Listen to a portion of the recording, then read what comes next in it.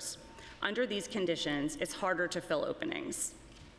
In the face of the lingering impacts of the pandemic, there are many positive economic trend lines in New York City. Job growth is outpacing the national average, tourism is returning, and large employers are expanding their footprints in New York City.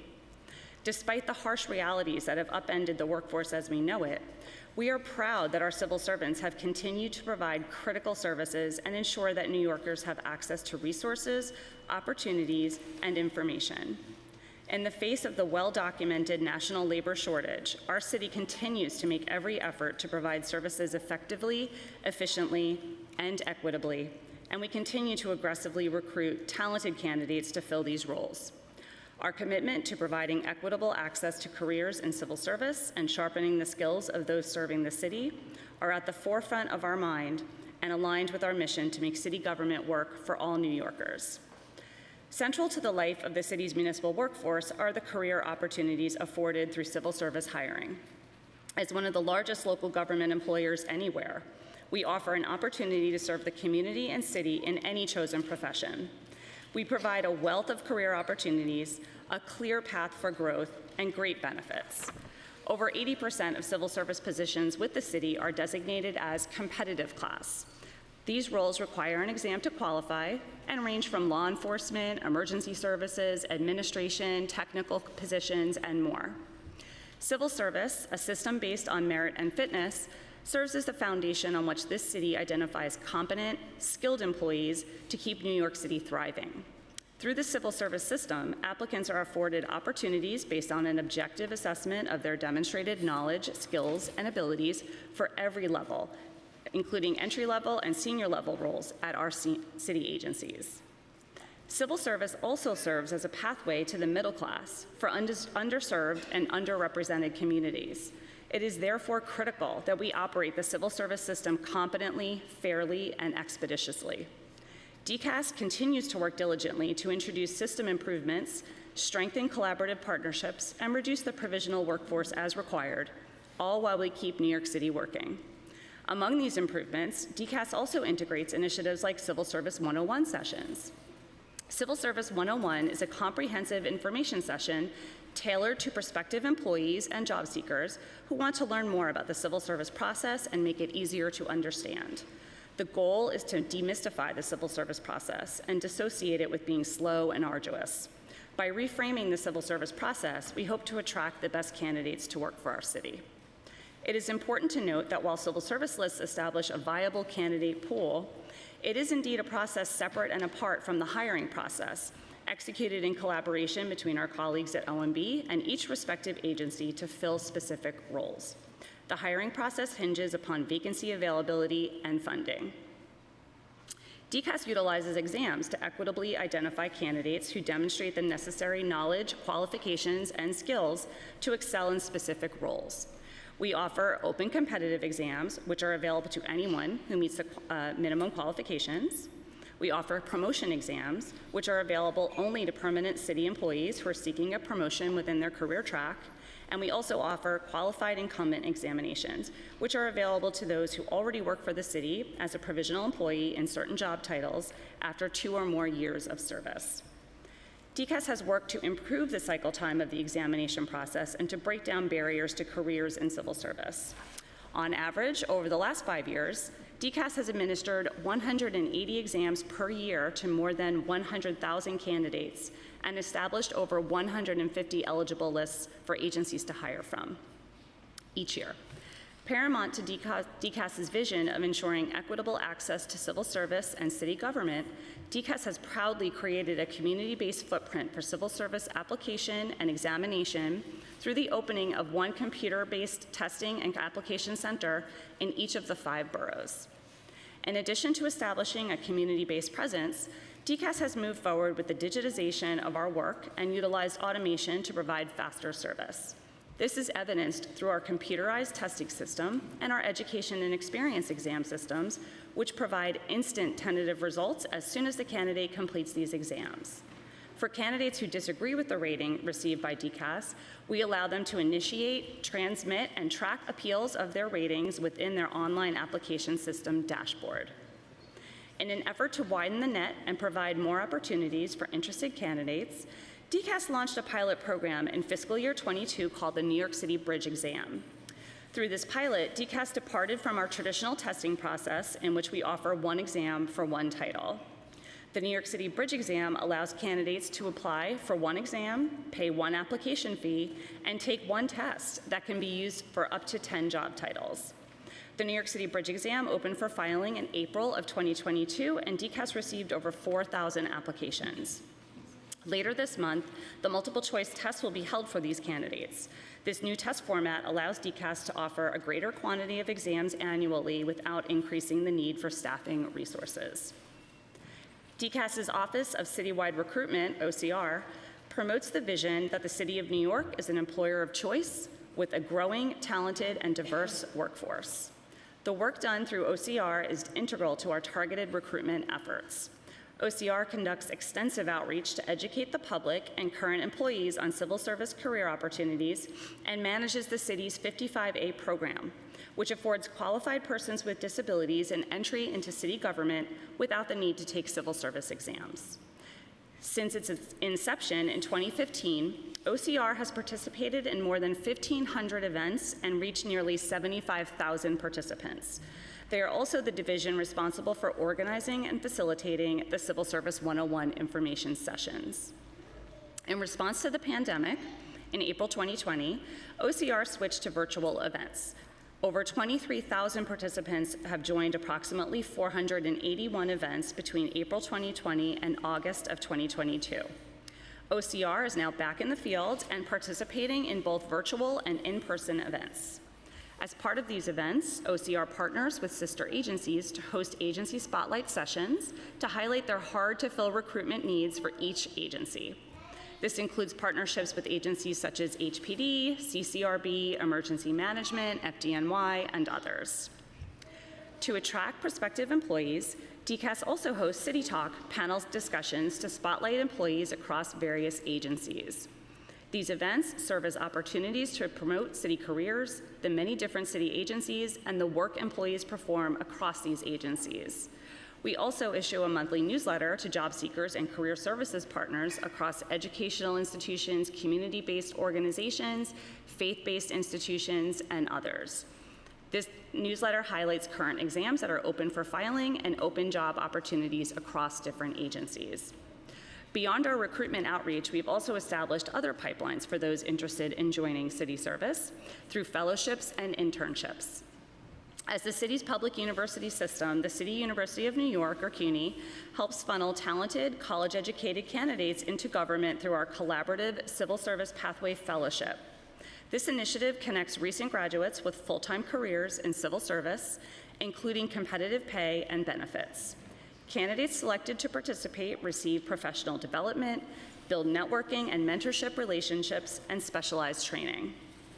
Similar to the Civil Service Pathway Fellowship, each year, the Urban Fellows Program recruits nationally for a 9-month fellowship program that provides participants with a unique opportunity to work with a current city agency decision makers and assist in the implementation of public policy. Each cohort consists of 25 recent graduates who were selected from a pool of hundreds of applicants from across the country. It serves as an entry point into city government and public service. DCAS also facilitates an annual summer internship program, collecting and posting internship opportunities across the city and providing learning opportunities to all interns. This year, 3 courses were conducted: Civil Service 101, Unconscious Bias, Why It Matters to You, and Interviewing and Networking. DCAS also assisted agencies in providing mandated training such as sexual harassment prevention training to their summer interns. Recruiting a world-class workforce is only a valuable investment if we can retain and develop that talent. With that in mind, DCAS continues to establish and maintain opportunities for professional growth throughout an individual's civil service career through the DCAS Citywide Training Center, the CTC. The CTC provides employees with opportunities to learn new skills, strengthen existing abilities, and engage in career-driven programs. The CTC has expanded its reach to employees by offering live webinars, computer-based training modules, and in-person learning at the training center or an alternate agency location. Although in-person learning had been paused due to the pandemic, we're happy to say that both agency-specific and open enrollment classes have resumed. Our upcoming fall training catalog will contain more than 50 class titles available in person at the CTC. Professional development is available for all employees through DCAS Learning and Development. A catalog is published 3 times per year with hundreds of programs offering across 6 portfolio areas: executive development, management and supervision, no-cost learning, personal development, and technology skills. We also have a robust portfolio of New York City-specific programming that includes cultural awareness and inclusivity, programs focused on professional practice areas, and programs offered by sister agencies. DCAS is also working to develop the city's human resources community through the development and management of the New York City Human Resources Academy, New York City HR Academy. This program is designed for and by city HR practitioners and thought leaders. The curriculum focuses on common trends, best practices, emerging issues, and case studies for topics related to personnel management. The goal of the NYC HR Academy is to equip agency HR professionals with resources and the network needed to align their agency performance with the city's policies, structures, and initiatives. With multiple stakeholders in the city's ecosystem, we strive to provide a level playing field for New York City's workforce, meet the business needs of city government, and ensure compliance with federal, state, and local laws. We are committed to ensuring that the city's workforce is diverse and inclusive, and that all communities are afforded opportunities to engage with civil service career opportunities. To achieve this goal, we work to ensure that employees who are classified as provisional have a pathway to permanency.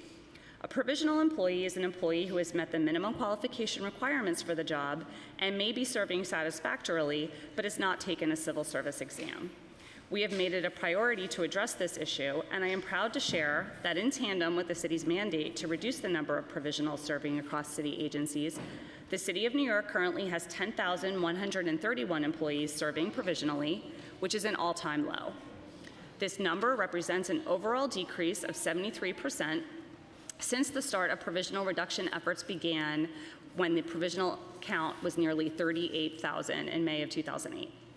For the first time, the city is within compliance of this mandate, and this would not have been possible without the partnership of our sister agencies across the city and their commitment to civil service and the competitive examination processes.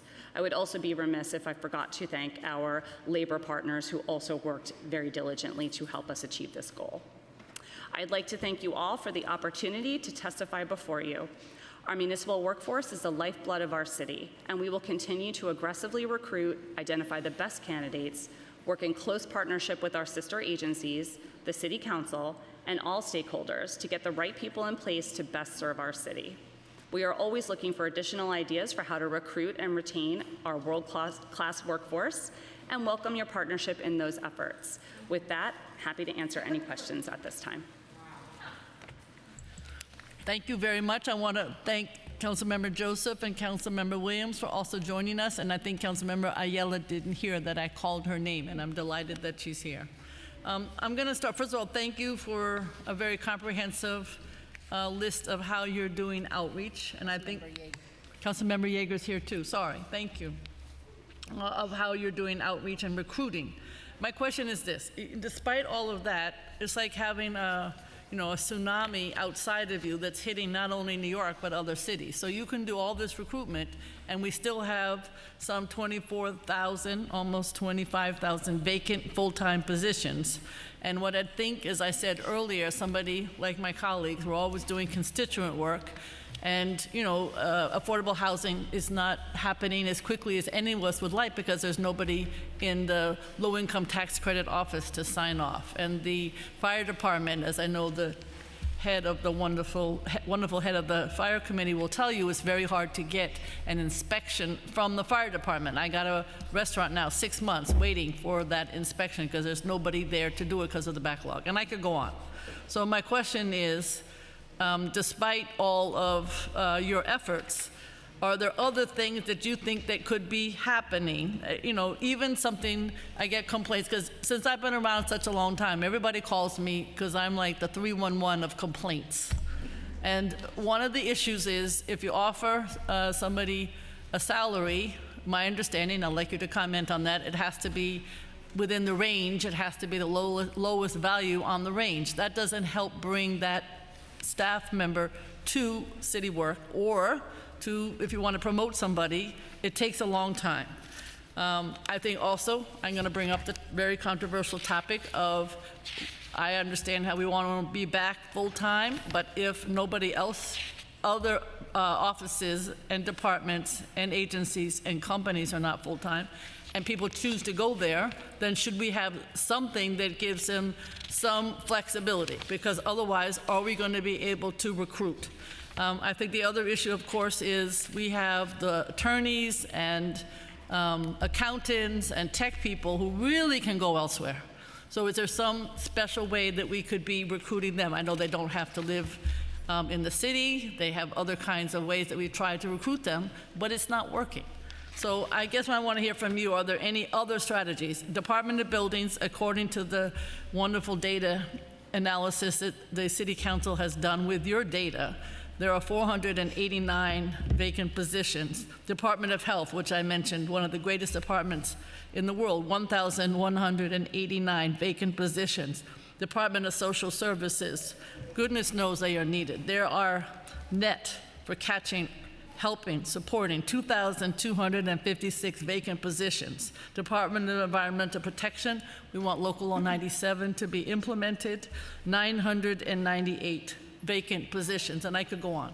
And the percentages are equally high. You know, I understand we don't want to hire too many people because we might have a recession, and as Richard Ravage says today, New York City is teetering on the edge of fiscal cliffs. I swear by Richard Ravage. However, I still think we have to have a workforce to build the affordable housing, to make sure fire inspections are done, to make sure we're climate ready, and that we have all the concerns we need addressed public health-wise. So what are some other strategies that may be outside of what you listed that could address hiring for the City of New York? Thank you. As you said, there are labor shortages across the country. That's well documented. New York City has not been spared from this labor shortage. However, despite this challenge, we are committed to providing the critical services that New Yorkers deserve effectively and efficiently. And we are recruiting aggressively to fill these current vacancies. Some of the things that DCAS can do in order to assist agencies with recruitment and filling these critical vacancies, if an agency partners with DCAS, is to assist with scheduling examinations around an agency's recruitment efforts. We can switch the schedule so that if an agency is diligently recruiting, we don't offer an examination in the middle of that process and interrupt.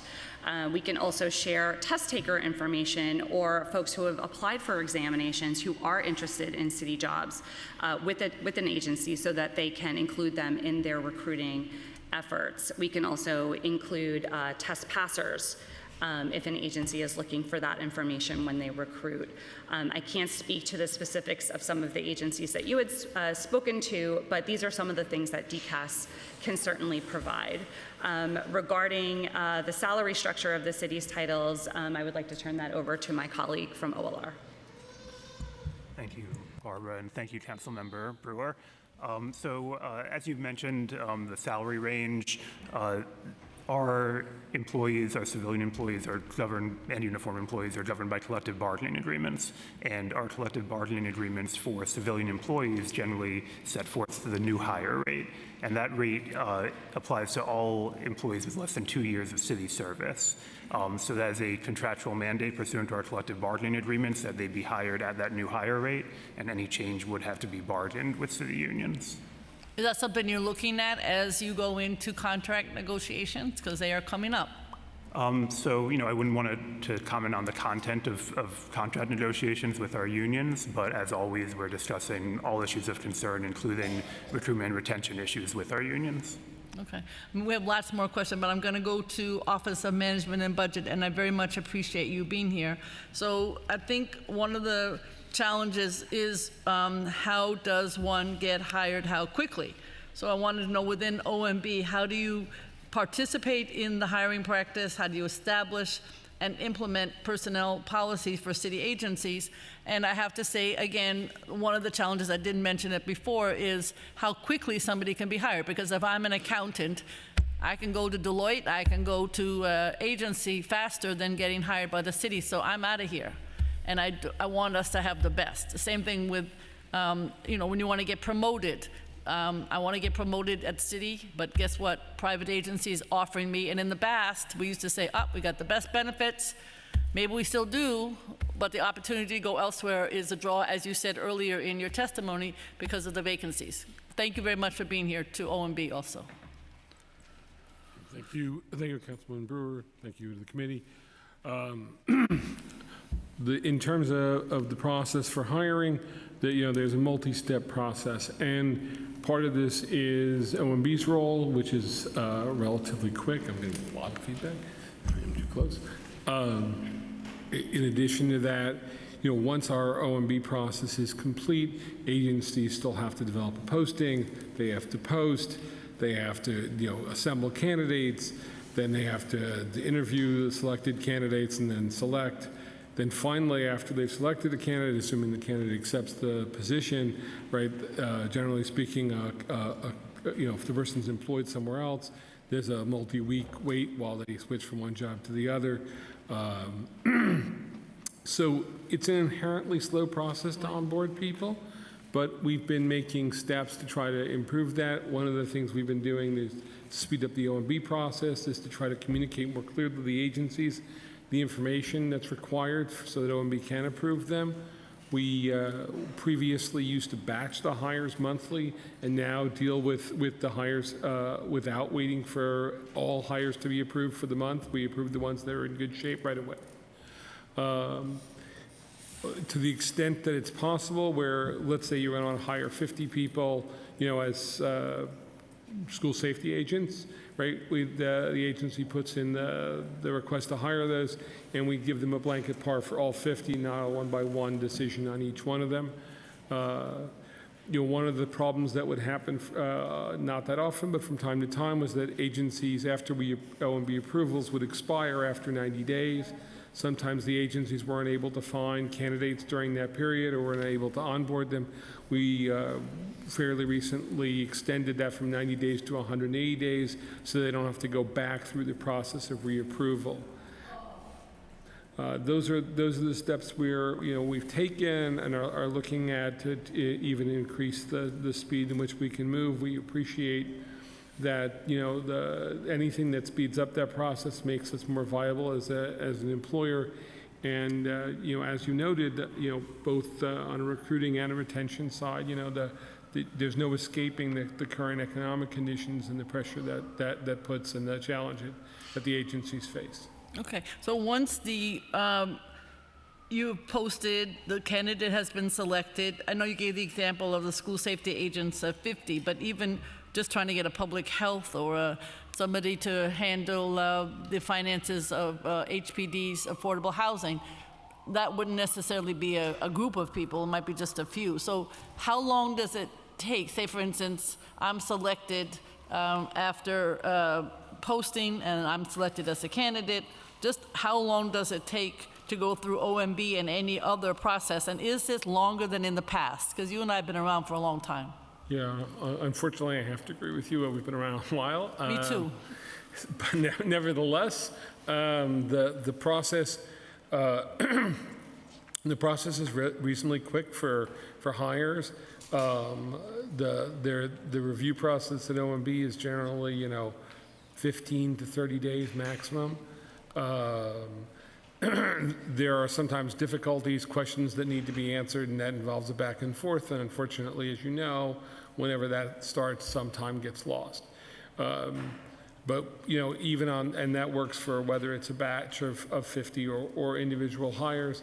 There are a lot of the specific titles that you talked about, which are exempt from the 2-for-1 hiring freeze. We are looking to work with the agencies to speed up the process any way we can. And obviously, to the extent that whether the council or anyone else has ideas about making that process quicker or more efficient, helping us with our recruiting challenges, we're ready and willing to take those suggestions. Okay, we certainly want to be a partner in improving the workforce of the City of New York. I'm going to turn it over to my colleague. Thank you, Gail. I have a question about how the decisions are made when an agency needs staffing. So we heard Gail list off some of the biggest vacancy rates, like the Department of Building or the Department of Mental Hygiene, Health and Mental Hygiene. But there are others. For example, we know the Department of Education, Department of Finance, the HPD, for example, that has the need to go in if there's an emergency situation and conduct inspections. So how are the decisions made and how do the agencies work together, DCAS, OMB, OLR, to ensure that when there's a policy shift and there is a need at an agency, that those needs are met first? Thank you for your question. So when an agency realizes that they need to hire, and maybe they need to hire very quickly, what they will do is reach out and partner with our agencies, and I'll speak specifically to the DCAS piece. An agency will reach out to DCAS, depending upon the title that's needed to hire. Let's say it's inspectors. HPD will say to DCAS, we need to hire up very quickly. DCAS will say, okay, we have a civil service list. Here's a list of eligible people, or we have an exam in the works. Should we push it out? Should we start partnering with our Office of Citywide Recruitment and offer information sessions regarding the job? So we'll have that back and forth depending on what is needed, all the way through to where the agency is hiring. Once an agency hires, again, using the HPD inspector example, those are jobs where you need to be investigated before you work for the city. So what DCAS will do is work very closely with the agency. The agency will let us know who they are interested in bringing on board, and DCAS will then expedite those particular individuals' background investigations so people can hit the ground running and start very quickly with the agency. So that's the DCAS partnership part of the role of hiring, and I'd like to turn it over to my colleagues for their piece.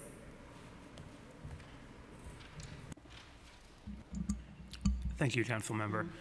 So, OLR's role when an agency has issues with recruitment and come to either DCAS, OMB, or OLR with those issues is largely to advise what we can do within the confines of collective bargaining agreements that currently exist, as well as to assist with any kind of labor management issues that are related to those recruitment efforts.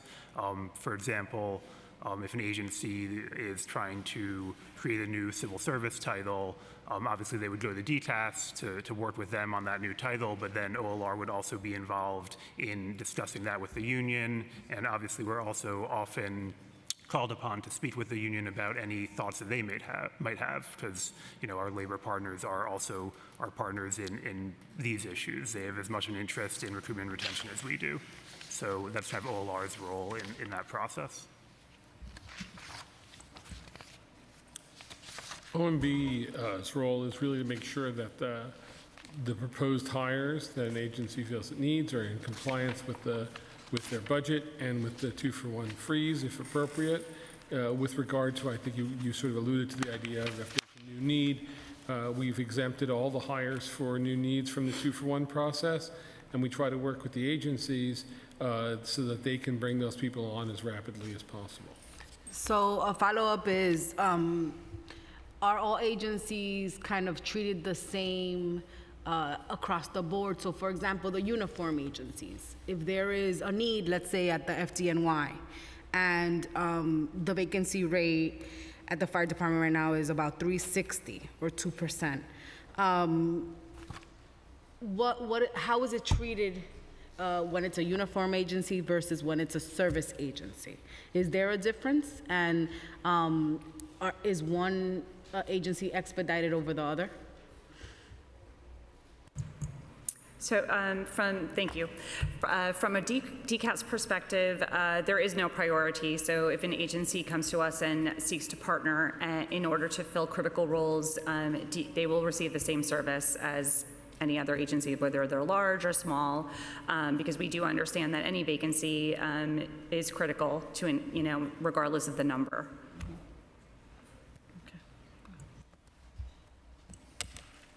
To the extent that needs have a life safety concern, we will prioritize those. Trying to move to immediately fill those roles, but it's not by agency; it's the role that people are fulfilling, and we will prioritize and continue to prioritize those that have the most, pressing effect upon life safety concerns. Thank you. So I'm going to ask about the state controller. The city stated that the city fell short of its FY 2022 year-end staffing, and I think I mentioned this number earlier, 24,000 employees, or 8%.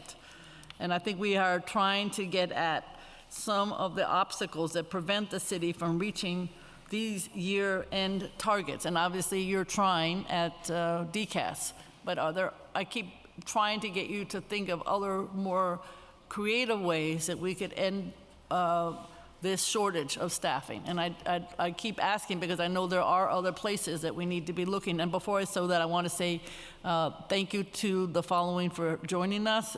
Feliz, Councilmember Caban, Councilmember Moya, and Councilmember Krishnan. And go ahead. There have to be other strategies to fill 24,000 vacancies. Certainly, and there are other things that we can do. One strategy that I have not mentioned thus far are job fairs or hiring pools. So again, depending upon the job that needs to be filled or jobs that need to be filled, DCAS could host a job fair or a hiring pool and call in all interested candidates, provide information either virtually or in person to any large number of potential job seekers. What we've done in the past is partner with community groups, we partner with our agencies, we've partnered with labor, and we would love to extend an invitation to partner with council in order to tap directly into your communities as well. We could come up with a list. I'm interested in remote. I'm interested in changing that salary problem for the bottom of the opportunities. We're going to have to try something different. So I know that you may not be able to say that now, but if you ask me what should we be doing, those are some. I'm sure the audience will have other ideas. And the questions from the council will have other ideas. But now you have to try by the end of this fiscal year to come up with some of these staffing levels. And do we wonder, because of our concern about last year, is this 23,000, 24,000, whatever the number is, a realistic goal? Are you still trying to achieve that goal in terms of hiring?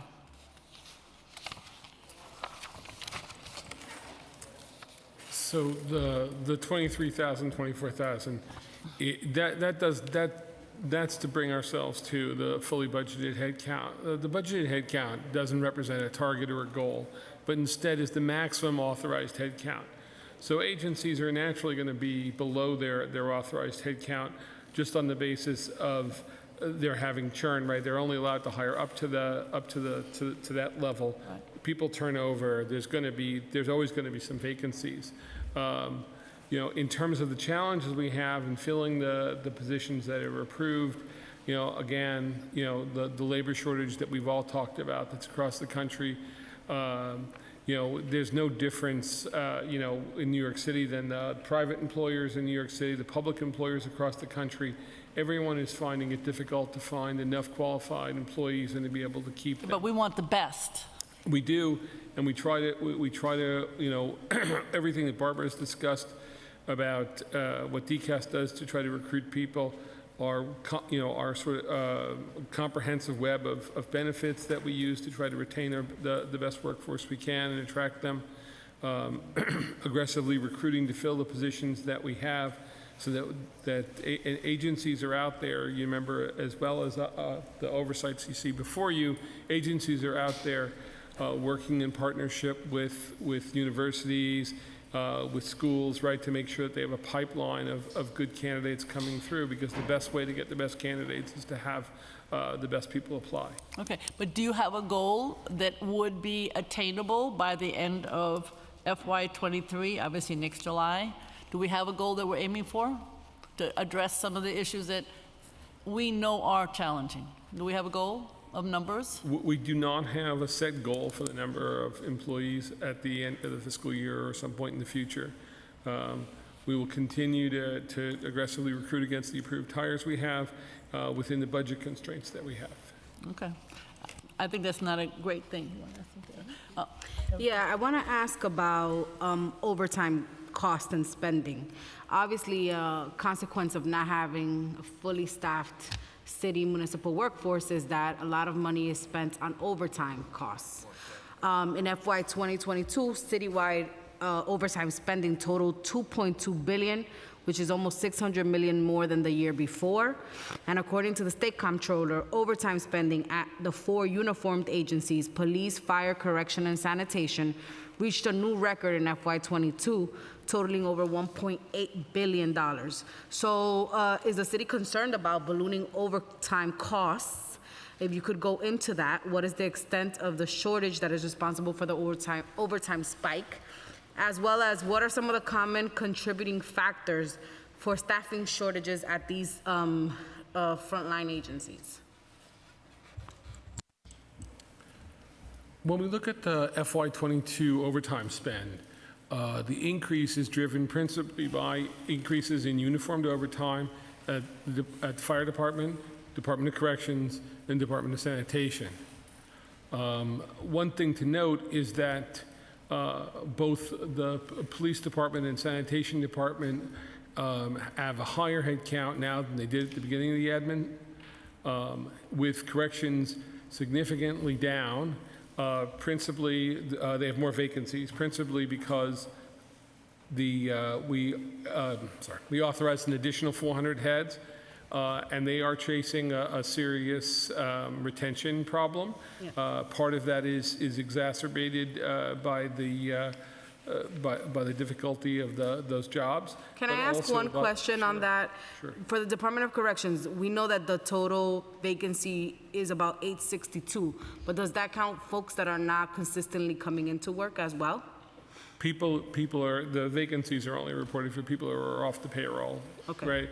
And that's another thing that's happening in those 3 agencies, right? We talked about that headcount decrease at corrections, where, there's also all of those agencies that have 20-year half-pay plans have naturally relatively high turnover as people retire. But with regard to those 3 agencies, we're also seeing in each case a reduction in the amount of available hours per uniformed worker on the front line. So higher levels of medical leave and higher levels of modified assignment, light duty, depending on the department, they have different terms. And that is what's driving most of the increase in overtime citywide. In the case of the sanitation department, though, it seems like, at least the report that we have here, there is 0 vacant positions. At least that's the percentage that we've been given. So if that agency is considered fully staffed, then what accounts for some of the larger overtime costs? And is there a plan to maybe hire more if the need is more in some of these agencies? Right. The growth in overtime is sometimes correlated with reductions or the size of the staff, but often not so much, depending on the nature of the agency. In some cases, classically think of police, right? If you have additional police officers, the likelihood is they're going to observe more crime and make more arrests. Arrests tend to drive court appearance over time or arrest arraignment over time. So there you see almost an inverse relationship. Now they can use those guys on planned events to lower overtime as well. But we're trying to work with the agencies on overtime control, and obviously if it's more efficient to hire additional staff rather than use overtime, we would do that, or encourage that, I should say. On service delivery, no, I'm harping on this topic only because I am so concerned about the affordable housing, the climate, the education, just as you are. I know that DCAS, you stated correctly that you don't prioritize. Your job is to make it fair, do the exams, and do the outreach. But somebody has to be paying attention to the agencies that have critical, urgent agency operations that must be filled. And so who does that? Who thinks about that? And then perhaps there does need to be some kind of priority for some of the places, some of the agencies that I suggested. So are there top priorities? Are there any, if it's not DCAS, is anybody trying to identify where there is the most need and do targeting to fill those positions? It doesn't seem like it's happening to us in the outside. I think that the agencies themselves prioritize their hires. They're out there, I think, they're aware of where the vacancies are and where they're most critical in their agency, and they prioritize those hires when they come to DCAS for assistance, when they come to OMB for an exemption for the 2-for-1, if they come to OLR to talk about what's possible to do. They're identifying which of those titles, which of those groups they think they need the most help, and I think that's where the prioritization takes place rather than at the oversight level. Okay, I mean, I don't agree with that in the sense that, I think there should be an overall assistance with the agency so that there's some wind beneath their sails and trying to fill, but I appreciate the answer. I think we talked a little bit about collective bargaining. Are there other collective bargaining or other issues that limit the city's ability to reallocate staff? I know since I've been around so long, when we did 311, we worked with the agencies to move people to 311 in the same title. It was very successful. Do it and other agencies work together. But that is an issue, and I'm very supportive of all collective bargaining issues, but are we working with them to try to make, again, some of these positions to be filled? Bargaining issues. Thank you, Council Member. So I will say that, we work with every agency that comes to us, whether it's to OMB, to DCAS, or to OLR. We will work with those agencies and work with the unions representing those employees to see what solutions we can try to figure out. And as we enter, potentially bargaining again for the next round of contracts, certainly recruitment and retention issues are on all our minds, and it's something that we will continue to focus on. Okay. How do you look at technology as some places to fill in gaps? We want to be very clear that I'm not interested in using technology as a basis for not hiring somebody, but are there, again, I guess that would be the role of the deputy mayors or the do-it, now called something else, but how is technology looked upon by either OMB or DCAS in terms of how it can help with these staffing shortages? Thank you. So yes, the use of technology has definitely assisted with the service delivery, both before there were, before staffing shortages or after staffing shortages. Technology has absolutely helped us deliver our services more efficiently, more fairly, and more equitably to all New Yorkers. Speaking from a DCAS point of view, we have utilized technology in order to make our civil service examination process more widely available to people during the pandemic when, at the very beginning, when things were shut down and in-person services were not available, we were able to utilize our online capability through our testing platform in order to continue to offer examinations for jobs with the understanding that, one day this will end and one day agencies will need to very quickly hire. So we were still able to offer those services through the use of technology that we would not have been able to do so otherwise. And I'm sure that there are countless similar stories across the city with other agencies as well. Okay. New York Housing Conference obviously is a well-known organization, and they're stating, not Gail Brewer, that the vacancy rates at units at HPD, I keep going back to this, that are signing off on affordable housing are as high as 24%. So do you know if that's, do you have any sense, even though you say it's only up to the agency, how to improve that? And then, of course, at the fire department, and we have the wonderful chair here, and I'm sure she'll ask more, but the fire protection inspectors, those are the vacancy rates, 2 examples where there is high vacancy rate. Can you address what, even though you say it's only up to the agency, isn't there some other way that we should be addressing? We want affordable housing. We can't do it without this type of support. Sure. So speaking from a personnel standpoint, there are, and again, I can't speak specifically for these agencies, but some tools that they would have available to assist would be to reassign staff within their own agency in order to cover the shortfall of, you mentioned a particular unit. They can certainly do that. Agencies will also, once again, reach out to DCAS and let us know that they need assistance in either filling roles, or we're going to have people cover these roles, so we need some assistance in backfilling a different role. And so these are tools that are available to agencies, but I can't speak specifically for them. However, if agencies wanted to partner with DCAS in any other way in order to fill these critical vacancies, we would certainly be available. Is there anything OMB can do? For an example, people are scared of OMB, just so you know. The agencies. They complain to me about how scared they are of you.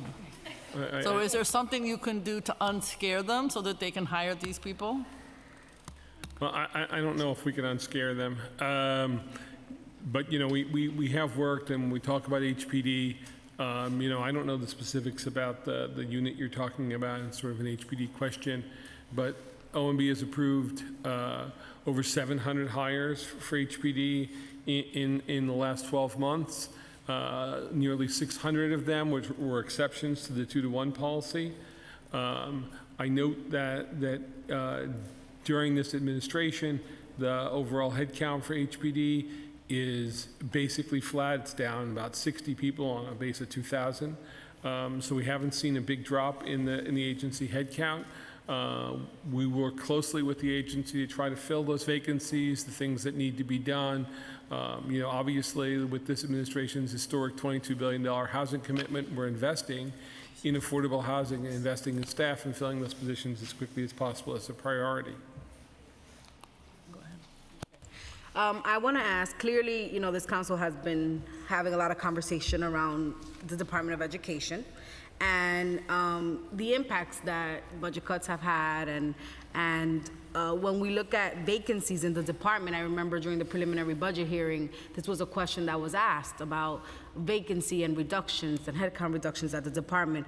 What is the likely impact of the vacancy rates at the Department of Education on you know, on our children's education, on programs like universal pre-K, for example?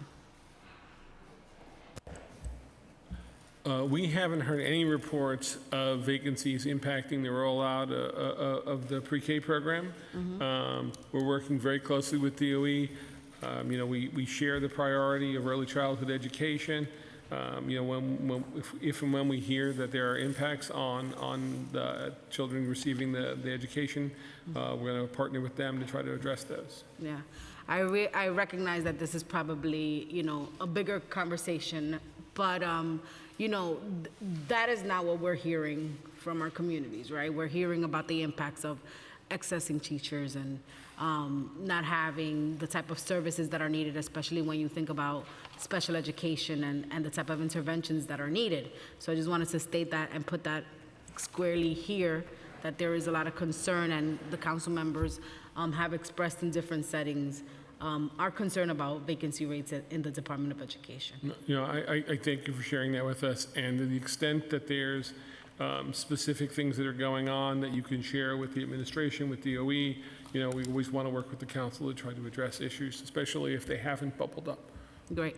And then I guess a question I have for DCAS is, have you all considered, you know, the remote option? What are the conversations around that, a citywide remote option? Certainly some of this work can happen remotely. It's one of the things that this pandemic has taught many people. And it would make the city more competitive considering the vacancy rates that we are faced with. Thank you. The mayor has been very clear in his position that in-person work allows for greater cross-pollination, greater idea sharing amongst employees. And the city is leading by example while we're encouraging the private sector to follow suit. I would also like to note that the majority of the city's workforce never worked remotely during the pandemic or now, and they are the employees that kept our city running. So I just wanted to note that for the record. Thank you, and we certainly do appreciate them. As a chair of labor, I can tell you that we know that many frontline workers that don't have the ability to work remote, right, because those industries require for them to be out in the field, were not able to be remote. But there is certainly a growing portion of the city workforce that can be remote. And the request is to let's look at it. Let's have that conversation as we continue this conversation about what the future of work looks like in our city. I'm going to pass it back.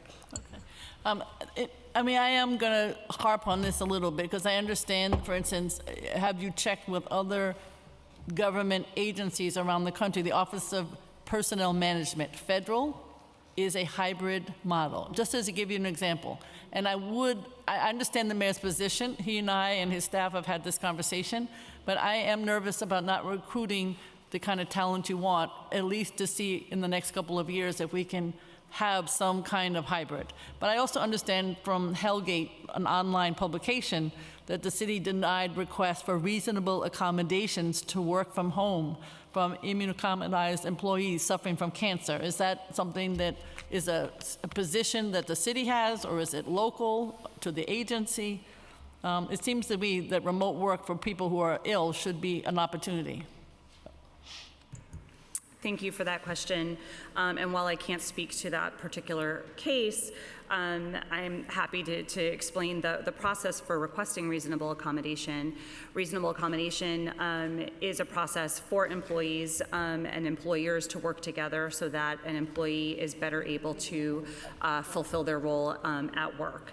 And that decision is made between the agency and specifically the agency's EEO officer and the requesting employee. So all agency EEO officers receive training from the DCAS Citywide Equity and Inclusion Office so that all EEO officers are working from the same knowledge base when they are making these decisions.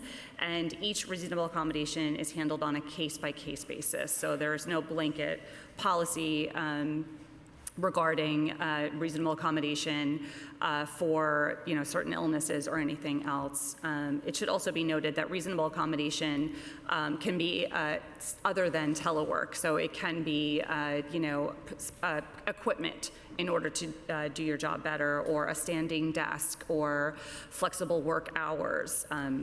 So it isn't necessarily a work from home. Okay, that was not a good story, however, in the paper.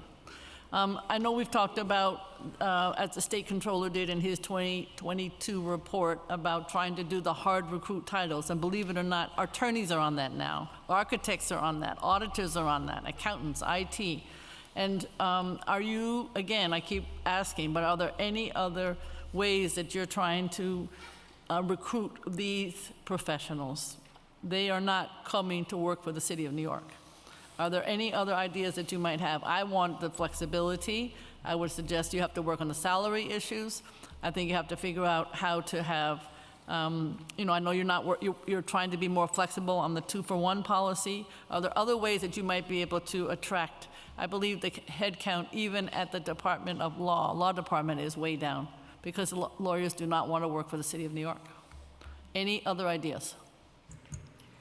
So I would like to speak to the hard to recruit issue that you raised. That yes, there are many titles. There are almost 200 job titles within the city of New York that are designated as hard to recruit. And what that means is that the city, the 5 boroughs, within the 5 boroughs of the city, it's not always accessible for agencies to find an available workforce. So they are able to recruit outside of the 5 boroughs. And as we all know, the residency requirement is found in the administrative code. So this hard to recruit designation waives that. so that agencies are able to recruit outside of the 5 boroughs. And in order to do that, if an agency is having, just because a title wasn't hard to recruit maybe 5 years ago, doesn't mean that today that pool hasn't dried up. So an agency will approach DCAS and let us know that they're having difficulties with recruitment, and then we will make that decision as to whether or not their particular job should be included in that hard to recruit list. Do you have any evaluation analysis of, in the last year or so, if these tactics that you are implementing outside of the boroughs, et cetera, are having any effect? Are we able to have more hard-to-fill titles filled because of some of these tactics? I believe that data would be contained at the agency level. DCAS wouldn't be privy to the information of whether or not those particular employees were part of the hard-to-recruit or residency waiver. Does OMB know the answer to that, or that would be somebody else? Somebody must know. Yeah, I certainly don't have with me, but I don't think OMB has statistics on how the hard to recruit has, once the title's designated hard to recruit, how that's changed the number of folks that are hired. We may follow up on that. I know you talked about the 2-for-1 policy. It sounds to me like you're being very flexible with it. Can you be more specific? Whether, where is it in effect or not, et cetera? With regard to the 2-for-1, we implemented that back in July of 2020, still in effect today. We have made a large number of exemptions, and I think the first thing to start with is that if you look at the head count at 12/31 of 21, at the beginning of this administration until today, the head count is down, but very slightly. It's down a couple thousand on a base of 300,000. So everyone knows we're facing attrition. We are, and DCAS has good efforts, and we are, in fact, hiring a lot of people. But fighting this market is difficult. In terms of the 2-for-1, we exempt all of the uniformed forces themselves, EMS. Just trying to think of the big ones, all of the inspectors, all grant-funded positions. We've done at DOB, not only all the inspectors, but the plan examiners, the road to recovery development folks, the sidewalk shed people, the OTA folks. At DOC, we've granted them a 6-month full exemption as the whole agency, because we know they're going through significant structurings. At FDNY, because you mentioned that a couple times, the Bureau of Fire Prevention is completely exempt. So, at HPD, development, DTR, the Enforcement Neighborhood Services, the emergency housing voucher areas are all exempt. So we have made exemptions on these, full titles or titles within agency, but we also make exemptions when agencies have a particular need. They come and they make, they submit documents making a case why their particular need, to go beyond the 2-for-1, and we've been granting those on case-by-case basis. Okay, I guess if I Sorry for the long answer. At this point, I would just get rid of it altogether to try to get, people hired. A suggestion.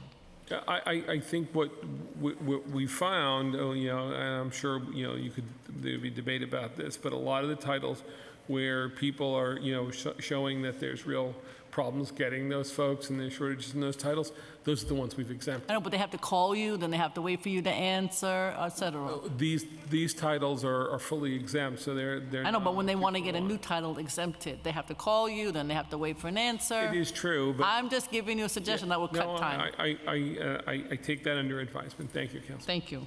One suggestion. One other suggestion, and we talked a little bit about the bottom of the pay range. Are there any other strategies to better compete with private sector salaries that, OLR might have? Sure. Thank you, Council Member. So, obviously, as you're aware, salaries have to be bargained with the unions representing those employees. As I mentioned previously, when we move towards a new round of negotiations, we certainly want to focus on doing what we can to emphasize recruitment and retention. We have in the past tried to work with our unions during bargaining to address particular areas of concern. So, that's something we would continue to do. Okay. The other, I mean, I know we talked about the 15 to 30 days for OMB, but just generally, how long does it take to fill a vacant position in city government? And obviously, it varies. I understand that. But is there some average that you could give? Obviously, you have to post it. I've done that many times. And then you have to select the candidate, and then you have to go through OMB, and then you also have to go through the mayor's office. So what's the general time frame? I don't think I have an exact time frame or an average overall, but I can speak to the process that yes, an agency will post, unless of course there is a civil service list that's available, and an agency may just call a hiring pool from that list in order to very quickly fill those positions. But if an agency does post, they'll post the position, they will collect the resumes, call people in for interviews, and at that point make a selection and request the official hire. Okay. But I can get you that information. Oh, it'll be helpful. I mean, I know you talked earlier about the OMB, the 15 to 30 days. Would it be possible to speed the process by auditing random samplings of hires and promotions so they don't all have to go through OMB? So OMB reviews the hires to make sure that they're compliant with the 2-for-1 and that the agency budgets are sufficient to be able to afford the hires. A random audit wouldn't really provide that level of review. We wouldn't know if an agency hired and they weren't in our random sample and they were over their budget. We wouldn't know that until they started overspending their budget on the actuals. So while we really do welcome the opportunity to try to speed up the process in general, speed up our part of the process, I don't think switching to that kind of a system would allow for the required oversight in terms of the spending. Maybe you need more staff to be able to do it. Shh, I just have to have jokes every once in a while, but I do like OMB, just so you know. All right. I have some questions about the civil service exam. DCAS has reported experiencing difficulties in administering in-person exams, civil service exams, which obviously further complicate the hiring efforts. Were you successful in resuming in-person exams, and what is the plan that DCAS has made to increase testing and to prioritize titles with depleted lists of candidates? Thank you for that question. So although we were closed for in-person testing during the majority of the pandemic, during that time, DCAS did administer 183 examinations online for candidates to be able to apply for and take. That being said, we have a very aggressive schedule for this fiscal year 23, we are administering, I believe the count is 220 exams this year. Again, in order to make sure that we are filling those gaps and ensuring that agencies have a continuous flow of job seekers for their jobs. Great. And so my next question is around the Citizens Budget Commission reported that the city had been significantly delayed in releasing the results of the civil service exams. For instance, in the first 4 months of fiscal year 2022, the median time between exam administration and the results was 246 days. What steps is DCAS taking to provide the results for civil service exams in a more timely manner? And has DCAS sought to leverage technology and other process reforms to expedite this process? I know in your testimony you spoke a little bit about the Bridge program. If you could amplify on that and what other strategies to get this done faster. Certainly. DCAS does have that number that we do need to report out regarding the number of days that it takes between taking the exam and establishing the list, and that number should be below 290. So as you stated, we are below that number. However, that number's been as low as 75 days on average. So, and the largest common denominator is what type of exams we are giving. Some of our exams are, you can take it online. It's a very quick, simple process, and the turnaround for those exams can be as low as 50 days. Some exams have multiple parts. There might be a multiple choice test, there may be a physical test or a typing test or something like that that is administered afterwards, and that all takes time because those events happen in person and they're scheduled accordingly. So that will lengthen the time that it will take for somebody to get their test results.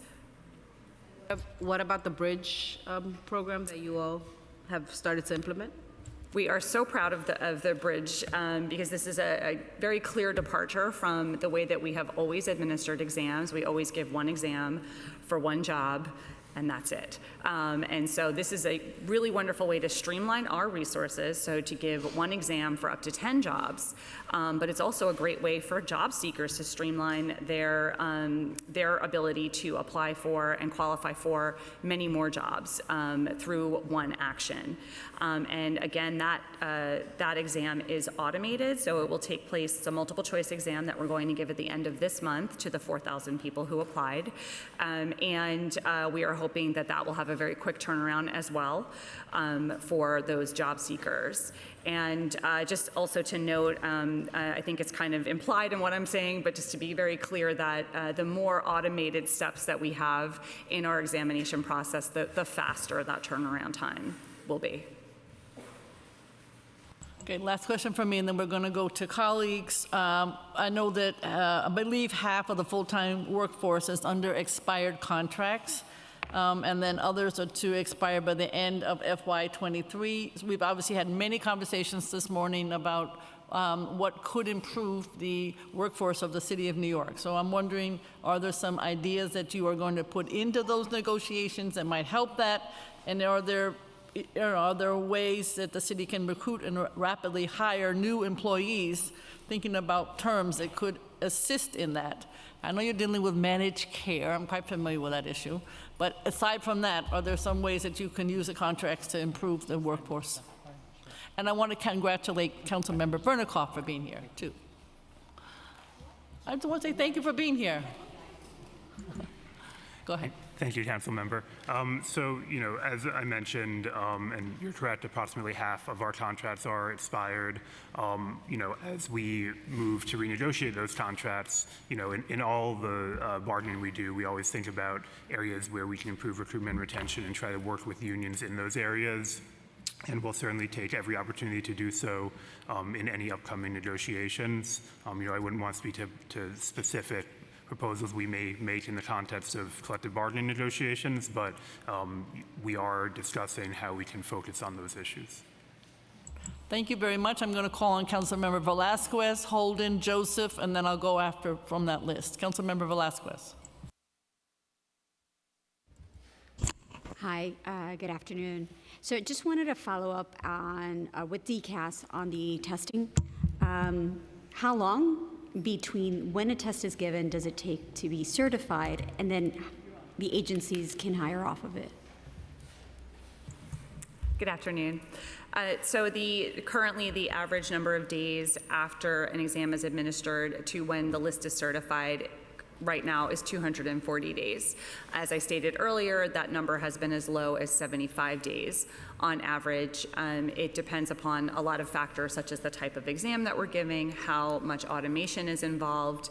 The other component here is that we are, finally establishing lists for exams that we had given either right before March of 2020 or during March of 2020 and those exams were protracted as well because we were not in the office in order to do that work.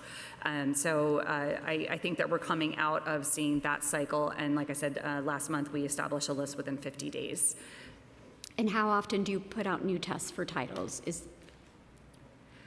So we have a annual exam schedule, and there are exams that are given monthly, sometimes multiple times per year. So any given month we can have 30, 40 exams that are open and available for job seekers.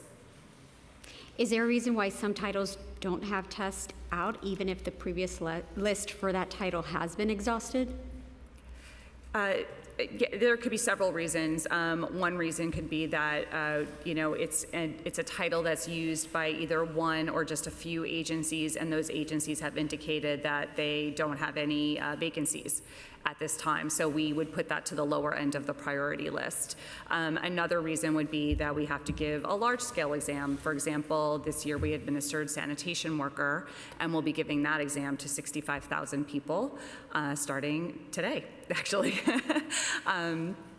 And then that, that sort of takes up our resources because we have the same number of testing professionals, regardless of what type of test we're giving.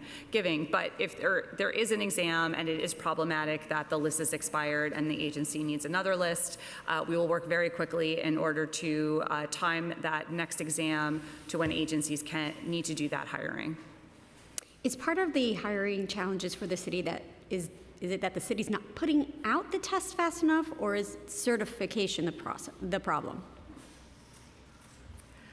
There are definitely different reasons why an exam would take longer or take a short amount of time. And again, luckily, we can be flexible in that we can very quickly get ready to administer an exam if it's necessary, or very quickly get that list of passers or test takers to an agency if they need to hire. If an agency is not hiring, then that list would not be moving forward because there are no vacancies to fill. And then this is for OMB. Are you reviewing how staffing shortages affect agency metrics, and are any of those possibly affecting critical health and safety issues for New Yorkers? We have not seen a meaningful change in the output of city services. We would obviously look to prioritize if there was a problem, especially if it impacted life and safety issues.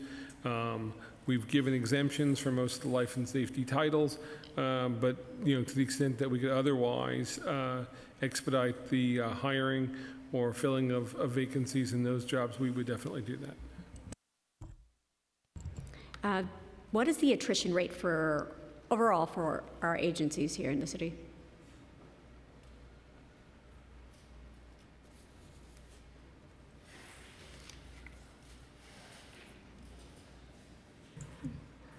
I don't have the number. I don't have the attrition rate. But we can get that for you. I'm sorry. That'd be awesome. Thank you. Just in. The overall attrition rate is 8.3%. I'm sorry, I was thinking of vacancy rates. I'm sorry, I gave you the wrong number. Never mind. We'll have to get back to my on attrition rate. It seemed high. Thank you. Councilmember Holden, and then Councilmember Joseph. Thank you, chairs. Thank you all for your testimony. I have a few questions on maintaining our workforce, and this has to be included in it. How many city workers did the city lose due to non-compliance with COVID-19 vaccine mandate?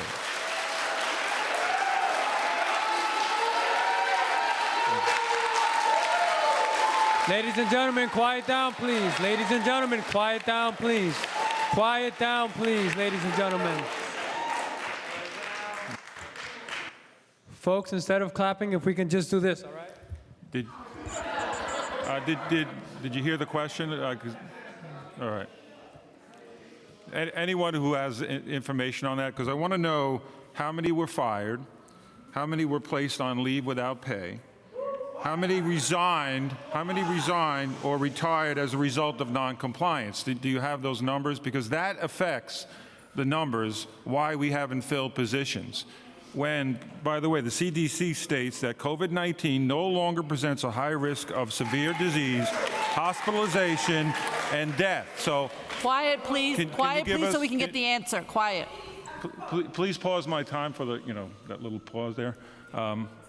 Anybody give us a kind of a breakdown? So we don't have that with us today, but we can certainly circle back. Yeah, but okay, can you get us that? Because that's important. Absolutely. That's important for a hearing on workforce and vacancies. That's an important question. Because, and by the way, have you had discussions with the mayor's office on lifting the mandates? Because of, obviously, the CDC has changed their guidelines. Why, has the city discussed that? So the vaccine mandate is still in effect within the city of New York. No, but the question is, And have can- you, the And things changed. If that were to change, We're we not, would issue a we're policy not in accordingly. 2020, we're not in 2021. We've gone through, the city should get back to normal, I think. That's my personal opinion.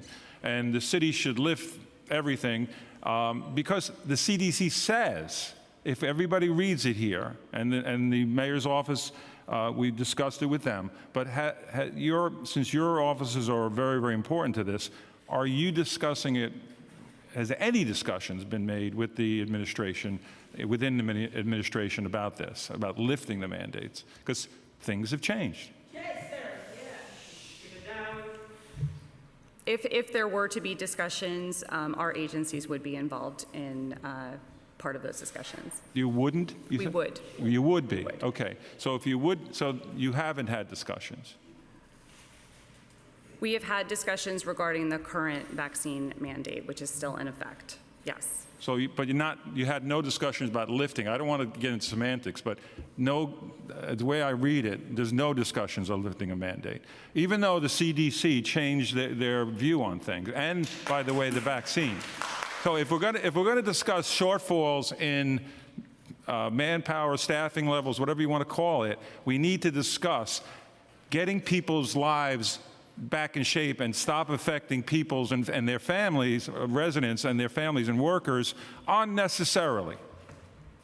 And that's what I would charge you with as a matter of compassion. Let's put it that way. If we care about people, we should care about all people. And by the way, just talking to city workers who have been suspended for a year or more, or have been fired, they have medical. Their doctors are saying maybe they shouldn't get the vaccine. Maybe that it could hurt them. And I've had by the way, I had the vaccine and I had a booster. I went to 3 doctors already complaining about certain things, and they all kind of say, well, it could be the vaccine possibly. We don't know enough. So there are situations. There are situations that we don't know yet, but at least give the benefit of the doubt to workers who have served this city well, who were here in 2020, who were on the front lines, who did a lifetime of work, many of them, and were either forced to retire or fired. So we're at a point. I think the administration has to step forward. I think they will eventually, but I think it takes some. We have to really, beg them at this point. But there's people's lives are affected, and families. And some people invested 20 years in agencies, did their jobs on the front lines, and this is how they're rewarded. I just don't. In fact, I would like the answers on the breakdown, because that's very, very important that we get that information. Thank you, Chair. We will follow up. Thank you very much. Councilmember Joseph and then Councilmember Ariola. Thank you, chairs. Thank you. My question to you is what are you doing to retain employees? One, salaries are usually very low.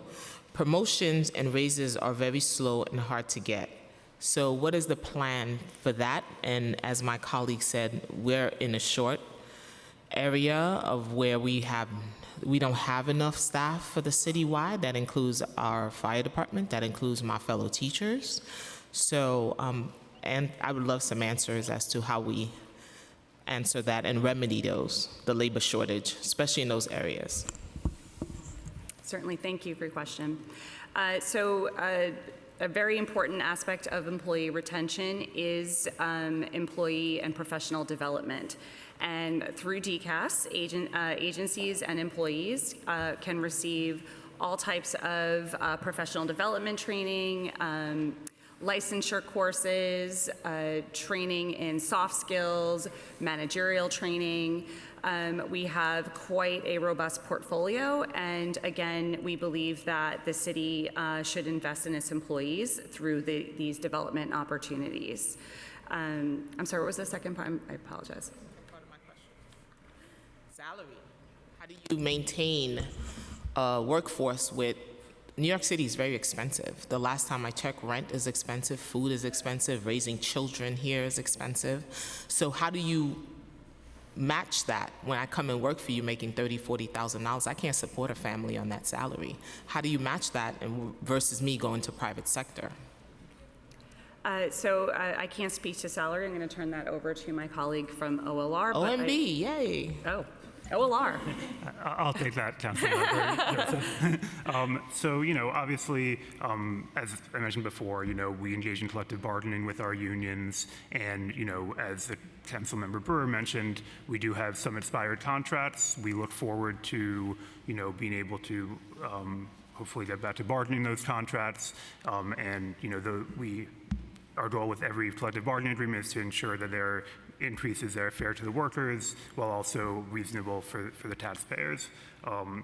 In addition, obviously, we provide benefits, which I think are excellent benefits, health benefits, pension, and we work very hard and we work with our labor partners to make sure those benefits can be maintained. In the next negotiations, make sure we, as my colleague said, we revisit the mandate as well. Thank you, Councilmember. Councilmember Ariola and then Palladino. Thank you, chairs. I just want to go back to some points that my colleague Bob Holden had mentioned. Right now, employees that are off payroll are counted as a vacancy as per your testimony.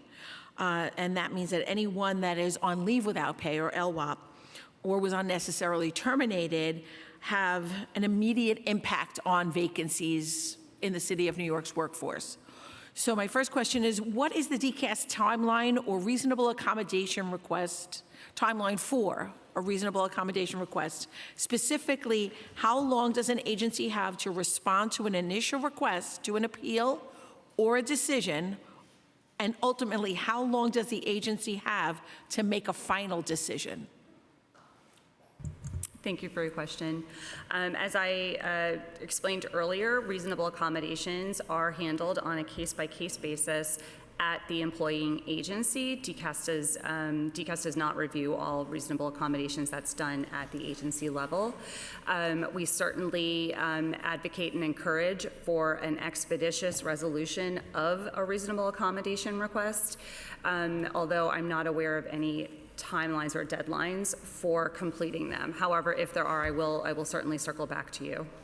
But there were deadlines beforehand. And in November and October, when many of the employees went on LWOP, there were 2-month deadlines, 3-month deadlines. But then in December of 2021, the deadline, DCAS removed a deadline that held all agencies accountable to a deadline to let people know what the determination was. And how fair is that to allow people to go months and months and months without pay, without knowing what they can have, what kind of work they can do, with an inability to get another job because they're on leave without pay? It's absolutely impacting people's lives. They're losing their homes, they're losing their families, their children are at risk, and yet the City of New York is taking their time in giving them any type of decision or a timeline for it. It's absolutely unconscionable that you would treat a workforce that put themselves out there during the COVID vaccine, the height of the pandemic, when there was no vaccine available to them, and yet put their lives on the line while others were dying. It's just not fair. They should be able to know what the timeline is, what the determination is, and why 2 out of 3 who have put in for a reasonable accommodation for the same issue are being denied and 1 is being granted. So how are we fixing this? So again, as I explained, this is a process that's contained at the agency, the employee agency, and each case is reviewed on a case-by-case basis with the EEO officer. Regarding timelines and deadlines, again, I'm not familiar with any, but I certainly will circle back with you with that information. No, but what you're not getting is that DCAS oversees all of this. So who's setting these timelines, or who's telling the agencies, who's giving them the information to say? You're saying it's held within the agencies themselves, but DCAS is the oversight. Let's face it, and why are there different guidelines for different agencies? And why aren't these guidelines available to the public when they go and look for them? So why is the city of New York operating in a silo and making people's lives or livelihoods are at risk? It's unfair. And that's the major point, is that it's unfair. Even when promotional exams are coming up, people who are on leave without pay are not eligible to take those exams. So they're not even allowed to promote themselves. And so it's really what's happening is we're holding them hostage by a mandate that is now debunked by the very CDC that said it was necessary, because the CDC, the guidelines have changed, and they said that now a person who has had COVID and a person who has had the vaccine have the same amount of immunity, or as much immunity as you can have, to someone who was not vaccinated. And again, like my council member, my colleague stated, I'm double vaccinated and boosted. So, but people who need to know, it's unfair that they're living in limbo. And that's where we are failing them as council members and as the city of New York. Thank you. Councilmember Palladino, and then Councilmember Dinowitz. Good afternoon, everybody. And I want to welcome everybody who's here in the gallery. I want to thank the committee behind me, both committees. I want to thank you for your testimonies. But I, too, like my other two colleagues, have something to say. I've sat here for an hour and a half, and I've listened to a lot of we're in crisis mode with hiring. We've had a lot of problems getting people to get back to work. So my question is, and it's not my only question, so I'm not stopping there, why do you think you're having a problem hiring? Why do you think that problem is? Do you think it's because the contracts aren't worth the paper they're written on? Do you think it's because people here in this room, outside this gallery, in every outer borough, blue collar, all races, colors, creeds, have been laid off? Let me ask you this also. In 2020, did we have this problem? So I think we could kind of double back and actually look at today, and we could look at what transpired after 2020. Now, you've got a room full of workers here. They want to go back to work. The CDC changed their guidelines. You want your work shortage to end? Why don't you rehire who has been let go? Because while you're all sitting here talking and you're all worried about all this other sort of stuff, how we're going to get new hires, job seekers, key words, job seekers, new language. No, we've got people here. We've got people in the outer boroughs and in the borough of Manhattan who want to go back to work. Guess what? Your job shortage wouldn't be. We would not have a job shortage if we put people back to work. These are qualified. Now, you want to bring in new hires. Who do you think trains those new hires? If you're a fireman, if you're a police officer, those that have been on the job for 20 years. Why do you think our economy is failing? Another question I'll ask, but I'll answer that for you too. Our economy is failing because people are leaving this city in droves. In droves. Why is that? Because they can no longer work here in the city of New York. They grew up saying, I want to be a fireman. I want to be a teacher. I want to be a police officer. And this is how we thank them. The CDC, and this is my final statement, the CDC has We followed the science, right? Everybody did what they were supposed to do. Well, guess what? You won't have a job shortage if you follow the CDC guidelines. So enough with all this malarkey about how we're going to change things. Put these people back to work. You're going to see what's going to happen. You'll have experienced people on the job. You'll have people who could train your new job seekers. And you will have what this city needs to put it back to normal. Thank you very much. Thank you.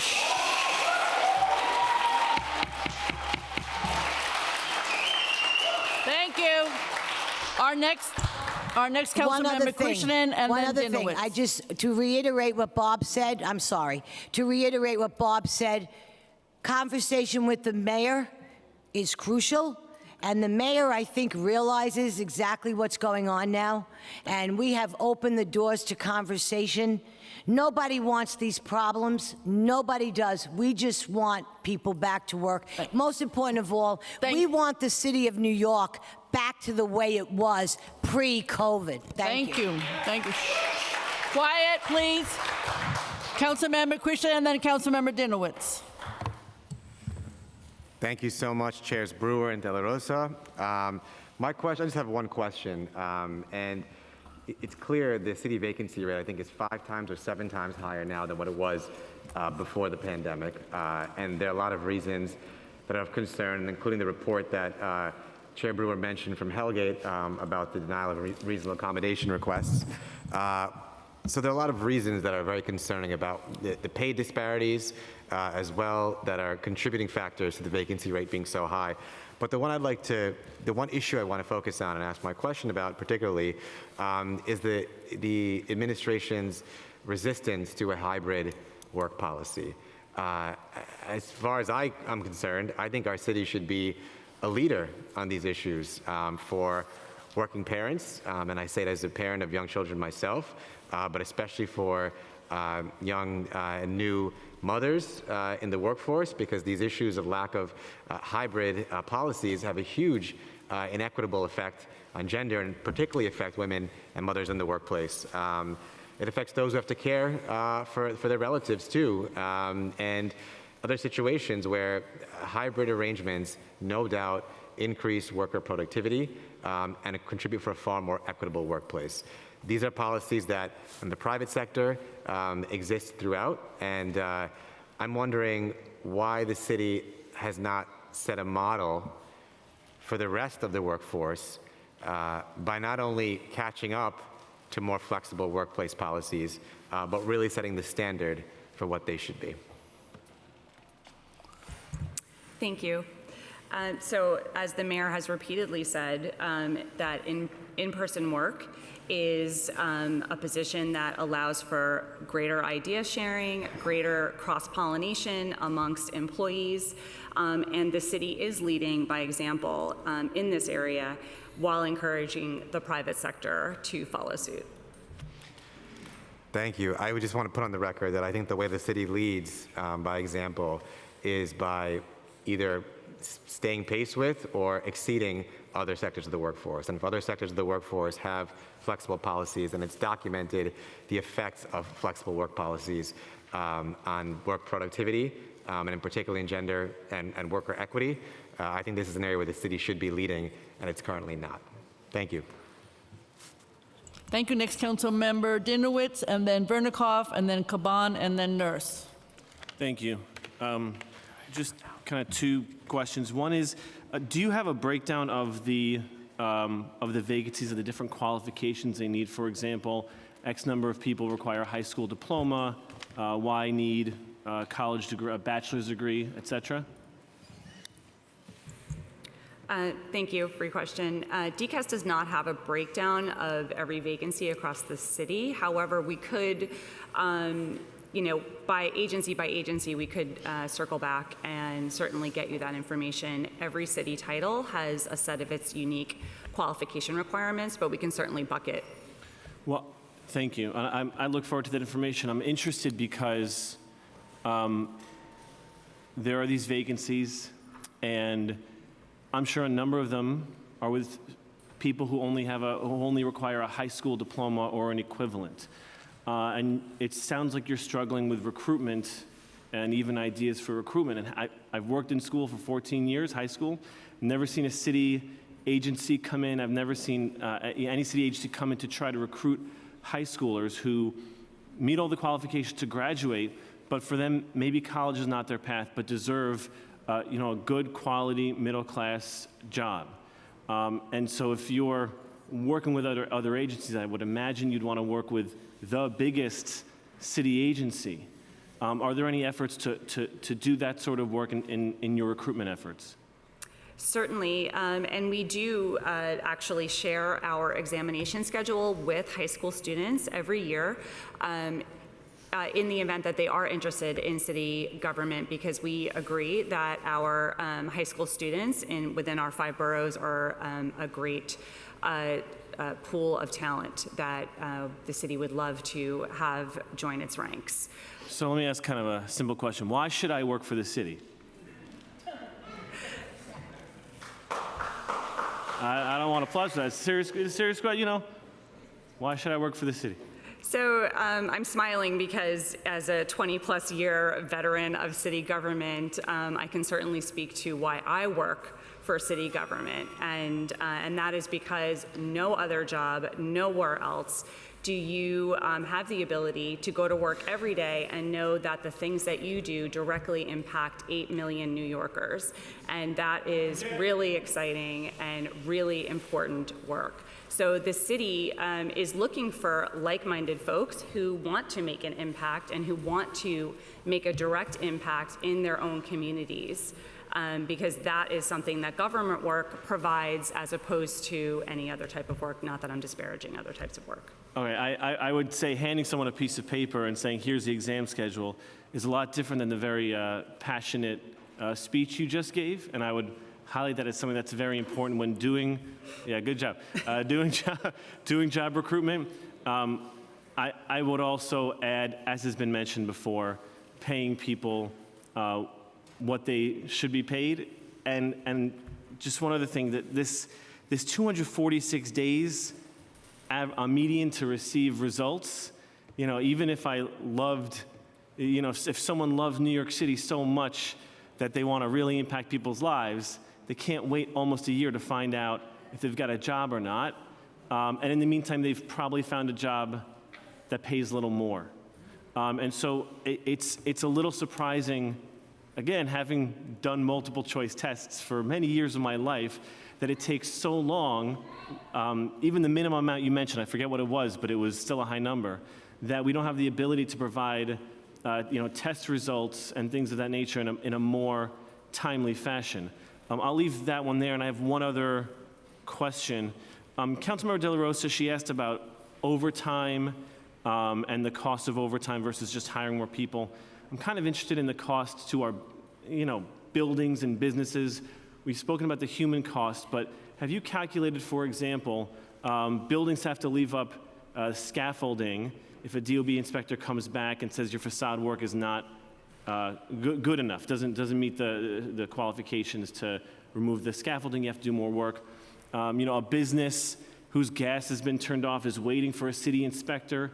Have you calculated or considered how much lower staffing impacts or costs, not the city of New York, not our tax dollars, but impacts how much the businesses have to spend on losing business because they can't get the gas back on, or how much the buildings have to spend to keep that scaffolding up another month?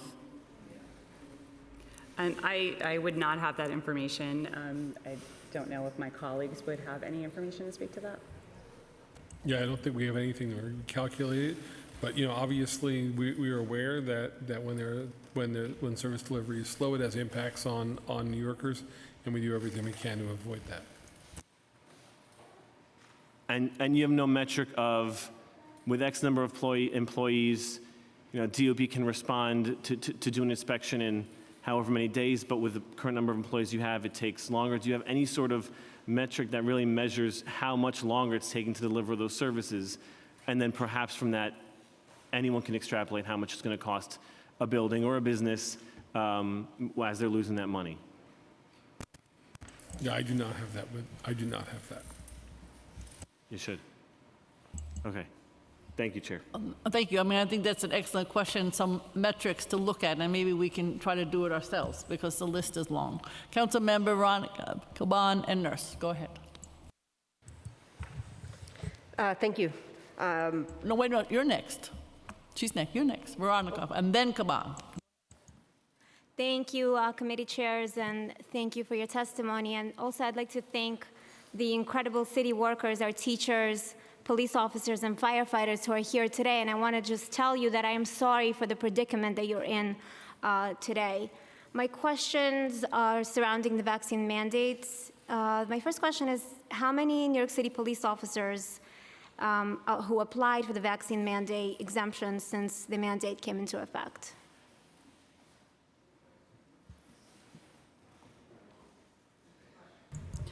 And thank you for your question. I don't have that information.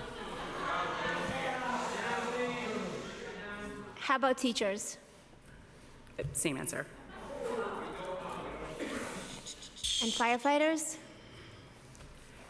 DCAS does not have that information. Who has that information? We can circle back and get that information for you. Do you know how many teachers received an exemption from the vaccine mandate? No. And how many police officers? So again, as I stated, DCAS would not have this information, but we can certainly circle back and talk to other agencies to see where we are. Okay, but who has that information? I'm not clear. It sounds like it might come from several different agencies. So again, happy to circle back and get you that information. Okay. Do you know how many city workers were denied the exemption?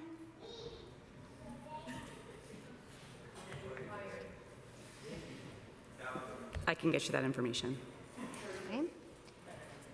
Would you agree that our city has a shortage of police officers? I'm not aware that there is a shortage of police officers. However, I think that that's a question best answered by the police department. I'm sorry, I couldn't hear you. I believe that that's a question that is best answered by the police department. Okay. So you don't believe there's a shortage of police officers in our city, is that correct? That's not what I said. What I said was I'm not aware of a shortage of police officers. Okay. And how about teachers? Do you believe there's a shortage of teachers in our city? So DCAS is not aware of a shortage of staff at the Department of Education. That question would best be answered by the Department of Education. Okay. And how about firefighters? DCAS would not be knowledgeable about the state of the staffing at the fire department. Okay, thank you.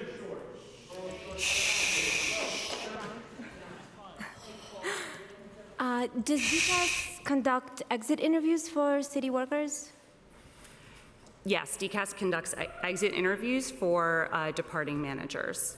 Okay, and when they're asked questions about why they're quitting, or if is there an indication for vaccine mandate as the reason for city workers quitting?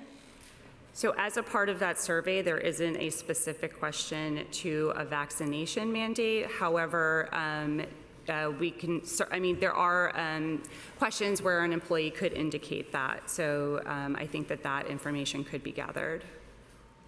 Okay, so you can gather from the questions. Correct. If somebody's leaving because of a vaccine, because they didn't want to vaccinate, correct? If they self-reported that, yes. Okay. Do you know how many police officers quit because of the mandate? I would not have that information of why anyone would leave city service on their own accord. But you say you can get that information from the interview, from the exit interview, correct? I could get that information from the exit interview for city managers, yes. Okay, so do you have that information now, or? Police officers are not city managers. Okay. But again, I can't speak for the agency. The agency may collect that information upon departure. Understood. Do you believe our city is safer if we terminate firefighters because of the vaccine, because they're not getting vaccinated? DCAS does not have a position on terminations of city employees. Okay, and how about police officers? Do you believe that if we terminate police officers because they're not vaccinated, that our city is safer? Again, DCAS does not have an opinion on whether or not, on any of those questions. Could you describe the process of reviewing the exemptions for the vaccine? Are you referring to the requests for a waiver or a Yes. reasonable accommodation? Oh. Sorry, a waiver. If you can describe both. Certainly. So an employee would report to their agency, to whichever agency they work for, that they are seeking a reasonable accommodation for either a medical reason or a religious reason, and they would have that discussion with their EEO officer. And then at that point, they would have a dialogue with their EEO officer, and the agency would make the decision of whether to grant the reasonable accommodation or to determine what type of reasonable accommodation the employee should have. Okay, and how long does that process take from the inception till the final decision? I know that agencies seek to make a decision and have these conversations finalized as expeditiously as possible. There are no timeframes or guidelines, for other than as quickly as possible. And do you know how many exemptions you're currently reviewing? DCAS does not review reasonable accommodations for any employees that are not DCAS employees. Okay.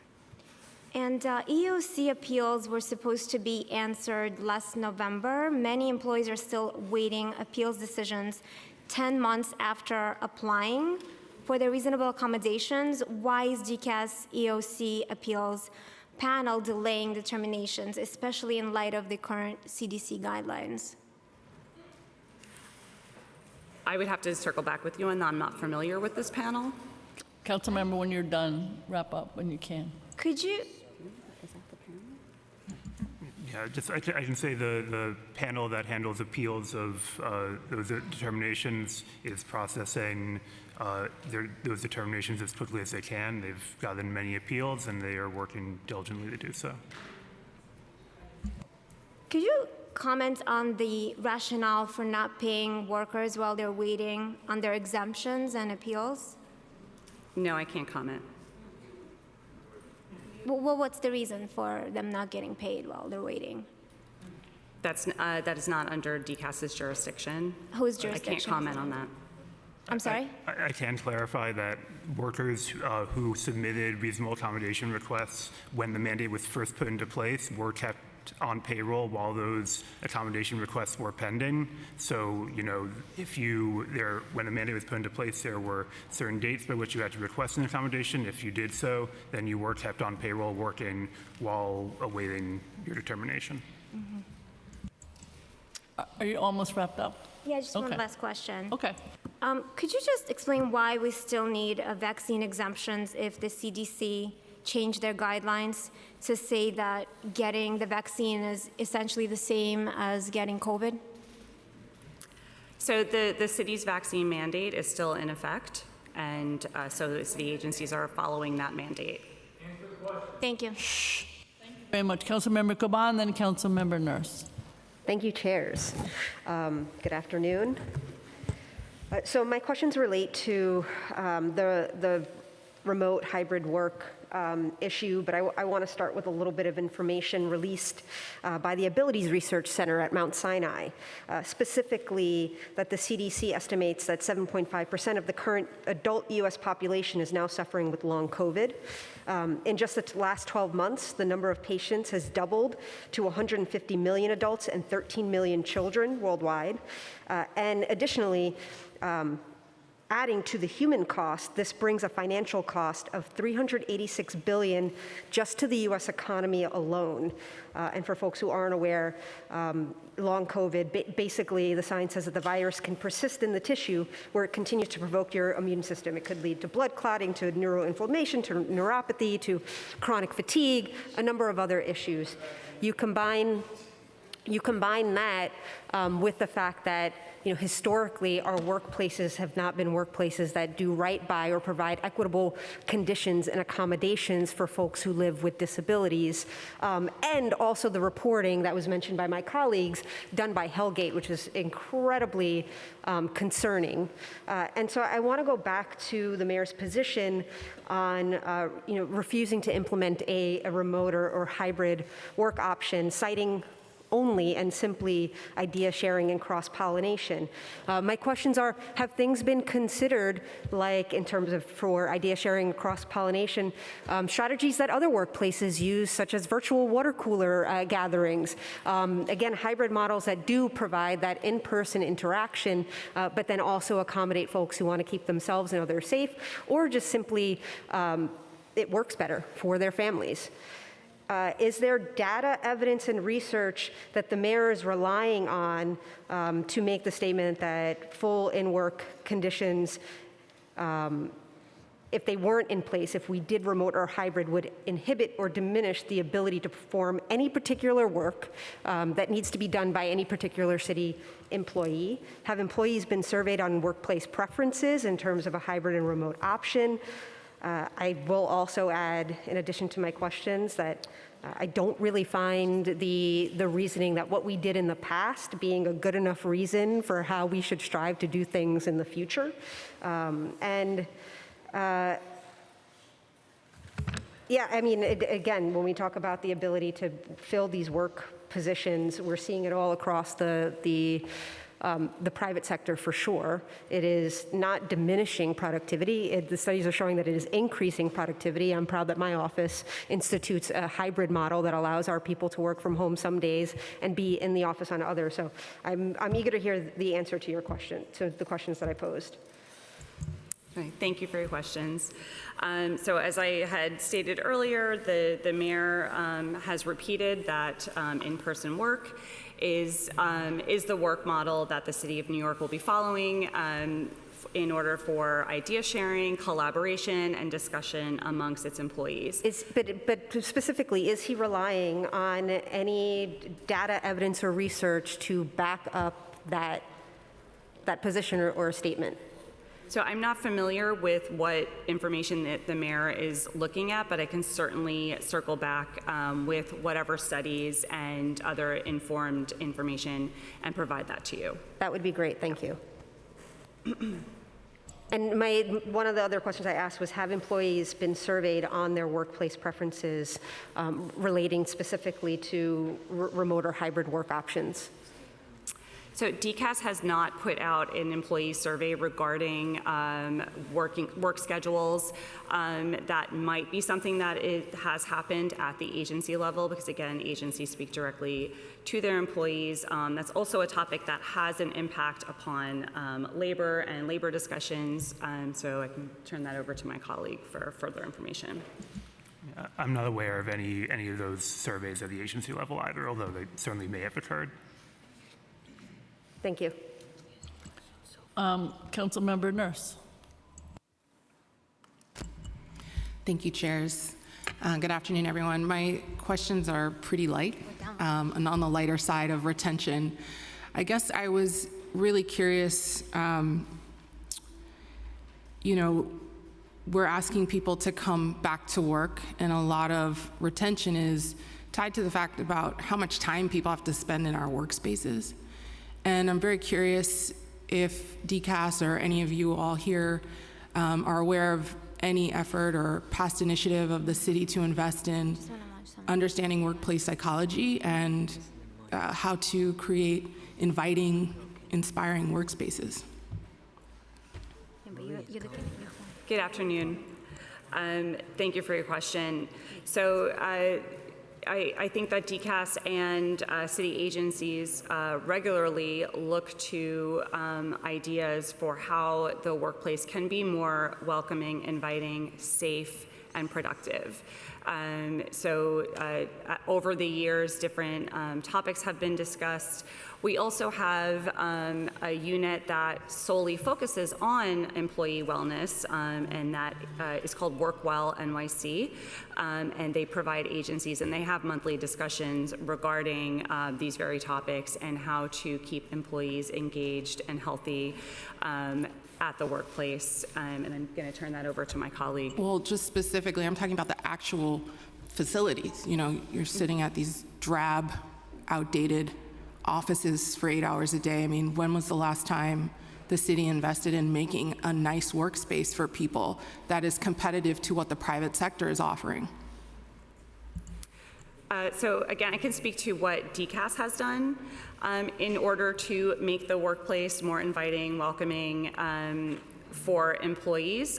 We had just recently, just last week, opened a cafe on the mezzanine, and that is a shared workspace on the mezzanine of 1 Center Street. I invite you all to please come visit us there. It's a beautiful space where employees can there are vending machines for fresh food options. There is a pantry and a kitchen for preparation of food. And there's also workspace discussion spaces that are set up for meetings or just informal discussion between employees, so that employees have a space to go during the workday that is bright and lively and an interesting space to share. And we're very proud of this space. So again, I would really love to invite all of you to please come visit us there. Besides DCAS, is there any other information or investments that the city can speak to around this?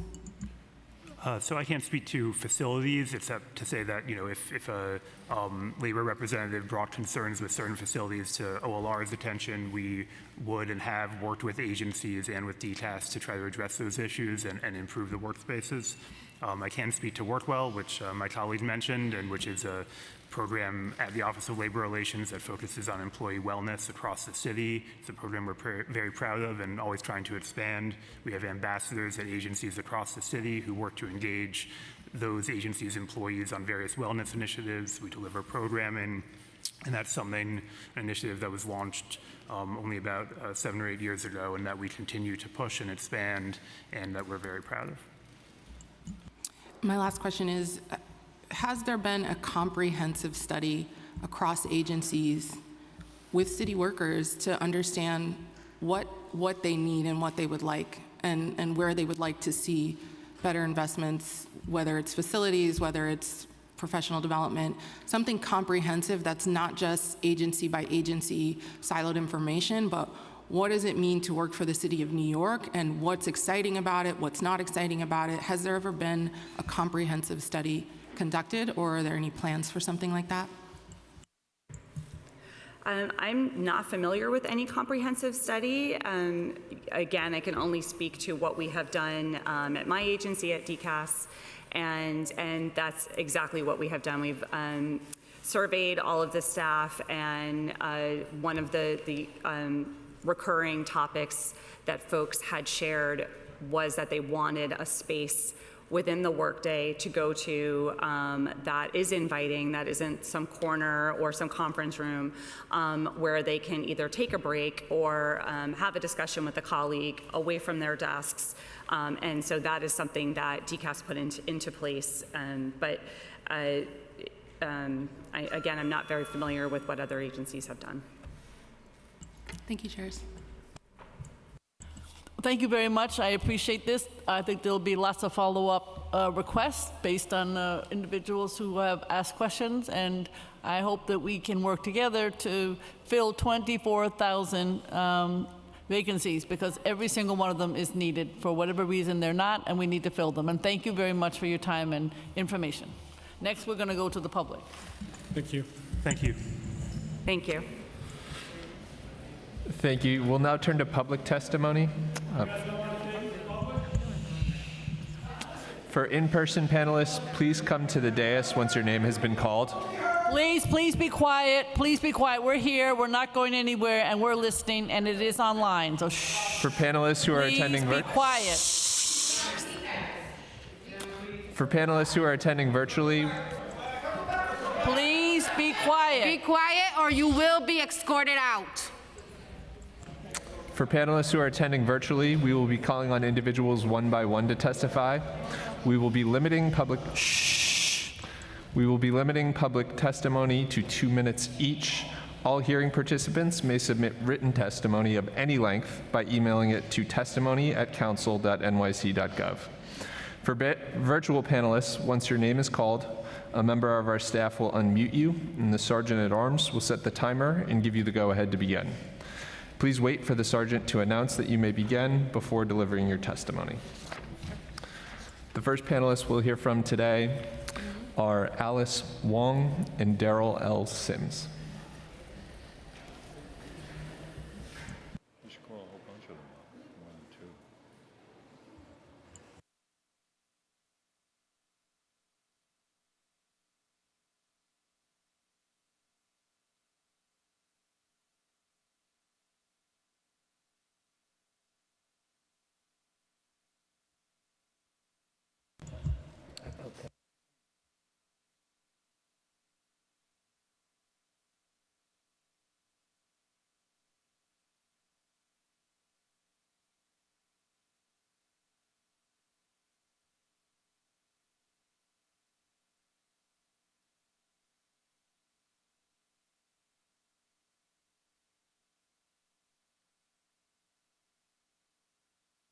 You may begin.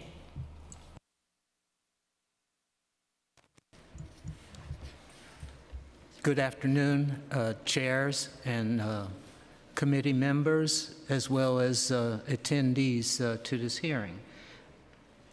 My name is Daryl Sims. I'm president of New York City Managerial Employees Association, often called MEA. I am a recent retiree from New York City HPD. I spent 39 years with the agency, and the agency was basically my home. And when you spend that amount of time, you make it work for you in terms of making work fun.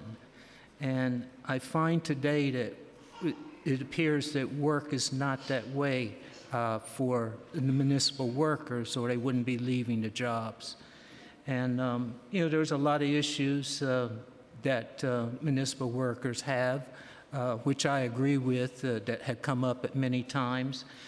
The most pressing issues, I believe, today is pay raises and the ability to telework, or some hybrid form of it.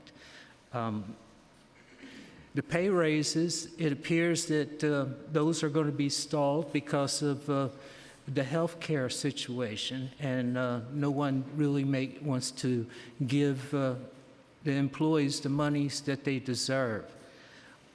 Also, we did a survey on the teleworking with members of our organization, which Ms. Wong is going to present.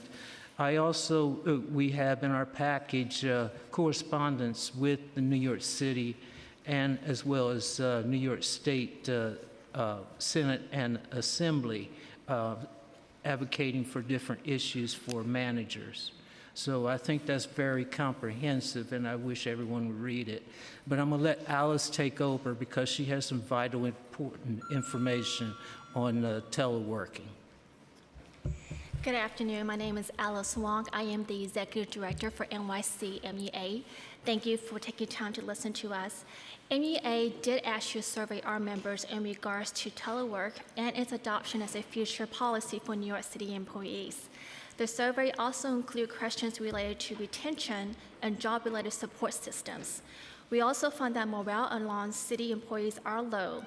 We hear this from our members time and time again. The two drivers are pay raises and telework options. OLR mentioned union negotiations, but I will be remiss to not remind OLR that there are also non-union members who work for the city, specifically managers that deserve the same level of respect and attention. Some statistics I want to share with you is that 95% of our members support work-from-home options. 51% cited that commute and safety and health concerns are their top priorities. 70% of our managers have taken on additional work as colleagues leave the city. And then 74% find that it's harder to fill the open vacancies and believe that the lack of work from home is a main factor. And 90% of our managers strongly want a pay increase. Some of the top issues include IT technology and infrastructure upgrades that are needed to support work from home.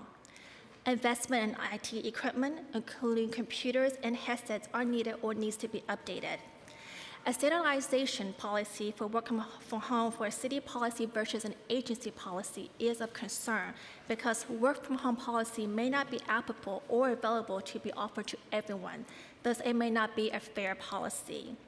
The preference for a hybrid option for flexibility to collaborate with colleagues is important, and flexibility will also provide for improved work-life balance. More importantly, this flexibility of telework will provide the city to be more competitive in the job market to be attractive for talent. Last but not least, mental health focus should be a top priority. We have these complete surveys available to the council should you wish to see it. We look forward to continuing development, working with the city and the council. Thank you for your time and attention. I wanted to just make one little brief statement that the retention of the existing workers are just as much as important as hiring new people. So I think that part of the issue is finding how to retain the existing workforce. Otherwise, you're going to hire people and they're going to come out the bottom. So I think that it's a two-part issue. The retention of existing workers as well as attracting new workers to the job. Thank you both very much. We will look at your survey very carefully, and we appreciate it. Thank you. Thank you.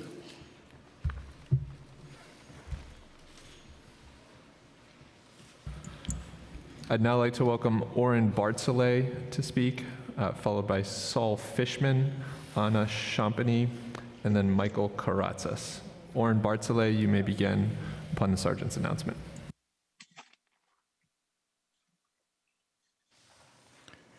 Your time will begin. Thank you. Madam Speaker, Committee Chair, and honorable members of the Council. I am Oren Bartzelay, President of FDNY EMS Local 2507, representing FDNY EMTs, paramedics, and fire inspectors. I am here at your invitation to testify about the major problems of FDNY EMS attrition and how it absolutely impacts life safety in the city of New York, especially among the poor. I can probably sum it up with only a few words: poverty EMS wages. A difficult and stressful EMS job, antiquated, century-old EMS work sites, a lack of respect for EMS professionals. I could likely wrap up my testimony there, but let me explain a bit more. This city and FDNY has pushed its medical first responders' capabilities to a breaking point. Even as the FDNY is unable to keep up with the existing 911 medical emergency call volumes, we have been briefed by the agency that is seeking to reduce EMS staff and coverage by deleting 13 24-hour units across our city at a time when EMS is short by hundreds of personnel. Don't believe it? There are fire department memos about their plan. You can just ask for them, and we can provide you copies as well. A total lack of investment in its workforce and our crappy workplace conditions certainly don't help. EMS staff attrition rate is an abysmal 70% after 5 years and likely to rise. This week in California, the state's governor signed the FAST Act. It seeks to set a new wage level of $22 an hour for fast food. Your time has expired. Also with automatic annual wage increase of up to 3.5%. In New York City, our FDNY EMTs survive on poverty wages of $18 an hour. Could you afford to live on that wage without having a second or third job? Could you afford to ever have children? Sir, Being a member of FDNY EMS. Can you wrap up? Thank you, whenever you can. That's the job.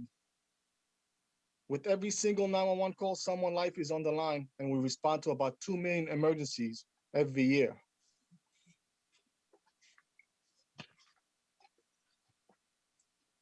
I ask you, why would someone stay on this job? 70% of our EMTs and paramedics run away quickly from the agency in just the first 5 years, and that's before congestion pricing makes being even more unaffordable. Sir, can you wrap up? Thank you.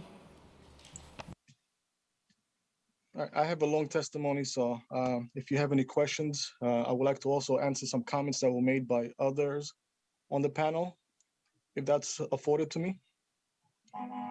Okay, we have about 50 people to speak, so we love hearing you, but we have a lot to go. So we will read every word of your testimony. Okay, I just want to say that they were saying before that the attrition rate in New York City is at 8%. For EMS, it's over 20%. EMS and inspectors are not treated the same as they talk about the uniform promotions and employment. There are so many things. I will submit my testimony to you. Thank you very much. I appreciate it. Next, we'll hear from Saul Fishman, followed by Anna Shapani, and then Michael Karatzis. Your time will begin.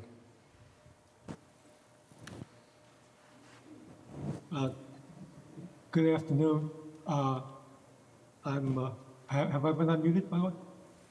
We hear you. Okay. I'm Saul Fishman, president of the Civil Service Bar Association. We represent the attorneys in virtually every city agency. I'm here to testify about how the legal divisions have been greatly diminished in staffing, how dedicated employees have had their morale crushed, leave city employment, and how policies of the city and the unrealistic mayor have made a bad situation worse every day. There's no way I can say, the experience of people in 40 agencies in 2 minutes, but it's horrible and it's getting worse. We had 1,057 members as of right as the pandemic started.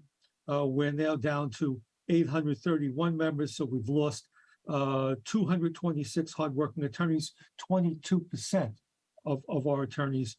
I have an email from an attorney at Tax and Limousine Commission, which very well illustrates, how it's become untenable and how the situation is badly affecting the public, how the delays are causing people not to get prompt hearings, not to get all kinds of things, how delays, how it's basically untenable for the public as well as the staff, and why they're expecting to continue to lose people. And this isn't just a TLC. At ACS, we've lost started at 246 people down to 177, a drop of about 28%. These are people who could prevent the next Nix Marie Brown kind of murder situation at the hands of their so-called guardians. At Human Rights Commission, where we went from 25 down to 15, a loss of approximately 40% of skilled personnel. Time has expired. Discrimination about Department of Buildings. They've seen approximately 40% reduction in their ranks. I have some specific suggestions in terms of how to improve things, which I'd like to briefly get to. Yeah, can you wrap up, sir? You have to wrap up as soon as possible. Thank you. Okay. I'm going to suggest that you closely scrutinize the delays involved with onboarding, insist that each agency show their attempts at recruiting, that given the difficulty in recruiting, our title should be exempted from the residency requirements, and some commissions virtually all of them are afraid to take that necessary step. Should also amend that same administrative code, not only to cover difficulty to recruit, but also difficult to retain titles. There are so many important things. And by the way, does it make any sense that the attorneys at Corporation Counsel are exempt because they're allegedly difficult to recruit, but not us, the attorneys who went to the same law schools with them? Sir, so you need politics. You need to wrap up. We'll read your testimony. If you could wrap up, we'd appreciate it. Thank you. All right, and finally, where we need some legislation requiring each agency to prepare a policy offering employees the ability to work remotely and should follow that up with demanding each commissioner come in and justify people who were excluded from such a policy. Thank you very much. Chair. Thank you. Next, we'll hear from Anna Shapani and then Michael Karatzis. Your time will begin. Hi, good afternoon. I'm Anna Champany, the Vice President for Research at the Citizens Budget Commission, and thank you for the opportunity to testify. As we've heard, there are well over 20,000 vacant positions. First, I want to say the city can and should reduce the number of authorized vacant positions without impeding its ability to provide high-quality, efficient services. But it should also strategically fill the vacant positions in agencies and units that are currently unable to deliver the volume and quality of service that New Yorkers rightly expect. And these current challenges are the result of management, procedural, and labor market challenges that the city should address. We have 5 specific recommendations. I submitted longer written testimonies, so this will be an abridged version. First, current policies and procedures are inflexible, cumbersome, and better facilitate controlled and hiring and service delivery. Move available positions to where they are needed and be nimble in reallocation. Agencies should be budgeted smartly and efficiently and then allowed to hire to fill vacant positions. A 2-for-1 hiring freeze is not appropriate at this time. Many offices are involved and control multiple steps of the hiring process, including posting positions, making offers, and setting start dates. Speeding up the process, ensuring adequate, timely civil service tests and lists is especially important in the current competitive market. The city should provide training, upskilling, and advancement opportunities to acknowledge and retain high performers. Given the tight labor market, providing more skills training and negotiating flexibility and work rule changes could increase the attractiveness of public service. A longer-term solution would be to consider what changes and improvements to public sector employment and civil service systems are needed to attract and retain the next generation of talented, hardworking, and innovative public servants. And 5th, report transparently on vacancies, hires, separations, and promotions. The city's hiring processes are somewhat of a black box. Shedding light on the length and complexity of this process would be useful to assess Your time has expired. how effective the city's processes are and allow policymakers and the public to identify bottlenecks. Thank you. Thank you very much, and I hope you submit your testimony because it's a little hard to hear from the sound. Thank you very much. Oh, I'm sorry. I did submit the written. Thank you. Thank you. We'll now hear from Michael Karatzis. After Michael, we'll hear from John Matland and then James Hogue, George Gutierrez, and Marianne Pizzatola. Your time will begin. Hi, thank you for the opportunity to testify before you today. I'm a 19-year employee of the Landmarks Preservation Commission, appearing before you as president of Chapter 41 of Local 375 DC 37, representing 34 employees at the commission in the Landmarks Preservationist, Urban Archaeologist, and Research Scientist titles, and our members, nearly all of whom have master's degrees or doctorates, do the day-to-day work of the commission, reviewing work applications, working on historic district designations. Really, all the day-to-day work of the commission is most of it is done by our members. I realize my time is short. I did submit written testimony, so I hope you will look at that, which goes into a little more detail. But the one point I'd like to make is this, that while the pandemic and the Great Resignation may have exacerbated the staffing crisis, they did not cause them. The causes go back 20 years. Over the past 20 years, our pay, our salaries, our compensation has declined relative to inflation, about 12%. So the hiring rate now is 56,000. If it were in line with inflation, it would be 64,000. So salaries are way down. It's hard to hire and retain people, and there's no quick and easy solution to this. It's not having more job fairs. It's not going to high schools to recruit. You just have to pay people more in line with the private sector and what they need to live in this city. Something that wasn't mentioned, I didn't hear mentioned, was the shift from Tier 4 to Tier 6. When I started with the commission in 2003, I started with Your Tier time has 4, expired. and it was a major benefit, and we hope that the city, that you will actively look to raise salaries, reform Tier 6 to bring it in line with Tier 4, and encourage and allow for permanent telework for our members. Thank you very much. I'd now like to welcome John Matland, James Hogue, George Gutierrez, and Mariana Pizzatoli up to the dais. Quiet, please. That was John Matland, James Hogue, George Gutierrez, and Marianne Pizzatoli. You could begin. Hello, everybody. Thank you for having us. First, I would like to say I wish Jen Psaki stayed so we could circle back on some of those things. But sadly, I have some people to listen, and that's good because I have a lot of people here that are still unemployed.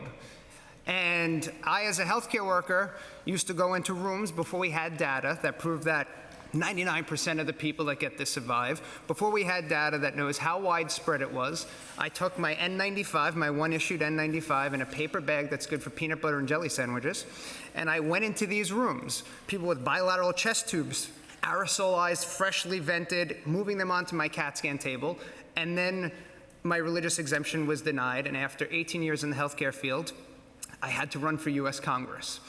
And I am going to probably be on the city council in about 2 years, so nice to meet you guys. But what we have here is a lot of unemployed people. And what's the retention? We heard about nice lounges. The first retention scheme would be try not to have people thrown in front of trains on the way to work. Also have affordable housing, meaning you could raise wages or we can stop taking everybody's salary and garnishing it every time they drive 5 miles over the speed limit or 10 miles over the speed limit in a school zone at 2 o'clock in the morning. There's a lot of different things that we find. We're overtaxed, we're overburdened, and a lot of us are only here because we can't help but fight. I will not stop fighting. I'll move to Florida after I win the fight. How about that? But I ain't moving before that. We have a lot of tyranny going on, and this says right above you, a government of the people, by the people, for the people. And I think that a lot of the people are upset with what's going on. Quiet so we can hear him. You could clap, guys, because unlike everyone else, 10 seconds, I'll leave you with that on the clock. Thank you.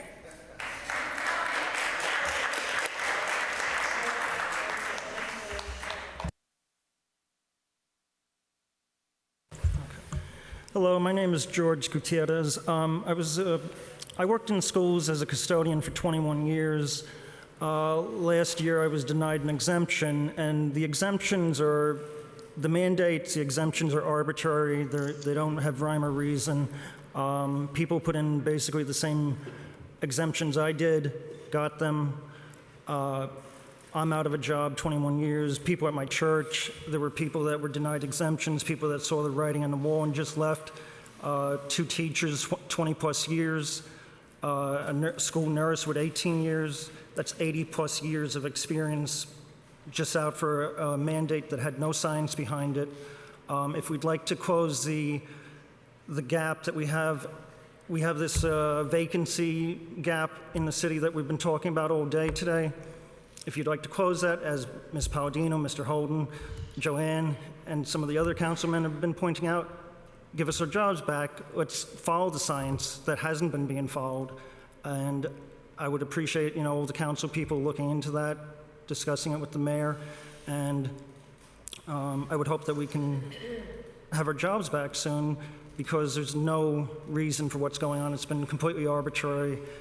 And we could close that gap on vacancies. So I'll leave you with 40 seconds and I appreciate your time. Thank you very much.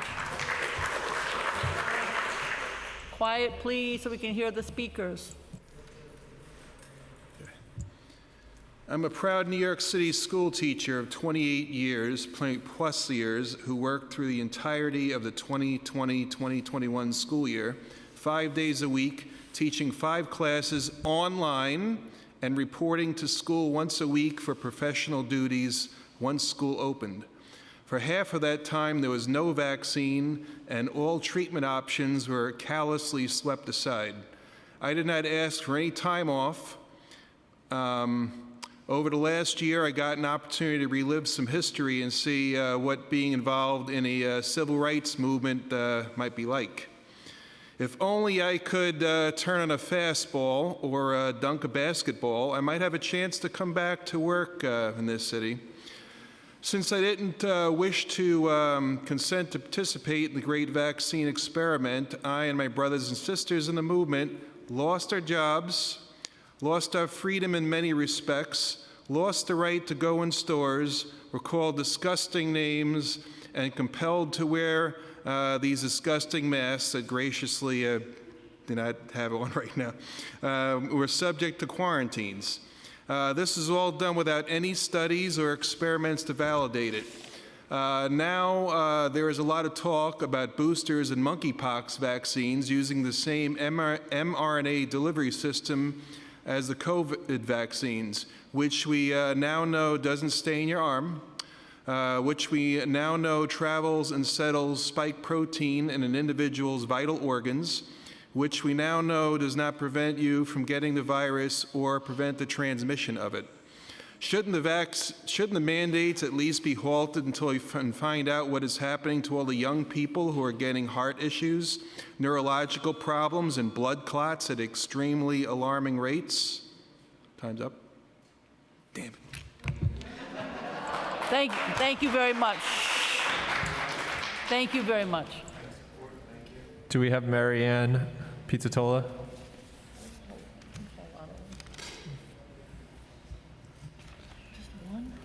She was on.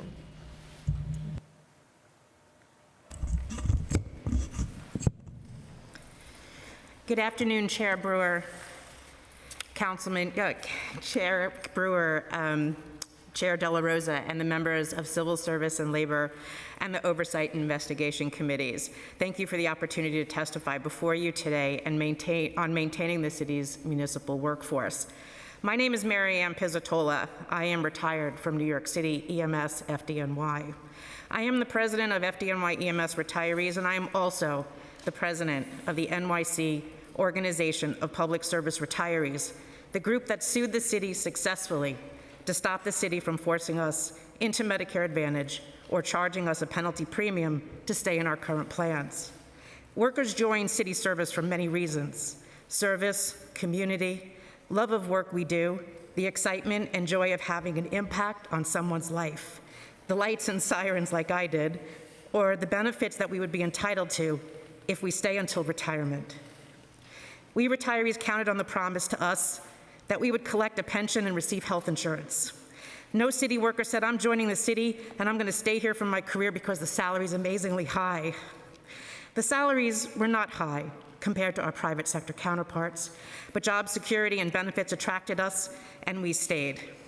Just yesterday, the Municipal Labor Committee voted to support a change in the Administrative Code 12-126 that would permit them in the city to change the statutory cap for city health insurance coverage for any class of individuals they so choose.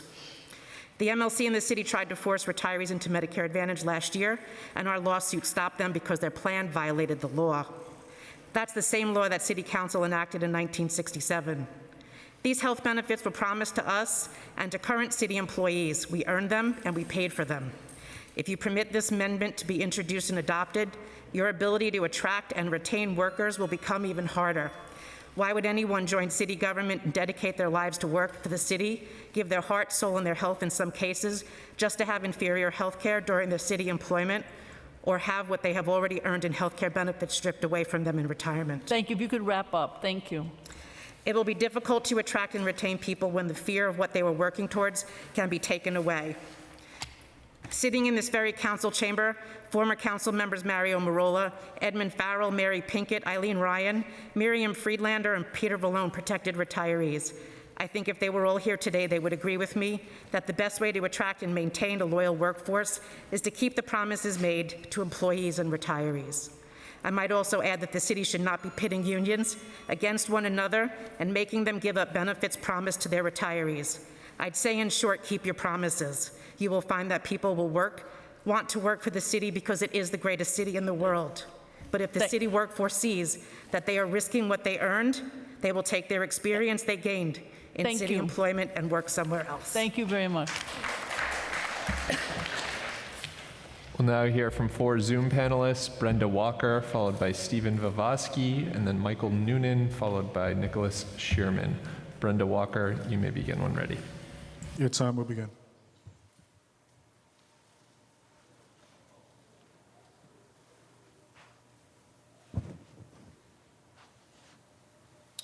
To the chair and the panelists. My name is Brenda Walker, excuse me, and I'm a local 1549 chair of the HRA chapter chair of HRA and a grievance representative for the State Administrative and Authorities Division. So we're experiencing this great resignation, and now hearing that the vacancy rates has risen to 19% in social services, the agency that I represent. My members are minorities and predominantly women of color, mothers, and some of them which are homeless themselves. They have been on the front lines providing vital services to the public and have worked the mandated overtime, but they did not get the essential pay or the hero's pay, not even a thank you. So pressure coming from the top, our members are resigning quicker due to low salaries, lack of affordable housing, and the cost of living out of control. They get blamed for not producing while experiencing a breakdown in the system's equipment that don't properly work. They get maltreated, it's bullying behavior, and these are toxic environments that they're working in, disparate treatment. They're experiencing mental fatigue, stress, and it's a silent killer. And again, the salaries are too low, the horrible pension, and all these other things that I'm hearing from my other people that have been testifying. We have an eligibility specialist list that have been in existence for 10 years. The lists are only supposed to be for 4 or 5 years. So I don't understand how that has happened. Thank you, DCAS. So we have members that have waited to be hired. So throughout that time, of course, they have gone to other jobs. We are lacking clerical associates and eligibility specialists that need to be hired right away. These are the people that have worked on the front line in SNAP, in Medicaid, HACA, InfoLine, servicing the public. So we cannot continue to work like this. The pressure is coming from the top. It is hard for our workers to continue to do the work, to do more with less. We cannot go back to those times. They have not worked then. They do not work now. They are pigeonholed into these positions. They are not getting their promotions that they have been promised, being on the list. Something has got to change. Yes, more hiring has to happen right now. I understand this is the sanctuary city, but they are now being forced to service people that are coming from these other communities, while our natives have been waiting for years and years and years and dealing with this homeless crisis and all these other crises. Thank you very much. I'm just asking you, thank you. I'm just asking you that you take into consideration this and please hire more workers. Thank you. Thank you very much. Next, we'll hear from Stephen Vivosky, and then Michael Noonan and Nicholas Shearman. Stephen Vivosky, you may begin when ready. Your time will begin. Thank you. Thank you, Council, for taking our testimony. I will refer you to my written testimony for more detail, but in brief, I would like to say I think it is absolutely hilarious that anyone from DCAS or OMB would use words like expeditious or quick in anything those agencies do. If you listen to any city employee, they will tell you those steps are the longest ones in the hiring process. I would also like to mention that our ability to remote work or not remote work is a serious threat to our ability to retain staff, especially amongst our technical workers, our IT forces, and lawyers and other skilled knowledge professionals. They can more easily get higher paying jobs in the private sector that they can work remotely. Being able to work remotely is a tremendous increase to the quality of life, and it is a tremendous equity issue as well. And that is what I will leave you with. Thank you for your time. Thank you. Next, we'll hear from Michael Noonan and then Nicholas Shearman. Michael Noonan, you may begin when ready. Your time will begin. Yes, I am a New York City Parks and Recreation worker from Local 983. I just want to ask, what does the city plan to do for the several hundred CPWs and CSAs that are set to lose their job next week that have worked for over 2 years or more, that they consider workers who have been working for over 2 years or more seasonal, and they're all going to lose their job next week if they are not given an extension or a permanent position. And these are several hundred park workers who keep the parks clean. They work in every single sorts of weather at all 5 boroughs. And I think it's very sad that they're all going to lose their job that they've been working since 2020, 2021, 5 days a week, every single day, to keep all the city parks very neat for people to go there. And now they're all about to lose their job. So how does the city plan to make them not lose their job? And that's all I have to say. I have a question for the panelists. What the position that you have at the Parks Department, and were you notified that you would be losing that position? Yes, a city seasonal aide and a CPW are all losing their jobs by September 13th. All right, we will look into that because we were under the understanding that that was remedied in the budget. Thank you. Okay, thank you. Next, we'll hear from Nicholas Shearman. After that, I'll be calling on an in-person panel. If you hear your name, you can start making your way to the dais. C. Smith, Eve Shire, Bonnie Scala, Kalatidis, and Billy Kotsis. Nicholas Shearman, you may begin when ready. Your time will begin. Thank you. Thank you very much. Thank you, chairs and committee members, for holding this vital hearing. My name is Nicholas Shearman.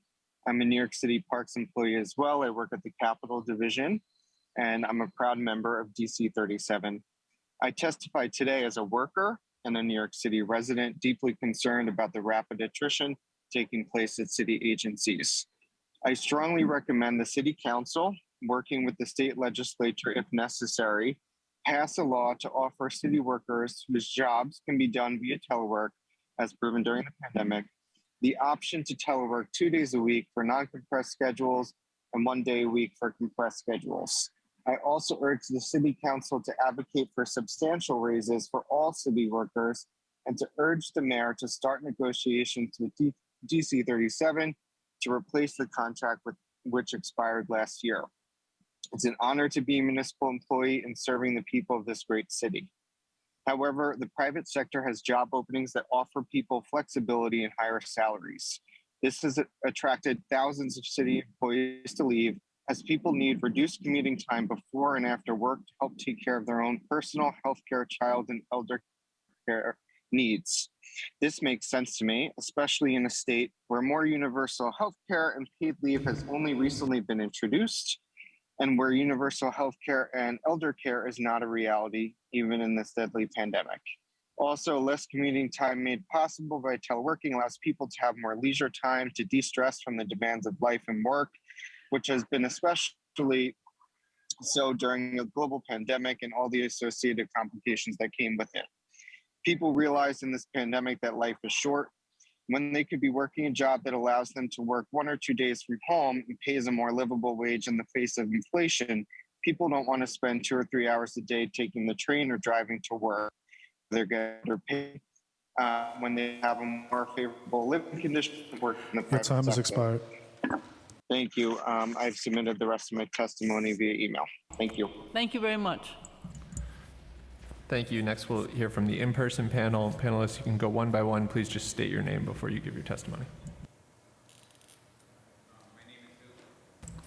My name is Billy Kozis, and I'm a healthcare worker. I was a healthcare worker, worked for 13 years in a nursing home, and I was let go because I refused to put this stuff in my body. The COVID vaccine, experimental, it's against my religious beliefs. They accepted my religious belief, right? They gave me an exemption, but they could not accommodate me, which is illegal, which is unlawful.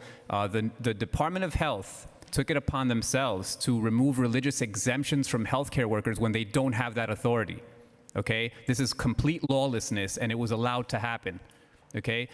The Department of Health does not make laws. The Assembly, the Senate, they come together, they make bills, and if they pass them, the governor signs them. This is total lawlessness. And now we're seeing that the science was never followed from the beginning.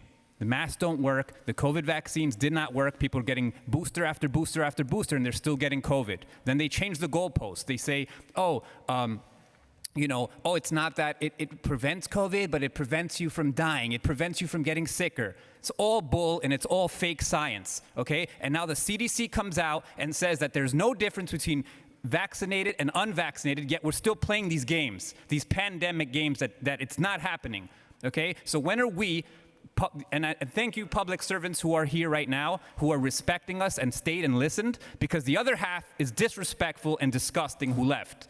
Okay? Very disgusting.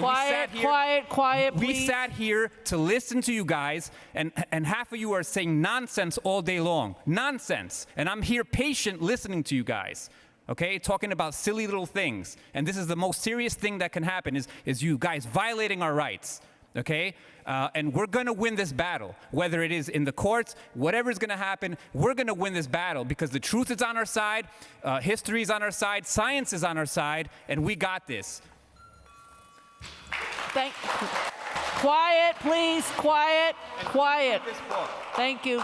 Next speaker, go ahead. Thank you. Hi, my name is Bonnie Scala-Kildidis. I thank the council for the opportunity to speak, especially my council rep, Vicky Palladino, who has been a tremendous support to me and to my family. I was a New York City public school teacher for 28 years. I was hired in 1993. I was fired for misconduct on March 17th, 2022, after multiple attempts of applying and attempting to get a religious exemption for vaccination. They were all rejected.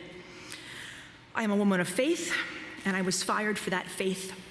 I must add that I also had a religious exemption to vaccination in place for my children for years that was approved by the Department of Education. That stood until law changed. I can't say anything now because he already left, but that was a law that Jeffrey Dinowitz strong-armed. Why did the DOE believe me in 2017 and did not believe me now? I have to also add that I have a disabled child who just returned to his special education program yesterday after exclusion. He is now 18. The law that excluded him no longer applies to him. He is back in school getting his special education services despite his vaccination status. I am missing picking Braden up from school today on his second day at District 75 to be here today.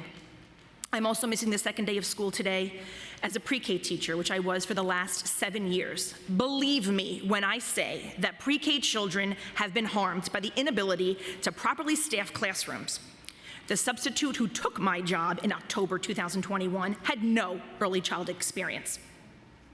I should be in my classroom. I should be working this mandate that took this from me. It also took away how I provide for my family and how I feed my children. The pandemic is over. We are here mostly maskless. The governor just lifted the mandates for the mass transit. I got 20 seconds. I want to work. I have worked every day in person last year. I worked in person, not remote the year before. I want to return to my school. I will never go against my faith. The city has tied my hands. It is my understanding that there are 4,000 vacancies in the DOE vacancy list. Plus whoever got fired this week. I have seen that list online. It makes no sense to turn away experienced, dedicated teachers who want to work. If you could wrap up, thank you. Please talk some sense into Mayor Adams. Thank you. Thank you very much. Quiet, please, quiet. Hello, my name is Craig. I'm here for city workers. I want to thank Mr. Holder, Ms. Ariola, Ms. Palladino, and Ms. Verlarenko for standing up for city workers. We won't forget when it's time to vote. Y'all city council members who hasn't stood up and you know it's wrong, what they do in the city workers has voted for y'all throughout your political career. From Adams, de Blasio, you name them. City workers has came to bat. And city council should not sit by and not speak up for them. When y'all didn't have a vote, you was begging for votes and didn't have a window to throw it out. You came to city workers and asked them to vote for you and to watch them, to see what's going on while they getting ready to hire 25 teachers from another country.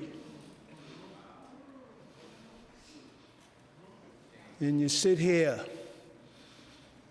and you don't say nothing. And these people paid union dues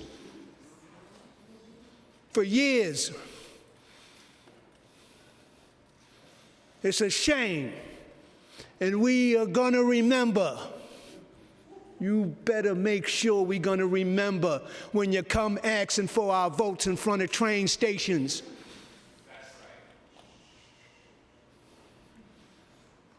And now we gotta beg. We gotta beg these people that's sitting up here lying while they're eating rice with no gravy and everybody else is getting a check. You better talk up for them because we gonna remember. We gonna remember because you're gonna come again. That's why they want us to vote now. Thank you very much, sir. I appreciate it. Thank you. Get the book. Quiet, please. Quiet. We will not forget. That's how all y'all got your jobs. Okay. Thank you very much, sir. Next, we'll hear from several Zoom panelists. I'd now like to welcome Virginia Elaine to testify, followed by Luda Demikowskaya.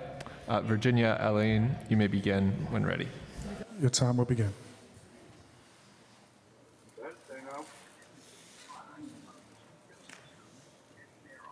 The studio system was another Judy Garland, Hoard Out. They were all the child actors get it the worst.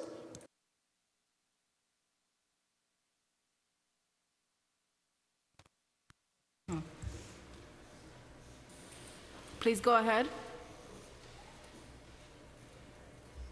Miss Virginia Allen.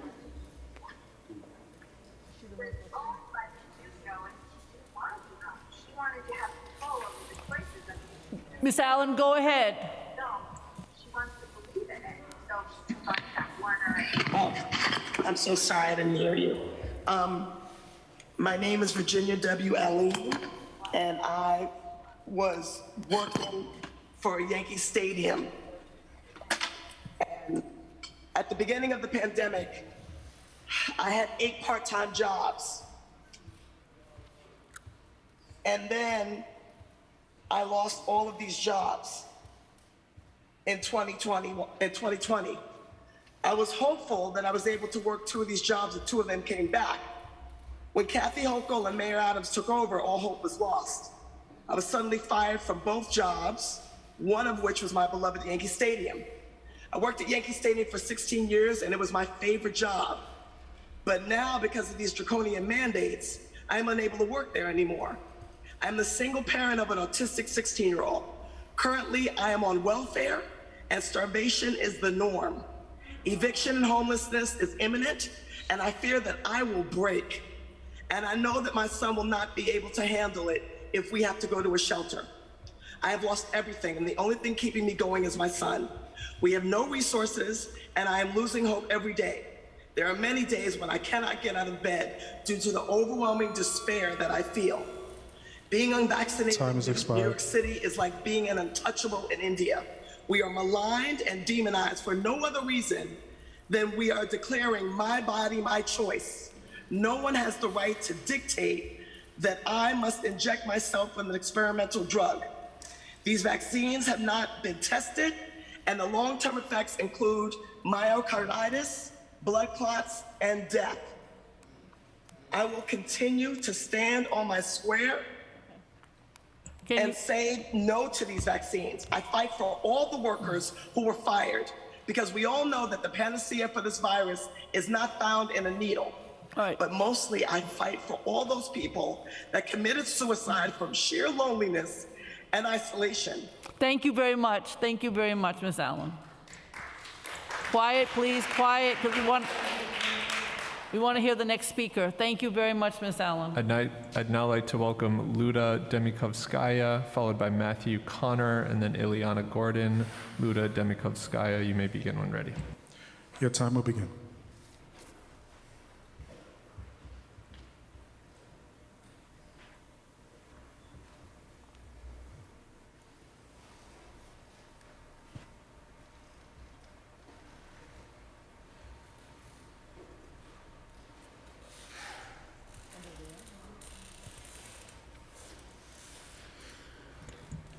Luda, you may need to accept the unmute request. Your time starts now.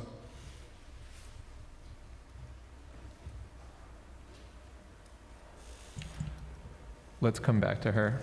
I'd now like to welcome Matthew Connor to testify, followed by Ileana Gordon. Time starts now.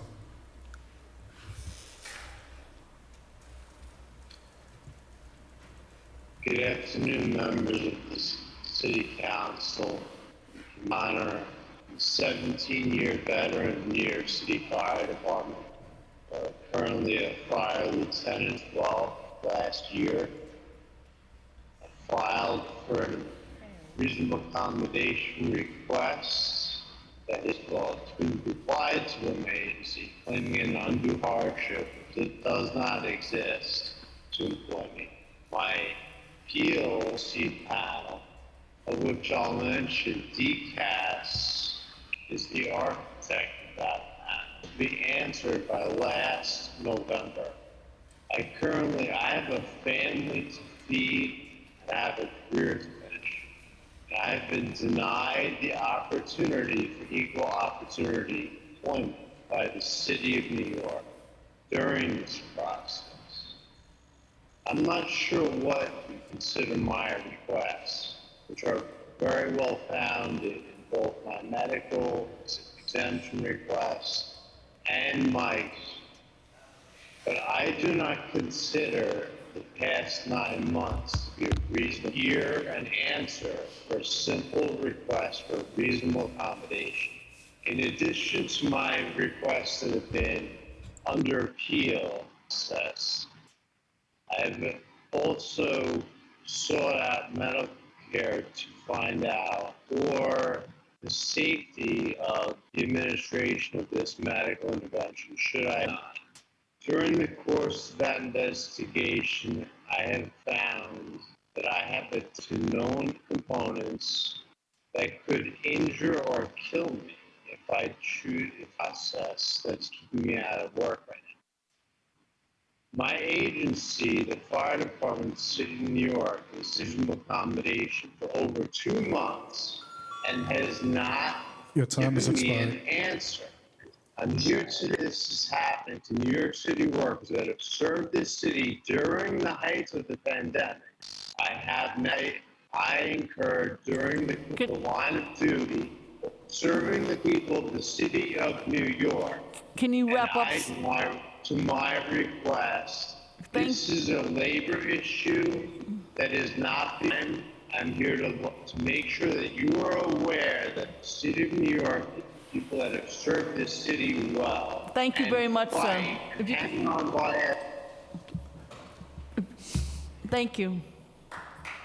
Thank you. Quiet, quiet, please, please. Go ahead for the next one. Next, we'll hear from Ileana Gordon. After that, we'll be calling a in-person panel to come up. So if you hear your name, please start making your way to the table now. Cassandra McFadden, Mawuli Olivier, Patricia Pirlo, and Marhel Kola. If I mentioned your name, please make your way to the table now, and we'll hear from Ileana Gordon now.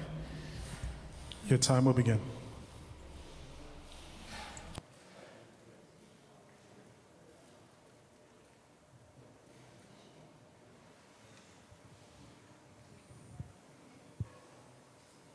Time starts now.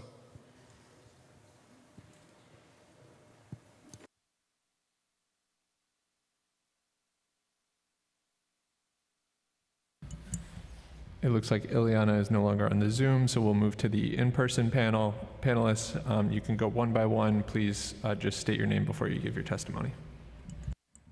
All right, good afternoon, everyone. My name is Mawuli Oliveri, born to Caribbean parents, born and raised in Brooklyn, New York, went to school in New York, Brooklyn. I'm a homeowner in Bed-Stuy, Brooklyn. I've taught in the city of Brooklyn starting in 1998. I'm a licensed social studies teacher. I have a bachelor's degree, master's degree, all of the qualifications. Unfortunately, I lost my job due to the COVID-19 vaccine mandate. They denied my request for religious exemption. And I live in Bed-Stuy. I want to highlight that I did reach out to my city council person, Shea Jose, who completely ignored me. I wrote letters explaining my situation, so I completely am very appreciative of you guys sitting and hearing, especially you're not from my district. So throughout this whole pandemic, I felt basically in Bed-Stuy that I was voiceless. No one was willing to hear my claim, but I want to let you guys know now that we're still here. We have this organization called Educators for Freedom, and one of the reasons why we started it, because even though the city has fired me, I am still an educator. I'm still a teacher. You get what I'm saying? For 23 years, I worked with the city schools, public school systems, young black boys in the schools that need to see more people like them to be role models and to show them how to make it outside of this city, because it's difficult. It's difficult coming up in the cities of Brooklyn, New York. It's hard. We need role models. I realize that the kids, when I look at them, I see myself. I am definitely a representative of the kids, and I'm sad that I'm not able to continue to do what I'm called to do, because this is not just a job for me. Like I said, I was born in Brooklyn. I am Brooklyn. So when I see these children, I am them. They are me. All right? It's Brooklyn raising Brooklyn, New York raising New York. And the fact that the city and the mayor, who's also a product of the city, can't recognize that the injustice that's done to all of us who, because of what we chose, is having a residual effects on what's happening in the city. So don't be surprised by what's going on in our school systems right now. Don't be surprised, because people like us who are dedicated to the jobs that we are doing are being deliberately barred from doing what God has called us to do. Thank you for listening. Quiet, please. Quiet, so we can hear the speakers. Thank you. Go ahead. I want to say good afternoon to everyone. Thank you for the time you're giving us. I'm just going to give a brief history of myself. I once was a single mother, and the city of New York, God bless the city of New York, they gave me an opportunity. They paid for my babysitter so I could finish high school. As a result, I went on to higher education. Eventually got married, thank God. But what I'm saying is to say what? Look at the foundation, the wisdom of the city of New York. Once I became employable, marketable, I had to go to become a math teacher. By the way, I'm a retired math teacher and came back out of retirement during the heart of the pandemic. I did my own, I did it voluntarily. I came in always with my test results. Everybody thought I was crazy. I literally did. Now listen to this. As I'm teaching, I had one student to my left, one to my right, and I also was doing what they call online. It was against the UFT contract, but because of my dedication, because I never forget the bridges that carried me across, the city blessed me, so I said, I'm coming out, I'm gonna help this city. And because I did not take the vaccine, I was terminated. 25 years, they need math teachers. And I recently saw a young boy on the train. He said, and I engage people, and he said, oh, I'm going to the 7th grade. I said, fantastic. And I said, how much is, if I said 1/2 plus 1/2, what would that be? He said 2/4. I almost fainted. And I'm going to teach everyone the basic rule of fractions that takes you into algebraic math and higher math. When you see the denominators, that bottom numbers are the same, you keep the bottom number and you just add the top number, which is the numerator. Get us back in the classroom. Get everybody back to work. You need us. God bless you all. Quiet, please, quiet. Good afternoon. My name is Mariel Kola. I was a police officer. I had the privilege to join this department, the New York City Police Department, in 2018, and also was granted a religious accommodation because I keep the biblical Sabbath, which is Friday sunset to Saturday sunset. Unfortunately, when this mandate came out, I was forced, or I was told, or take it or you get terminated. I choose to get terminated because I didn't do anything wrong to resign, and I believe in normal. I believe in that we should have a choice The police officer work during the pandemic every single day. We work during the riots every single day without complaining, none of us. And even now, there are police officers in transit that are exhausted because they are working 12 hours a day and sometimes with no days off because of a shortage. So I'm here to say, bring us back, end these mandates. I want to tell to Mr. Mayor, tear down this mandate now. Thank you. Thank you very much. We'll next hear from a number of Zoom panelists. I'd first like to welcome Daniel Surarend, and then Peter Kandanov, and then Lillian Fincher, followed by John Macari. Daniel Surarend, you may begin when ready. Time starts now. Good afternoon, ladies and gentlemen. My name is Daniel Crarend. I'm married and a father of two beautiful children. I was previously employed by the NYPD from January 2013 to July 2022. I was a detective with the Brooklyn North Violent Crime Squad, formerly known as the Brooklyn North Gang Squad. As a kid, there were two things I wanted to be when I grew up: a New York Yankee and a police officer. Obviously, the first option did not pan out, but I was able to fulfill my dream and become a police officer. Ironically, if I had, my testimony would not be necessary today because I would be exempt from the vaccine mandate. Unfortunately, I am not a multi-millionaire athlete or entertainer. Therefore, I am not eligible to be part of this protected class in the New York City caste system. Not only has the city of New York violated the religious liberty of every city employee who has been denied a religious accommodation, but the mandate itself is completely devoid of law. The fact that the majority of frontline workers have had COVID since we could not work from home when the city shut down. Therefore, we acquired natural immunity to this virus.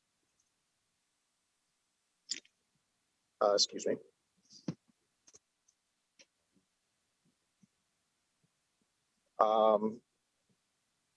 Going back to May 5th, 2021, during a Governor Cuomo press conference, he stated, "You cannot mandate vaccines because these vaccines are approved under something called an emergency use authorization, and by law, you cannot mandate a vaccine approved under an emergency use authorization."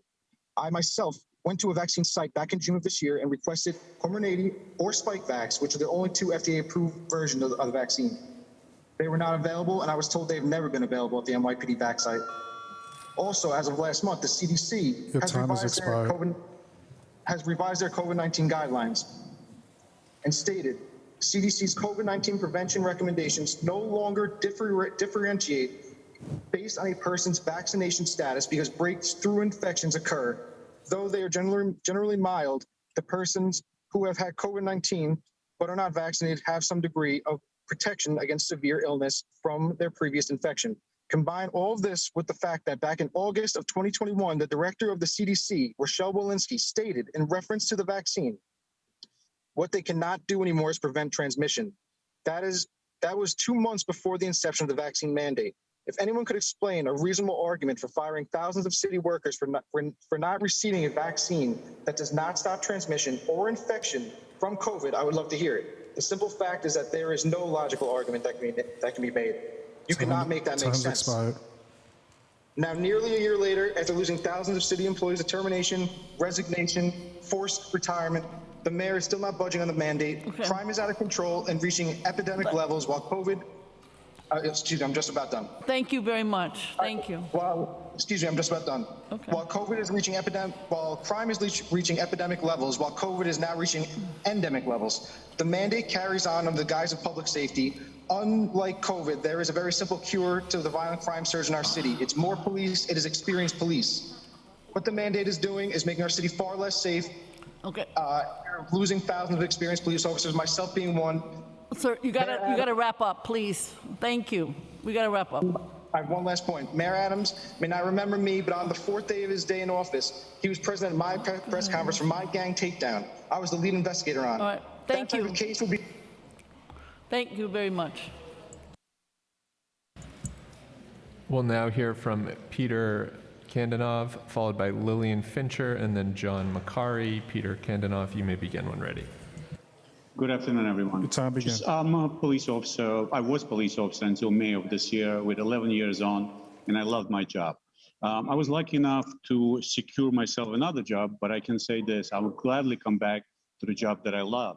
Now, I wish DCAS people stayed back because I really had a few questions for them, such as what makes them a religious authority over my religious accommodation request, where one person with the same religion was able to get it, and me with the same request, not. And what I find funny, actually, is that I worked during pandemic and risking my life, and I got COVID twice. Now, booster shots are not mandated. However, if person took just the original shot, they already don't have immunity from COVID, where me getting COVID twice, I have more immunity probably than even people with booster. So to Mayor Adams, I ask you to please remove the mandate that is not needed. We have officers that are willing to come back because they love what they do. The other thing is, according to the latest statistics, more officers left by June of this year than all last year. And officers that did not want to get vaccinated are part of that number. But that's, unfortunately, DCAS does not keep a record, even though it's hard to believe. And the other thing I want to mention is that anyone who wants to join this job, if they hear in the news that officers don't have contracts for many years, if officers are not treated well, especially nowadays, there is no respect for the uniform. And in many cases, officers, especially in the transit district, sometimes not seeing their family for days. Why would anyone wants to have this job? You know, that's all I got, guys. Please remove the mandates. Thank you very much. We'll now hear from Lillian Fincher, followed by John Macari. Lillian Fincher, you may begin when ready. Hello, thank you for having me. I will be reading portions of my written statement. I currently work for the Department of Education, Division of Early Childhood Education. However, I resign this week and will serve my last day later this month. I have resigned because I no longer feel my work has impact. I am unclear how my work fits into a collective mission, and therefore I don't feel I can provide my best for children in this environment. It is my understanding that in the nearly 9 months since our Deputy Chancellor began, about 200 employees have either resigned or secured transfers out of our division. This has been extremely destabilizing and upsetting. With each person's exit, institutional knowledge has been lost, and a once sustainable structure of workflow is now crumbling. To my knowledge, no effort has been made to assess why people are leaving or what changes are needed to retain these valuable public servants. And I will add, there's been no attempt to backfill these positions. In fact, the division is currently planning to transfer even more employees out of their current roles within the division. This swift reduction of staff is also troubling given that our division's current leadership lacks extensive systems level experience, which is essential when serving thousands of children and early childhood educators. I am deeply concerned by the environment I'm working in, how decisions are being made, and I worry that the damage done to our early childhood system over the past 9 months will take years to repair. To retain city workers, we need strong leaders. I urge the City Council to provide more oversight regarding the selection of new leaders for the Department of Education. I also urge the City Council to mandate a minimum level of programming continuity during DOE leadership transitions so that the uncertainty, frustration, and inefficiencies experienced over the past 9 months are not repeated for thousands of additional children, families, and city employees. Thank you. Thank you very much. Thank you. Next, we'll hear from John Macari, and then I'll be calling up a number of in-person panelists. If you hear your name called now, please make your way up to the table. Daniel Grenier, Joy Amanda, Brendan Fogarty, and Catherine Jean. You can make your way up to the table now, and we'll hear from John D. Macari next. Time starts Hello, now. everybody. Hello, everybody. This is John D. McCary. I was forced into a retirement. I'm an 18-year lieutenant. I have 0 disciplinary history. I've been involved in thousands of arrests. I have hundreds to my own name. I've been involved in thousands of emergency incidents without incident. I was denied a religious exemption for my sincerely held religious beliefs, as well as a medical exemption for the COVID-19 infection that I received in the line of duty while serving New York City during the early days of the pandemic. I have natural forming antibodies that were proved, and that was denied. New York City has failed to tell the unvaccinated, who are now the most marginalized community in New York City history, what undue hardship we are causing New York City that others are not. This marginalized community, along with our children, have been segregated, forced to be masked and tested when others were not allowed to eat in restaurants, partake in society, play in sports, attend after-school events, and eventually we were forced from employment without even the ability to collect unemployment. We are being told our lives do not matter. City workers and residents accused of crimes are afforded due process and a trial before facing such consequences. Many continue working even after they are found guilty. All of this has caused irreparable harm to our mental, physical, and financial health, as well as a strain on all of our relationships. Murderers, rapists, and pedophiles are treated better than the unvaccinated. All I am asking is for New York City to be true to what it said on paper. Be true that you respect religious liberty and equal protection under the law. Be true that you respect medical freedom and truly believe the words, "My body, my choice." Be true to that you respect others' philosophical opinions and want to give everyone a voice at the table. Be true to the United States Constitution, the New York State Constitution, the Human Rights Act of New York State, the Civil Rights Act of 1964, federal, state, and city OEO law, as well as the OEO policy of every New York City agency, all who enforce this mandate, all of which clearly define these mandates are illegal. All I am saying to our elected officials and to Mayor Adam is be true to what you say on Twitter. New York City is no longer an equal opportunity employer. That title is earned by following the law, not given by winning an election. And the mandates. And to our colleagues in OLR, OMB, and DCAS, the fact that you had no answers to these questions, it's either incompetent or it's intentional, and either way it's unacceptable. You should be the one. Thank you very much. Quiet, please. Quiet. Thank you. Go to the Panelists, you can go in order. Just state your name before you begin. We're going to try to do panelists next in person because you guys have been here all day and I appreciate it. Go ahead. My name is Daniel. I'm just an angry citizen of New York. So if you wanted to fill 24,000 jobs, one thing, end the illogical, stupid, anti-science mandates. And I'll mention that they're a crime against humanity. Anyone who perpetuated or pushed this is complicit in that. And I haven't heard one person, since I've been here today, talk about actual treatments for COVID. Not a stupid mRNA gene therapy, which causes people to get blood clots, myocarditis, you name it. There's literally over 1,000 side effects listed on Pfizer's documents. But ivermectin, hydroxychloroquine, zinc, vitamin D, vitamin C, quercetin, the list goes on and on. A study came out last week, 92% effective rate for ivermectin against COVID mortality, 100% effective against preventing hospitalization, over 80,000 participants. Nobody talks about it. I haven't heard one mention of that. We've known since March of 2020 that hydroxychloroquine treats COVID, and we're still going on and on about this stupid gene therapy. So if you want to fill 24,000 jobs, step one is to end the stupid mandate. Point blank simple. I'm tired of hearing about flowery cafes. That ain't gonna do nothing. But we'll circle back to that. And I want to touch on this too. I know this is an employment crisis, but what we're doing to the children is another crime against humanity. I just saw a study from the CDC. They took a survey, 13,000 participant survey of children 2 years old and younger. Over half of them have systemic side effects from the shot. And from 2-month-olds to 6-month-old to 5 years old, there's over 1,000 in the VAERS reports of little babies and toddlers side effects from the shot, and over 200 of them had to have an emergency room treatment. Thank you very much, sir. Thank you. Hello. Thank you for having us. To those that did stay, thank you for waiting. Thank you for being patient. To my fellow New Yorkers back there, thank you for being patient as well. We strong together.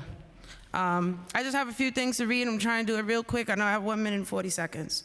A portion of what I want to read and what I want to express to you all, first and foremost, of course, I am a New Yorker, born and raised.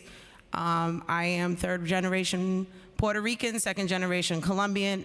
I'm a single mother. My son will be 19 next month, and he didn't get to finish high school because of the mandates. I was here this time last year to give a testimony about how the school can open back up with the DOE, because I was also a DOE employee, and today marks 365 days that I've been terminated. And my son sent me a statement last year that I wanted to read. I'm trying to read it within 10 seconds.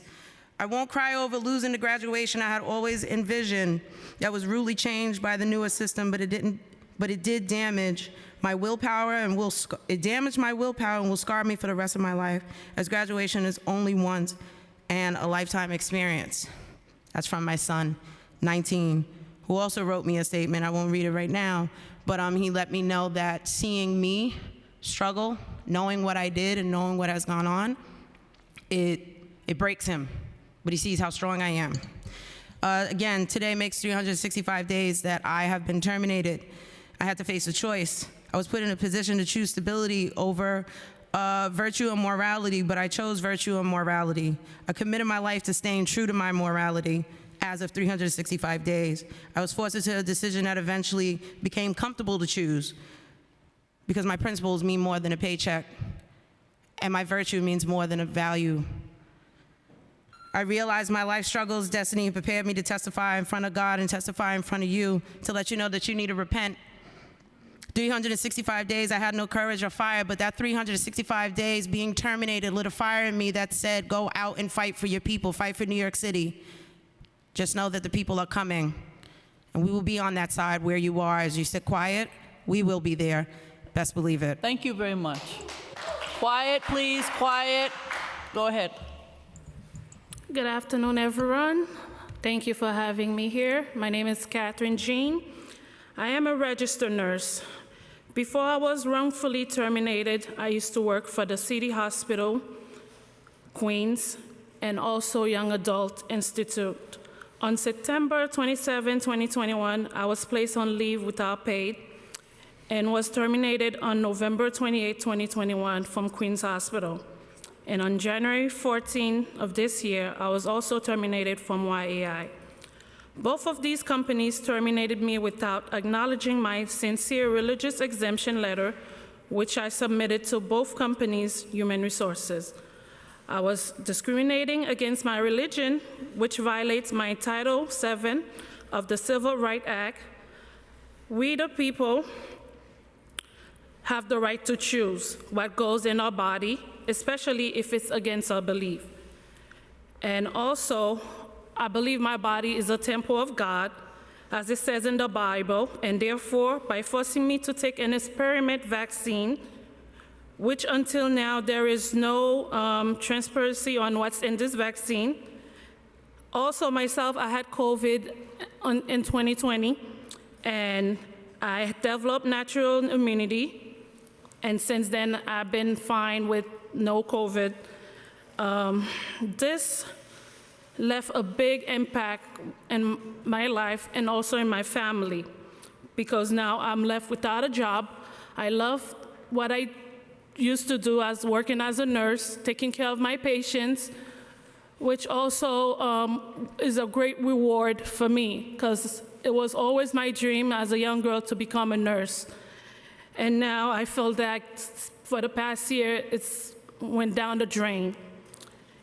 This has caused great impact, which is financially. I had to remove my children from Christian school because I couldn't afford to keep them there. You know, a lot of bills, I'm in a lot of debt, and it's been very harsh. Can you wrap up? I hope the mayor change their mind and give us back our jobs. Thank you very much.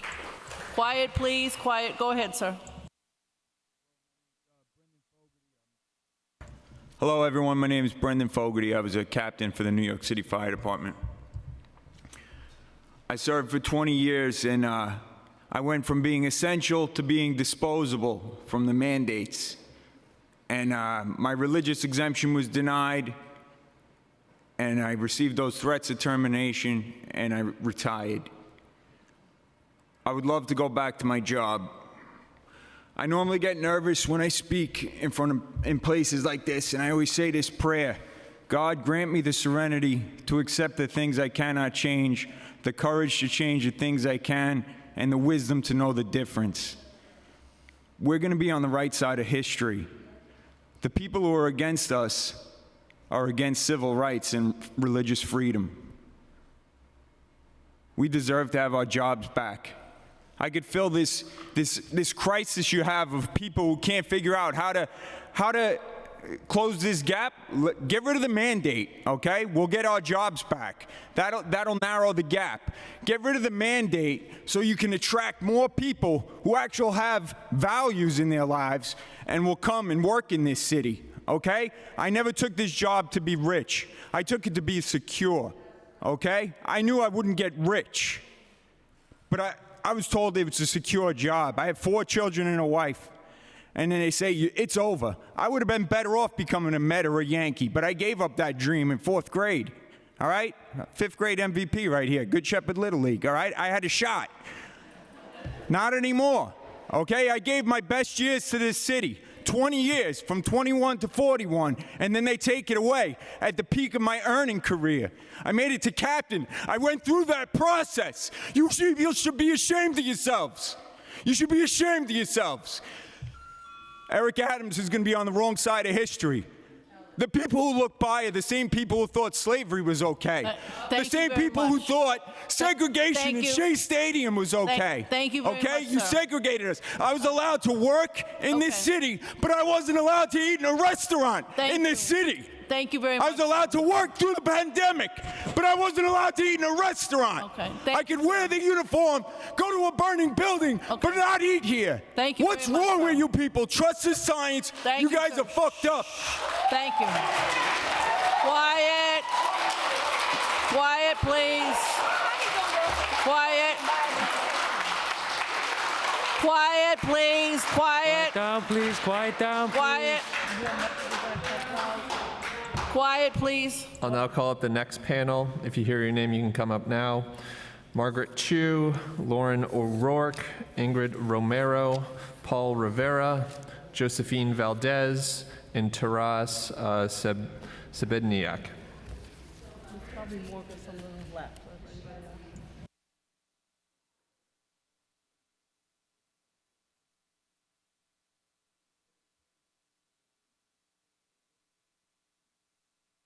Since we have 3 more open chairs, let's also bring up Brian Flynn, Christina Fela, and Nwaka Gayo Nwai Fe Jokowa. Go ahead, whomever would like to start. Hello, can you hear me? I'm Brian Flynn for the record.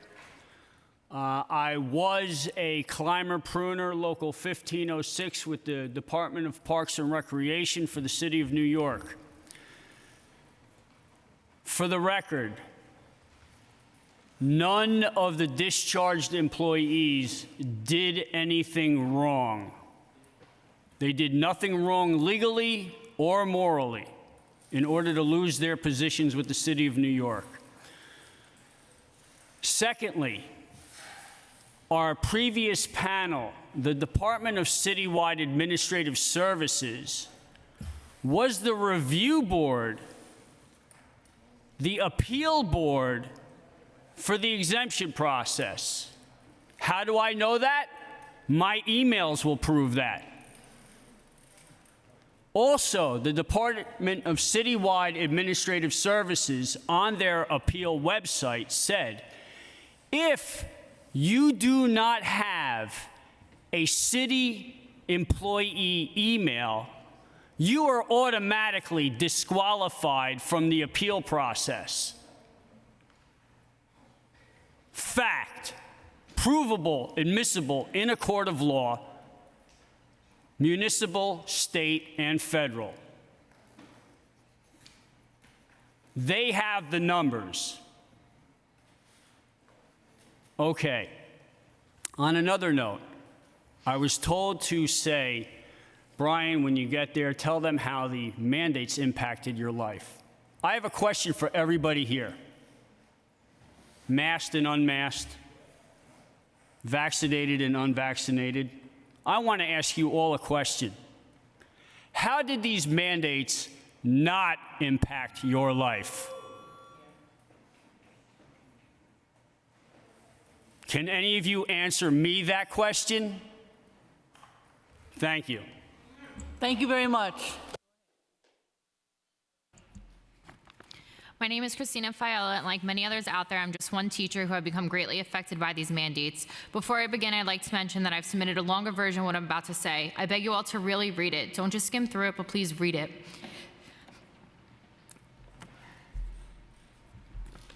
That Virgin advocates not just for what I've lost due to these mandates, but what these mandates have taken away from our students because they're the ones who are affected the most. No, you're fabulous. Keep going. We want to hear you. You're wonderful. We appreciate you very much. In order to better understand my story, I must first give you a little background.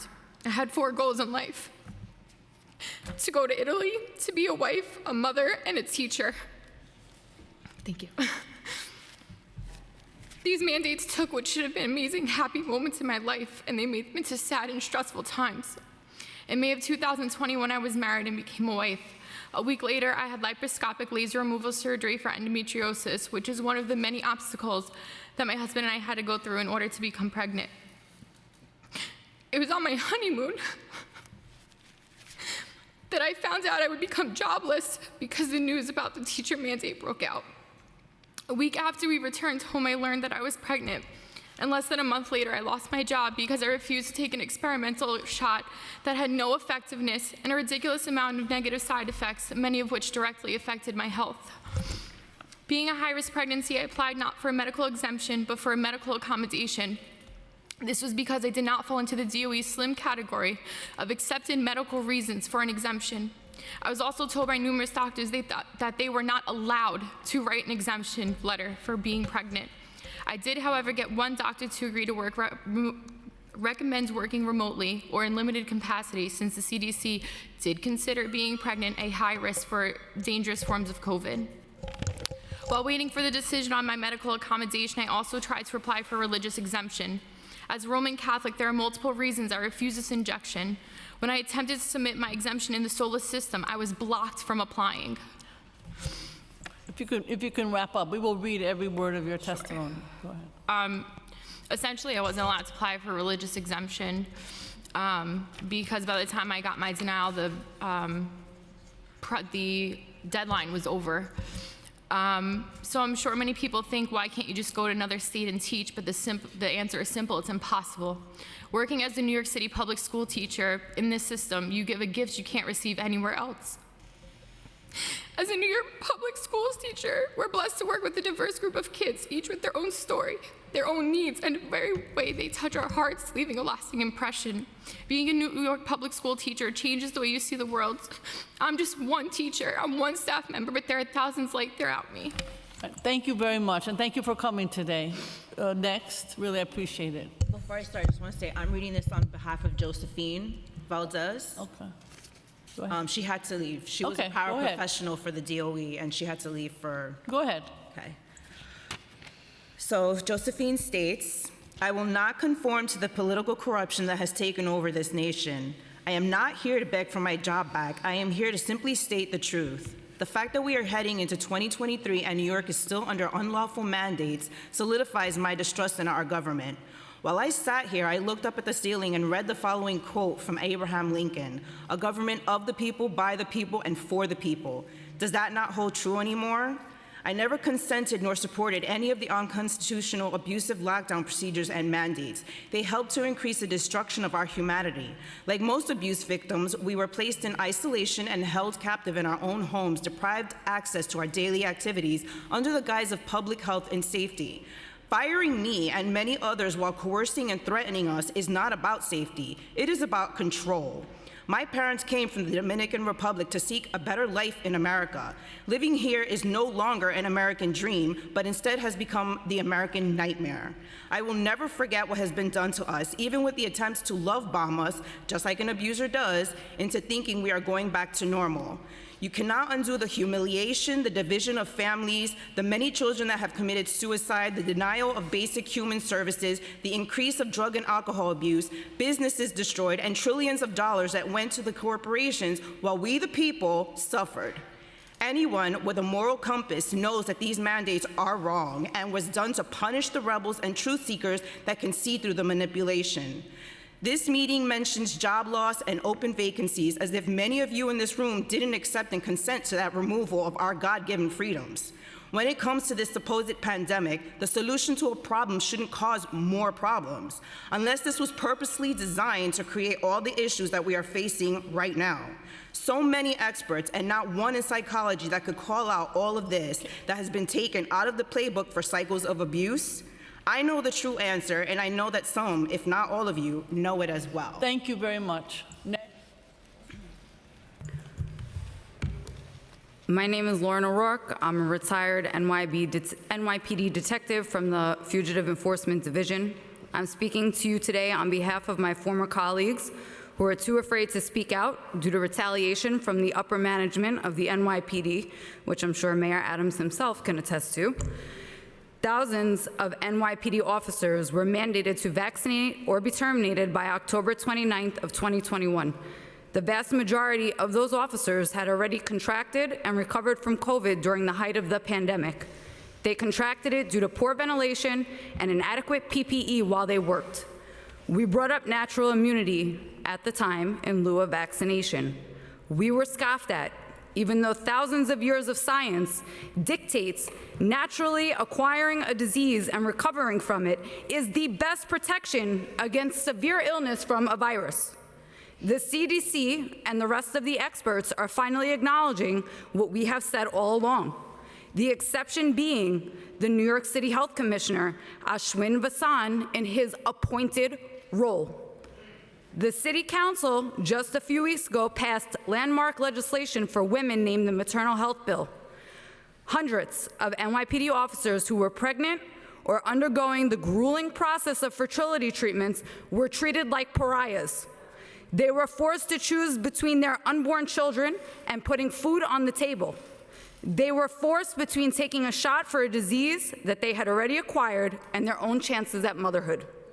Their medical accommodation requests were denied in the cruelest way, as we all watched unvaccinated millionaires play a sport or hold a concert without the same mandate. The fact that the City of New York could not grant these women even a temporary accommodation was just cruel, unscientific, and it was elitist. There are no long-term studies on these vaccines and their effects on reproduction and fertility. As usual, women's health is pushed to the back burner by a man who knows better. The mandate is inhumane, unscientific, and unforgivable. The damage these mandates have caused will not be forgotten quickly. The men and women of this department deserve better. The residents of New York City deserve better. Our student athletes deserve better. Our teachers, firemen, sanitation workers, and nurses deserve better. Thank you very much. And the blue-collar workers that keep this city going deserve better. Thank you Please very end much. these mandates. Thank you. Gentlemen, you're next. Here, sir, you're next. Hi, yes, is this on? Hi, yes, my name is Taras Chibiniak. Were you listening closely earlier today? I think that we heard some news from Circleback Saki, little mini Jen Psaki, who was sitting right here. She used the following phrase. She said, during the pandemic or now. Play back the tape. What does that mean? It means that the mayor's office considers the pandemic to be over. During the pandemic or now. Now is now. It's after the pandemic. A couple of weeks ago, a good friend of mine was given an ultimatum by her NYC employer. Get the COVID jab or you're fired. Violate your medical and bodily autonomy with experimental injections or you cannot earn a living. Mayor Eric Adams violated my friend's body. He violated the bodies of thousands, perhaps millions of New Yorkers. This makes me sick and it resonates in a terrible human history. It does not matter that Mayor Adams doesn't enforce the private mandate. Reputable employers will never knowingly violate standing law. Therefore, the cruelty and human rights violations remain exactly the same. Why is the worker mandate still on the books if it's not even enforced and there's no emergency? Imagine that politicians ripped away your ability to earn a living if you didn't submit to a medical intervention that you did not want, that can be medically dangerous to you, that you don't need because you already had the disease, that causes heart problems, strokes, blood clots, and suppresses your immunity, that doesn't prevent infection or transmission, that we know has been lied about for over 2 years by politicians, public health officials, the media, and people who wear white lab coats and call themselves scientists and physicians. The consequences of making your own medical decision is that you'll be unable to pay your rent, to buy food for yourself, to buy food for your children, to pay your bills, to buy gas for your car for an entire 9 months. What I've described is pure cruelty, and I will go so far as to call it pure evil. Anybody who does not stand against this, pure evil. The Nuremberg Code prohibits governments from leveraging coercion and forcing unwanted medical interventions. The code is clear. The voluntary consent of the human subject is absolutely essential. This means that the person involved should exercise free power of choice without the intervention of any element of force, fraud, deceit, duress, overreaching, or other ulterior form of constraint or coercion. I am nearly complete. Thank you. I must put the mayor's COVID hypocrisy on the official record. Barely a day goes by without pictures of Mayor Eric Adams plastered in dense crowds all over social media. No masks anywhere, no social distancing, packed events every single day. There is no emergency anymore in New York City. Mayor Adams is fully injected, he's fully boosted, he's still got COVID, and he likely spread it to others. New York City is the greatest city in the world. We're the people who live here. And the mayor's worker jab mandate. Let New Yorkers work. Stop violating human rights. Look right up there. It says, let us have peace. Let us have peace. Thank you very much, sir. Thank you, everyone. Have a great day. Quiet, because I want to hear the next. We want to hear the next speaker. Thank you very much. If possible, I would like to be sworn in, if possible. Is it possible? Go ahead, you're fine. Okay, my name is Raul Rivera. I'm a New York native. I'm a TLC driver and a TLC driver advocate. Taxi drivers in New York City, if they get pulled over and they can't show proof of vaccination, they're gonna get ticketed. But I have a challenge for you, Ms. Brewer, and for the council, and thank you for staying, because I spoke to the other two council members and they just walked right out. Mayor Eric Adams knows who I am. A lot of the council members know who I am. Mr. Eric Adams used to be the borough president of Brooklyn. When he was the borough president of Brooklyn, listen carefully, because this is a challenge for you guys. He was letting his staff at Brooklyn Borough Hall get tested while everybody else had a deadline of October 29. I have audio from a staff member that he knows that's been with him for many, many years, working in Brooklyn Borough Hall. I have the audio from her. She worked at Brooklyn Borough Hall, and now she's working at City Hall. And she says she doesn't want to get vaccinated. She said her mother got fired because she refused to get vaccinated, and she had a union. So I have the audio here. You could ignore it, but I have a fellow driver. We got other people here recording it. I reached out to council member from District 48 months ago. I spoke to her before she left, and she looks at me like I'm an idiot. I myself, I'm not vaccinated. I'm against mandates. I'm against mandates. And this mayor is doing that at Brooklyn Borough Hall. You don't think he's doing it here at City Hall? I have the audio. If you guys don't want to do nothing, if you think I'm some kind of quack, fine, no problem. I'm working with a reporter with the New York Post who's doing a story on it. You can ignore it or do whatever you please. It's all out there now. It's all up to you now. Thank you. Thank you very much. And I say that we want to hear the next panel in person. Thank you very much. If you hear your name called, please come to the table now. Audrey Denise, Rachel Maniscalco, Mayumi Ijima, Bernadette Mejia, Rashad Taylor, and Monica N.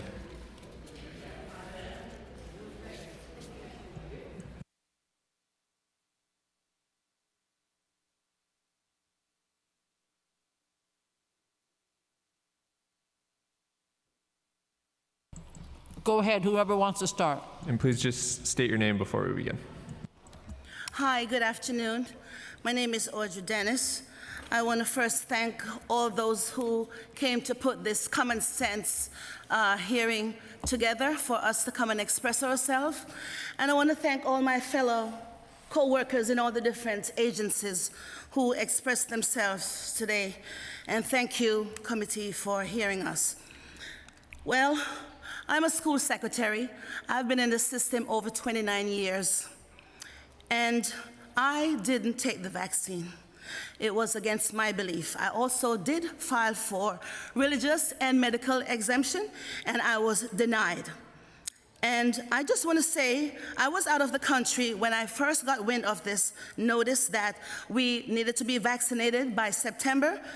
And Michael Mulgrew, who was the UFT president, he is pro-vaccine. And instead of him recusing himself, he didn't.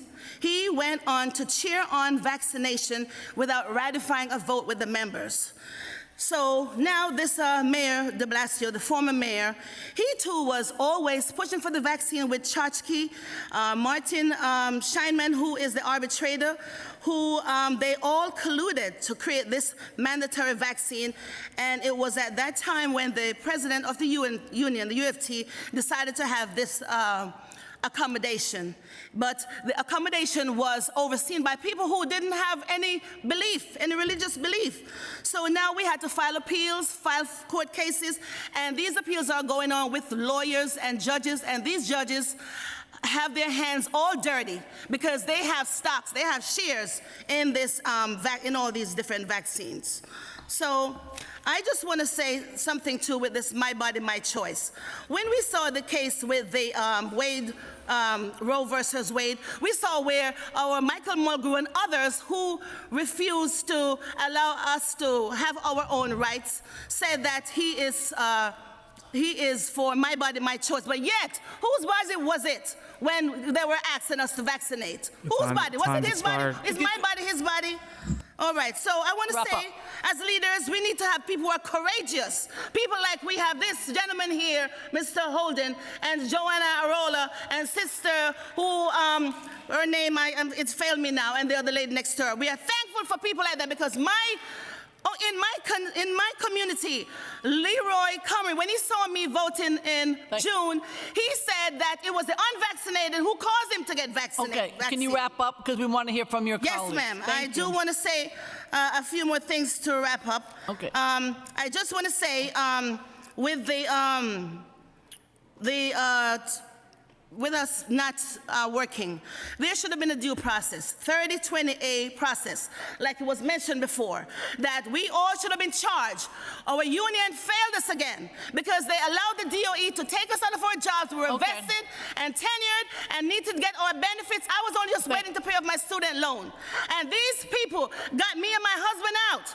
My husband had to finally say, okay, he's going to retire just because we needed to get some money coming in. All right. They've devastated all our lives. And so I'm glad to let this go out because Mayor de Blasio, Mayor Eric Adams did not speak with us. All right. He went on doing the same thing de Blasio did. Thank you. Either you take the jab or no paycheck. Thank you very much. I want to hear from the next speaker. Go ahead. Good afternoon. My name is Mayumi Cindy Ijima, and thank you for the opportunity for me to speak here. I'm here because I'm concerned about the vaccine mandate that has affected thousands of people, including my family. And also, I've seen so many people, the jobs have been terminated, as you have already heard. I came here from Japan as an adult because New York City was my dream city, the United States, a great country. I was so happy to be here until the pandemic happened.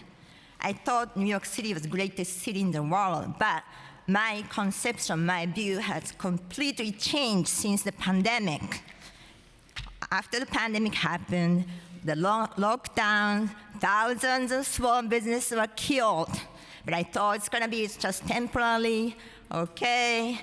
And the vaccine came. I made my personal medical choice because an experimental vaccine, I thought I was not going to take it. At least I was going to see how it works.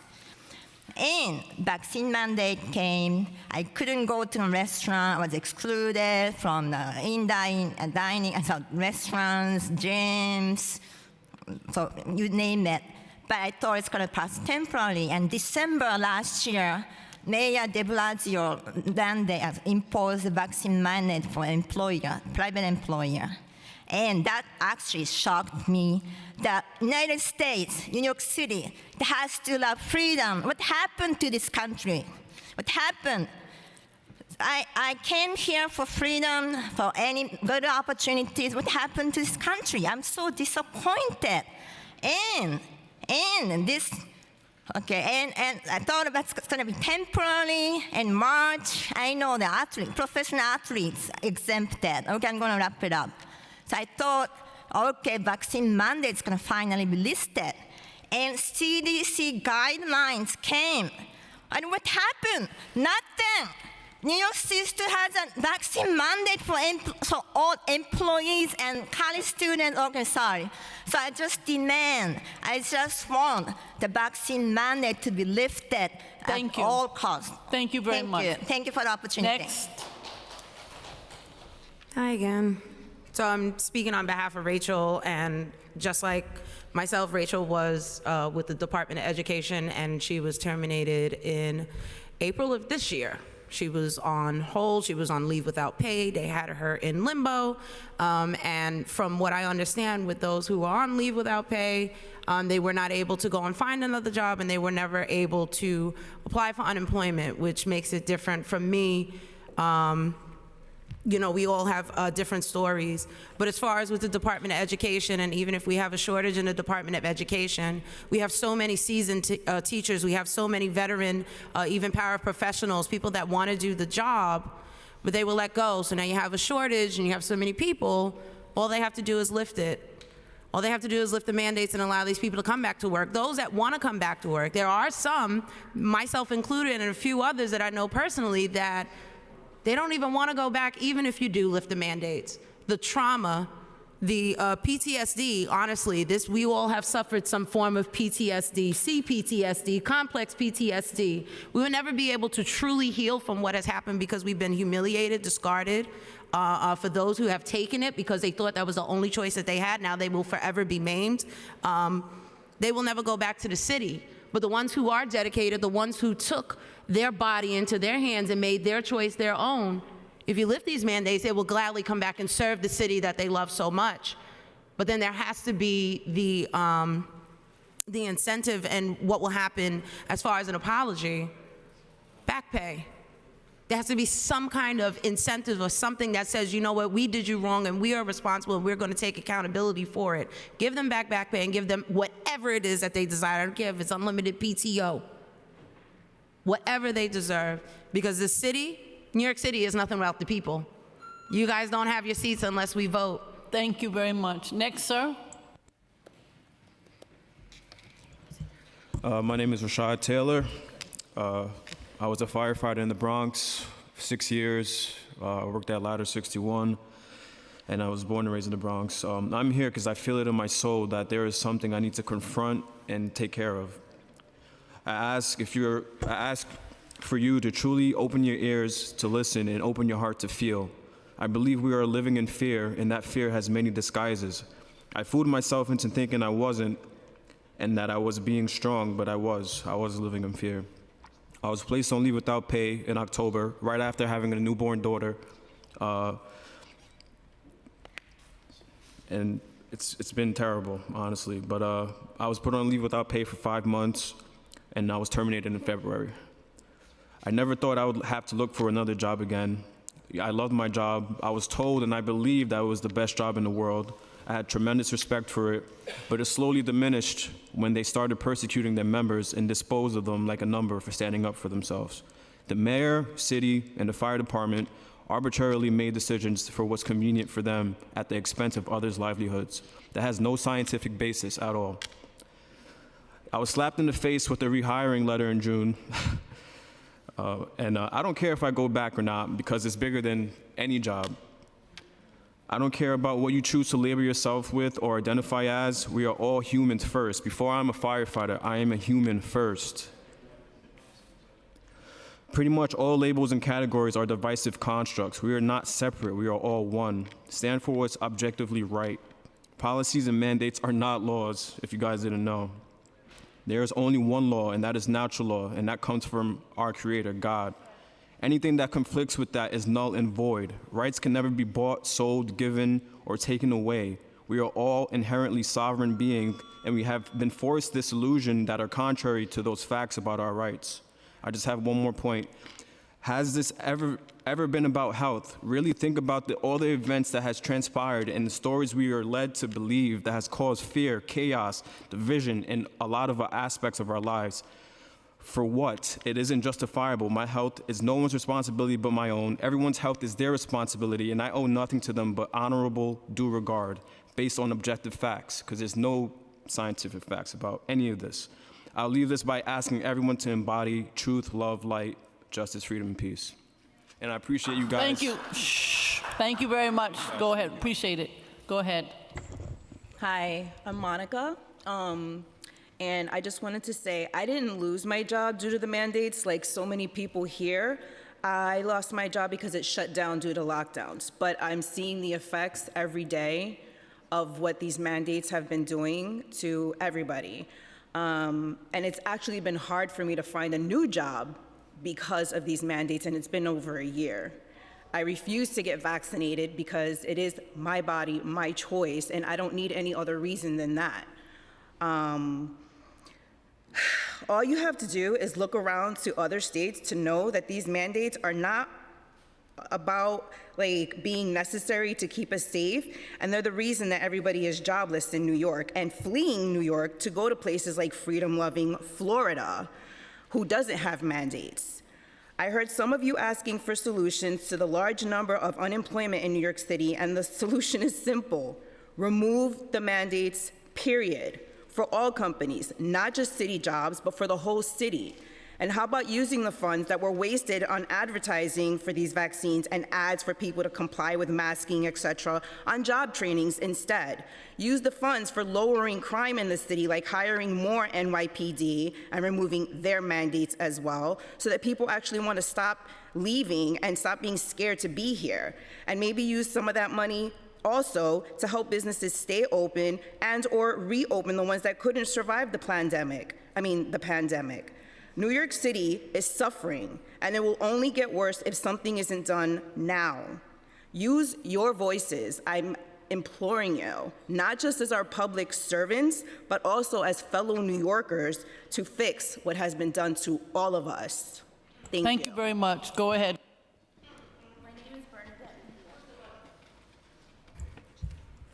My name is Bernadette Mejia.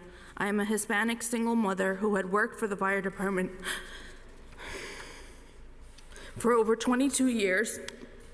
I was a female firefighter. I was forced to retire after being threatened that I would lose my job and my pension if I would not get vaccinated. I was denied a religious exemption.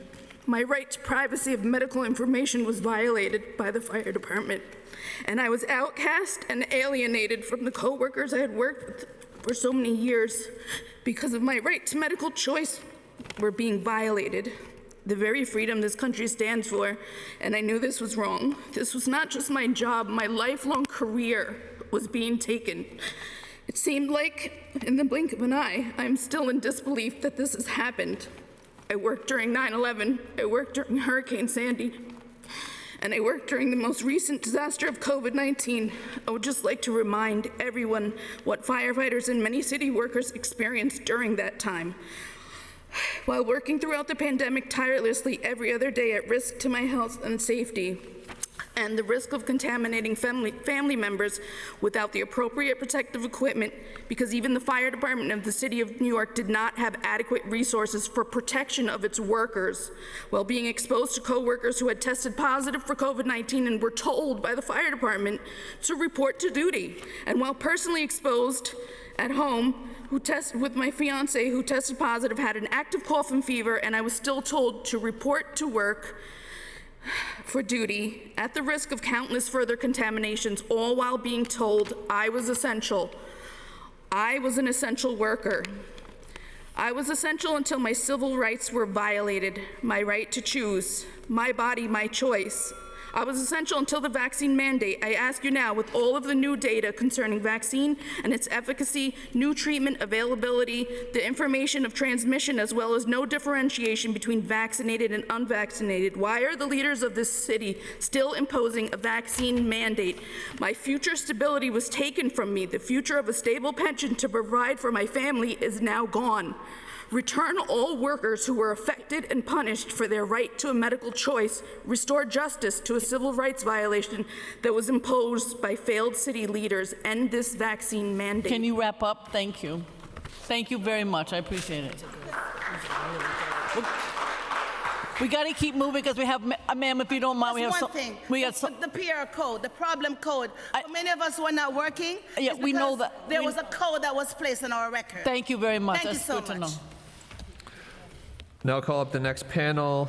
If you hear your name called, please come up now. Imoya Monroke, Gabriel Dalte, Daniel Hullover, Tim Heaton, Mandel Bailey, Akila Norris. We'll call up a few more names. Paul Schwelt, Thomas Olson, Sophie Medina, Robert Bainome, and Catherine Diab. So is there anybody in the audience who signed up who has not spoken, who've signed up? Well, they can hear me. Oh, they're coming down. Okay. Thank you. If there's anybody whose name has been called, please feel free to join us at the table. And if there's anybody who's been signed up but hasn't been called, please join us.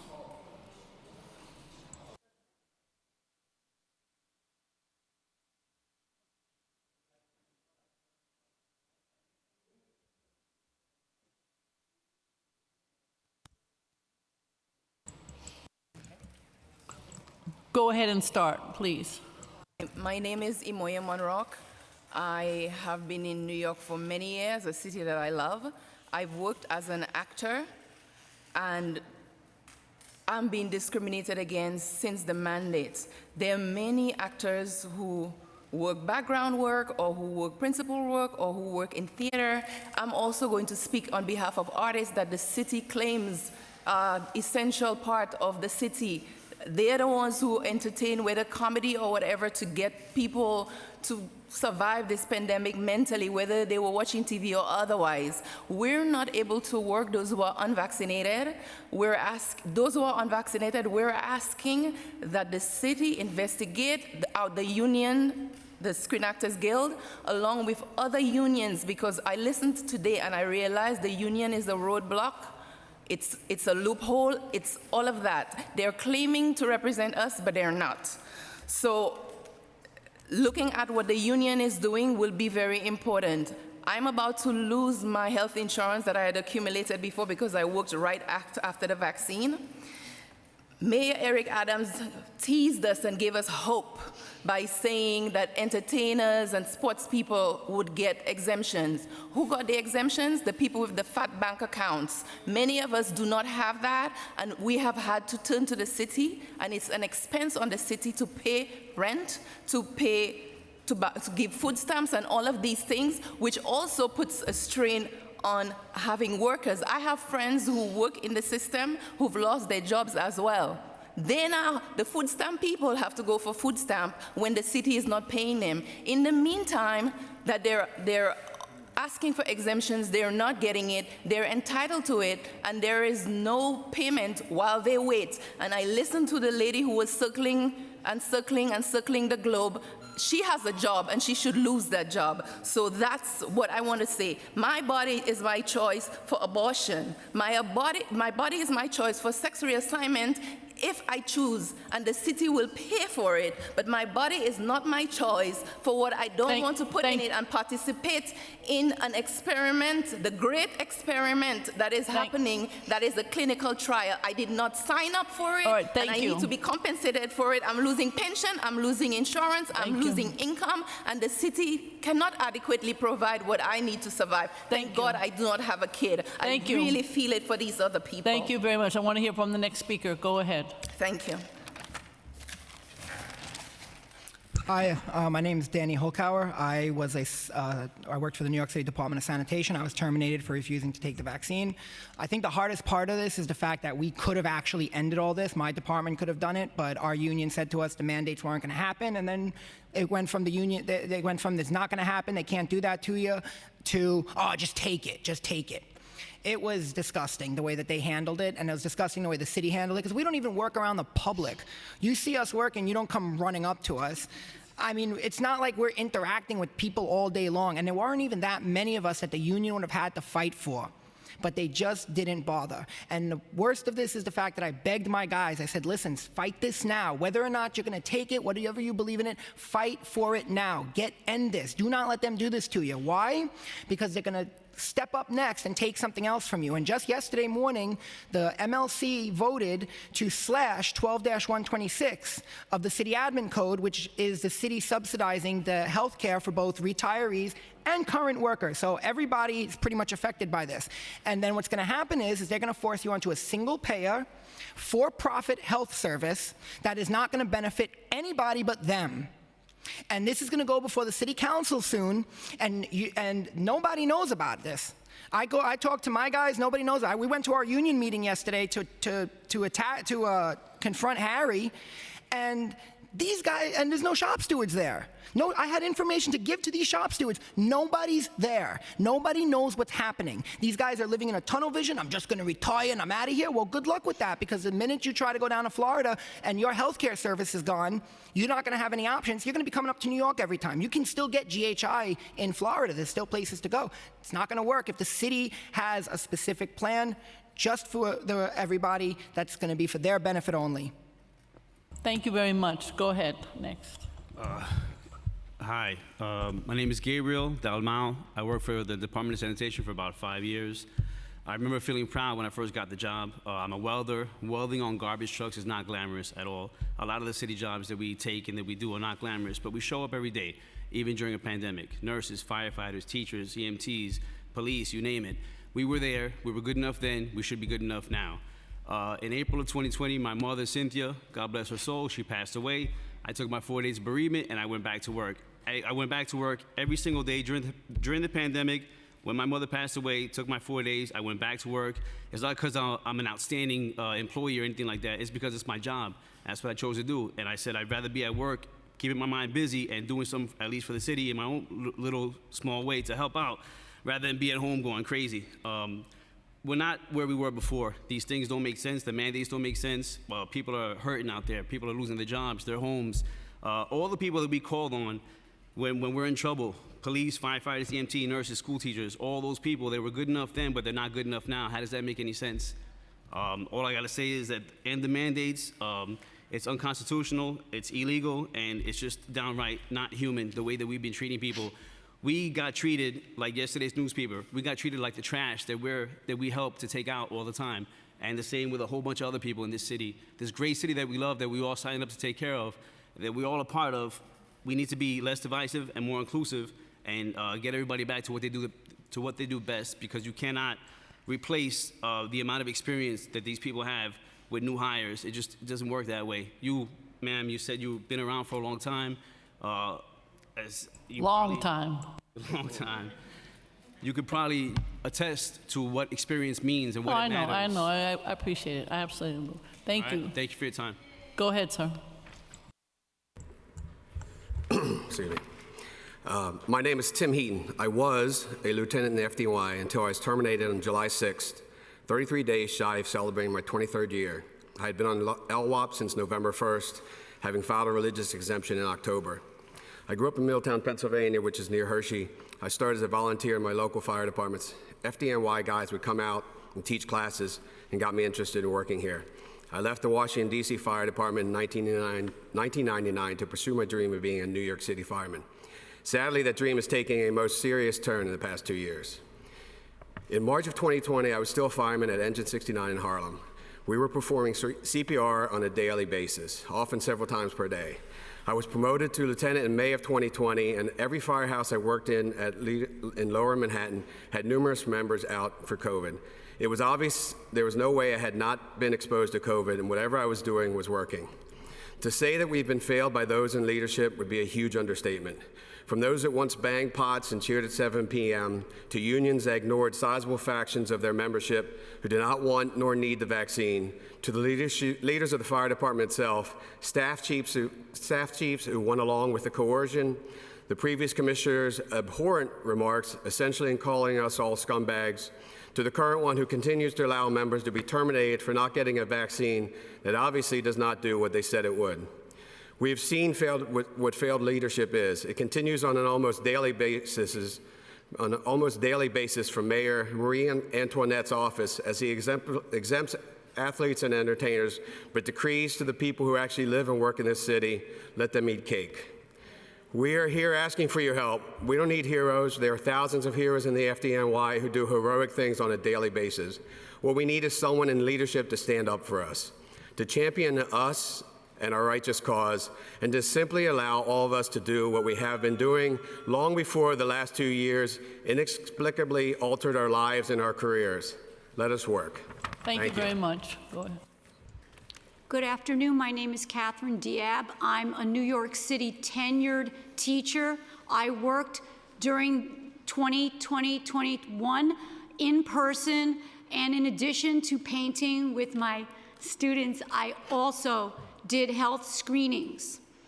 I, luckily for myself, received a health exemption. However, we lost 2 teachers in my school because of these mandates.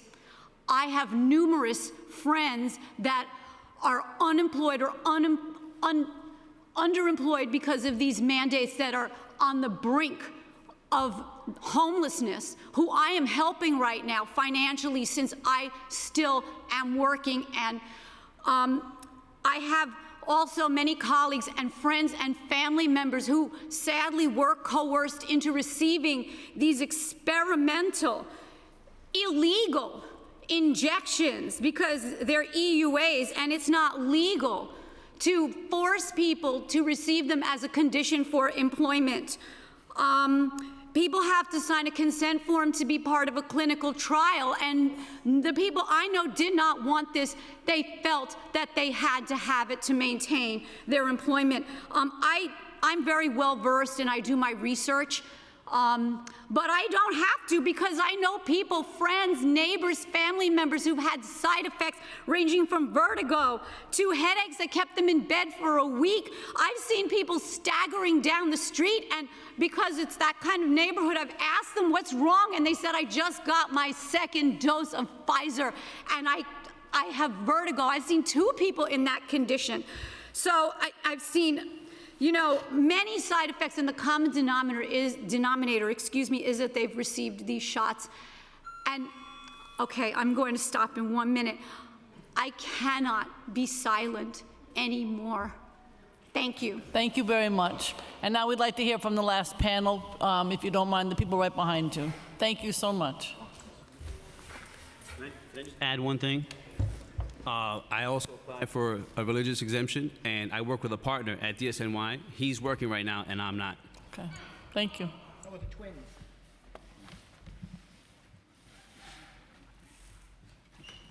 Go ahead with whomever would like to begin.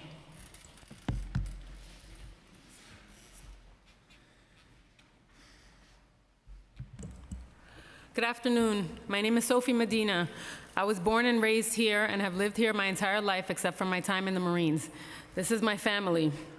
Tommy and I are firefighters on forced leave without pay because we didn't take a shot that proved to be useless at best and harmful at worst. 5 firefighters are suddenly dead after the vaccine mandates, and many others are quietly suffering with adverse reactions, and they're afraid to speak out publicly. We both worked throughout the worst of the pandemic. We worked without proper protective equipment, and we both acquired natural immunity. We went from essential to expendable, and no one seems to care, which is ironic if you remember the banging of the pots and pans at 7 p.m. every night. My face was used many times by the FDNY to recruit and promote diversity by the FDNY. I was here in these chambers. I remember your face when I was testifying about the terrible treatment of certain women on this job. But since these mandates and the FDNY's problems to recruit and retain women like myself, since the mandates, we have been shunned from our place of work and from society in New York City. But there were no vaccine mandates to ride the trains and buses where vaccinated and unvaccinated were side by side this whole time. Divisive messaging from the top down has relegated my family and I, and many others like me, to become second-class citizens in our own city. We've worked in public service our whole lives. Tommy in sanitation before this, myself as a lifeguard, as a teenager, a Marine before, and a firefighter now. Being a firefighter is not just a job for any of us. It's a vocation, truly a calling that takes a certain type of person who's both tough and compassionate. It's a dedication to serve when bad things happen and to help people on their worst days and their most vulnerable moments. We've responded to victims of assault. I've translated between patients and advanced medical providers, and we've operated at fires with little regard for our own safety and lives.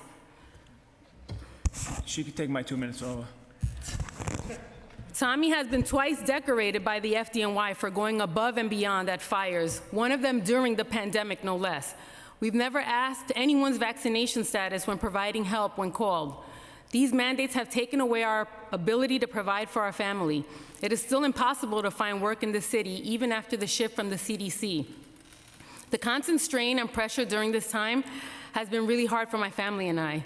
Years of hard work and saved money for our future have gone down the drain and will affect us on a generational level, as it's taking away from our children and their future, and it's taking away from our parents, who we've been preparing to care for in their golden years. Our kids were forced out of their swimming classes and out of public schools since we won't subject them to participate in a system where their parents aren't allowed. Instead of recognizing that our stance was indeed right, we are still being punished by the city of New York. Our religious exemptions were denied, and our medical exemptions are being sat on by the very people who are supposed to be preserving and fighting for our rights. There's no state of emergency, and the city is bleeding out money trying to recruit while many of us are out in the cold wanting to work, and the city is losing valuable years of expertise. City jobs used to be coveted for providing job stability, and now no one wants these jobs because they have witnessed the disrespect to all the city workers who chose to stand up for themselves. Never forget that first responders were told the air was safe to breathe after 9/11. And never forget that we were told that this crap was safe and effective, and here we are now. Thank you. Thank you very much, and thank you to the family for being here. Thank you for, I don't know who goes next. You, sir. Yeah. Yeah, I can go next. My name is Bobby Bonomi. I'm an 8-year FDNY firefighter veteran. I'm the president of a charity called Humble Heroes of FDNY.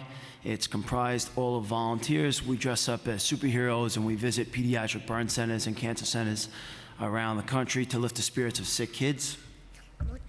I'm the most recent winner of the Patrick J. Murphy Award, an award that goes to the top firefighter or police officer that's done the most for the community on and off the clock. I'm currently on leave without pay for 8 months. I've fallen uncomfortably into debt despite receiving financial aid from friends and family. I'm engaged, but we've canceled all wedding plans until we can get back on our feet financially.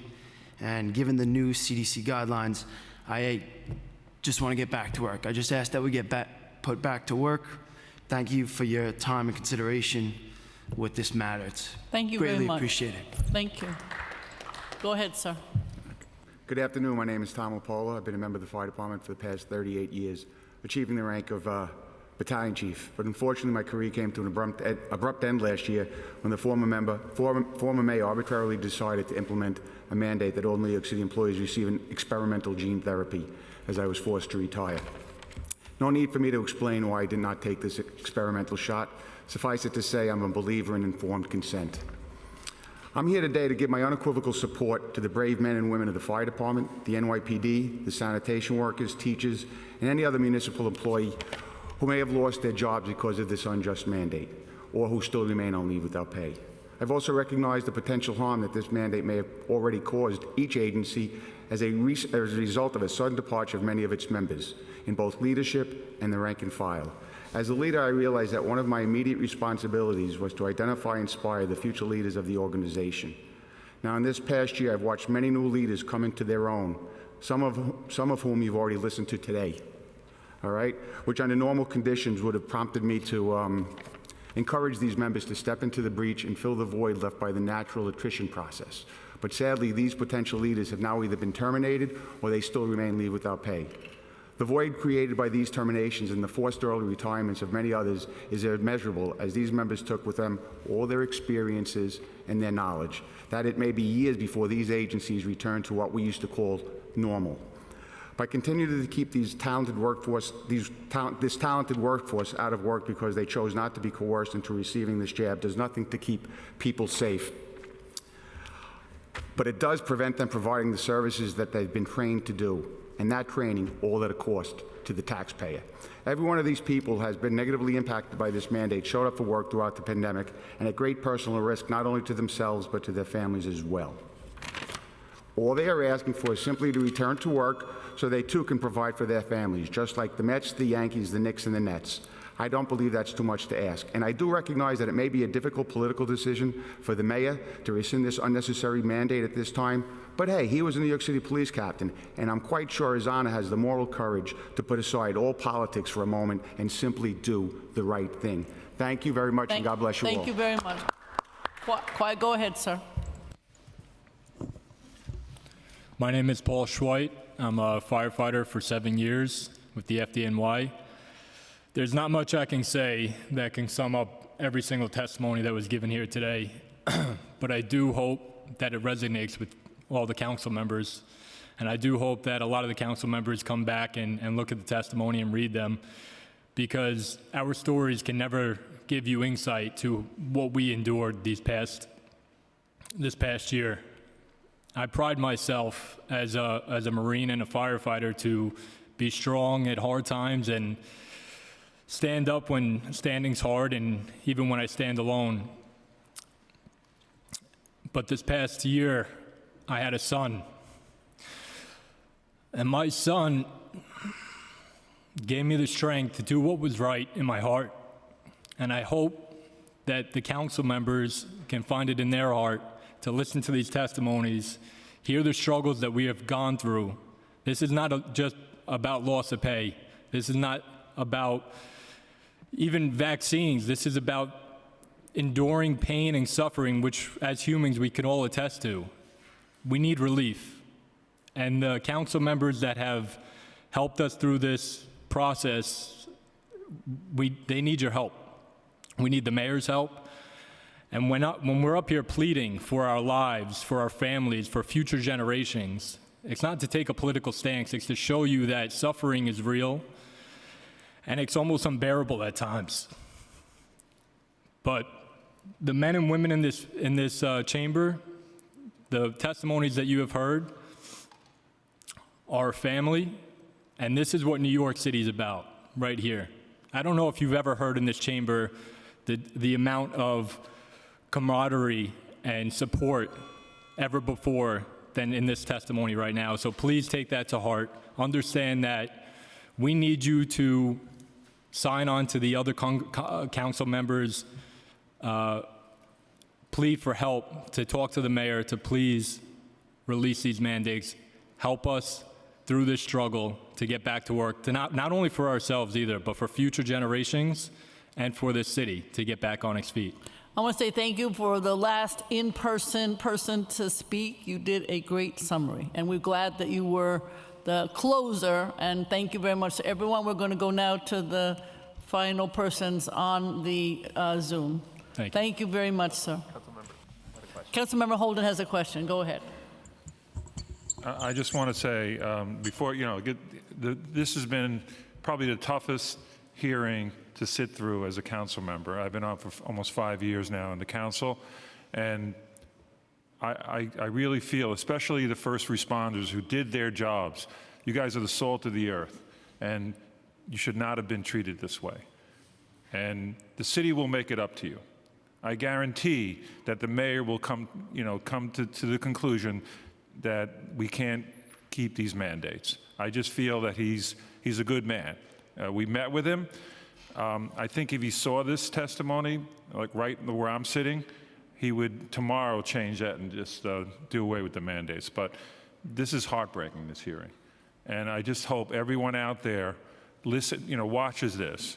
And I don't know how many press reporters are here, but this word has to get out. And this has to be done because it's not fair. It's not right. You all went through the pandemic like us, but you were on the front lines. And you guys are heroes. And we shouldn't treat our heroes, we shouldn't kick them in the head and say goodbye like that, especially with what you've been through. So I admire you all. You're patriots.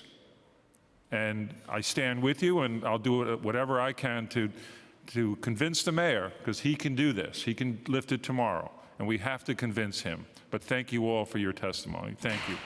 Thank you. Thank you very much. We're now going to go, because there are still people on the Zoom. Thank you. I'd now like to welcome Tabitha Forte to testify, followed by Maureen Hurley and then Sally Batista. Tabitha Forte, you may begin when ready. Your time will begin.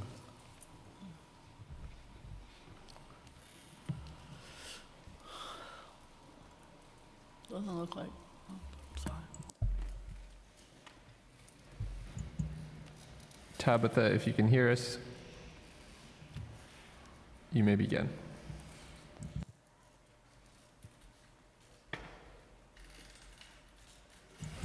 We'll move on now to Maura Healy. Time starts now.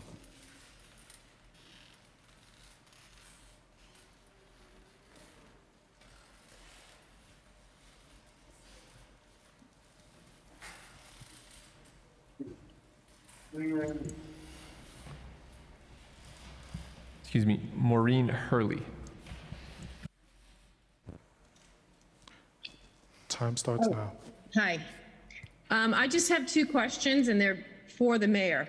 What signs is the mayor following and the Department of Health, and why do they not recognize natural immunity? Thank you. That was it. Thank you. Sally Batista. Time starts now. Hello. Hello, everyone. Thank you for having me, and thank you, Mr. Holden, for those words that you said. Very touching. My name is Sally. I am a sergeant of police. I'm still employed with the New York City Police Department. I also have a master's degree in human resource management and have studied employment law.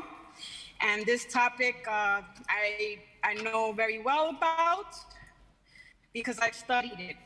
I'm here. It's my First Amendment right to be here with you all as an individual. So let me just fast forward. I was denied my religious exemption. I later on was able to find a lawyer after several attempts, and I found one during that gridlock of finding an attorney. I found one 3 days before I had to submit my appeal, and I submitted it. After that, I got admitted, like a week later, I was admitted in the hospital with chest pains, was put out from work for 2.5 weeks.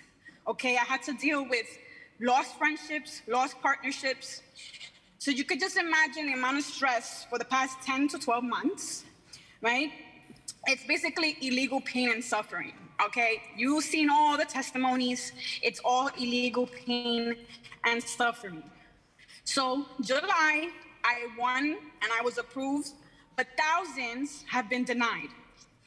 So one would assume, I'm a Roman Catholic, one would assume that at a legal standpoint, at this point, at a legal standpoint, everyone else should be similarly situated. If I was approved, everyone else should be similarly situated. But that's not the case. So I'm gonna say something, you know. My lawyer did ask me, she goes, I have a question for you. Were you working inside or were you out there working on the streets? I said, no, I actually work in New York City Transit. So it's a lot more hectic, more people to deal with on a constant basis. So she goes, oh, because I have a lot of my clients getting disapproved. Okay. Can you wrap up? I'm sorry, thank you. I just want to end with this. Religious interrogation is not up to the government, okay? Religious interrogation is not up to the government. It's not for you guys to do. You're not divine. You don't have the power that God has to judge anyone. I just want to leave that with that statement. Thank you. Thank you very much. Thank you very much. Next. Next, we'll hear from Emily Zapantis, then Laura Hoffman, then Ileana Gordon, then Karen Rosado. Emily Zapantis, you may begin when ready. Your time will begin. Yes, hello? Can you hear me? Yes, we can hear you. Yes, hi. Good afternoon. I'd like to thank all the council members that are so valiantly sitting there listening to all of us today. Thank you. I am a former New York City school administrator and assistant principal for 17 years and an educator for 23 years in the city of New York before I was terminated. I'm also part of the Educators for Freedom, and I am also one of the ones that worked during the 2020-2021 year when everybody stayed home because of their body mass index and their body fat content. I went into work every single day so that I can advocate for my beautiful students and my parents and the community in Jamaica, Queens that I have been a part of for so many years. It's egregious what they have done to us, and more importantly to the economy of New York City that I have been a member of for almost 56 years of my life, as I was born and bred in Queens, New York. You want the best workers, you had the best workers. Educated, highly educated people, personally 3 diplomas and 3 certifications in education myself. It's egregious that I had to sit there and listen to the woman in the green dress, the circle back D-class woman, to lie in front of the council people there today. We were not on payroll as we waited and waited to be accepted by the citywide panel and the determination of whether our religious exemptions was going to be accepted or not, and our accommodations, who was denied 4 times in a row. But it's okay. The worst part of it all for me, it's not the money that's been lost, even though I was making more than the principal as an assistant principal because I had more seniority. The worst part of it for me was that my religion was being questioned. As a Sunday school teacher, that was the worst part of it. And about 12 years ago, can you wrap up? I'm sorry, can you wrap up? Thank you. I'm sorry. Can you wrap up? Because we got more speakers. I found myself sitting at the Queens Museum with about 5 to 6 of my teachers. And we learned about the Flushing Remonstrance that day because we were doing professional development. And the Flushing Remonstrance, for all those people that don't know, really should look it up, was the precursor to the U.S. Constitution and the Bill of Rights for religious freedom. And it all started in Flushing. We need to wrap up. We need to wrap up, okay? Yeah, it all started. We need to wrap up because we have more speakers to go. All right? Thank you. Thank you. I just want to let everybody know that they should look up the Flushing Remonstrance, which was the precursor. Thank you very much. I'd now like to welcome Laura Hoffman to testify, and then Ileana Gordon, and then Karen Rosado. Laura Hoffman, you may begin. Your time will begin.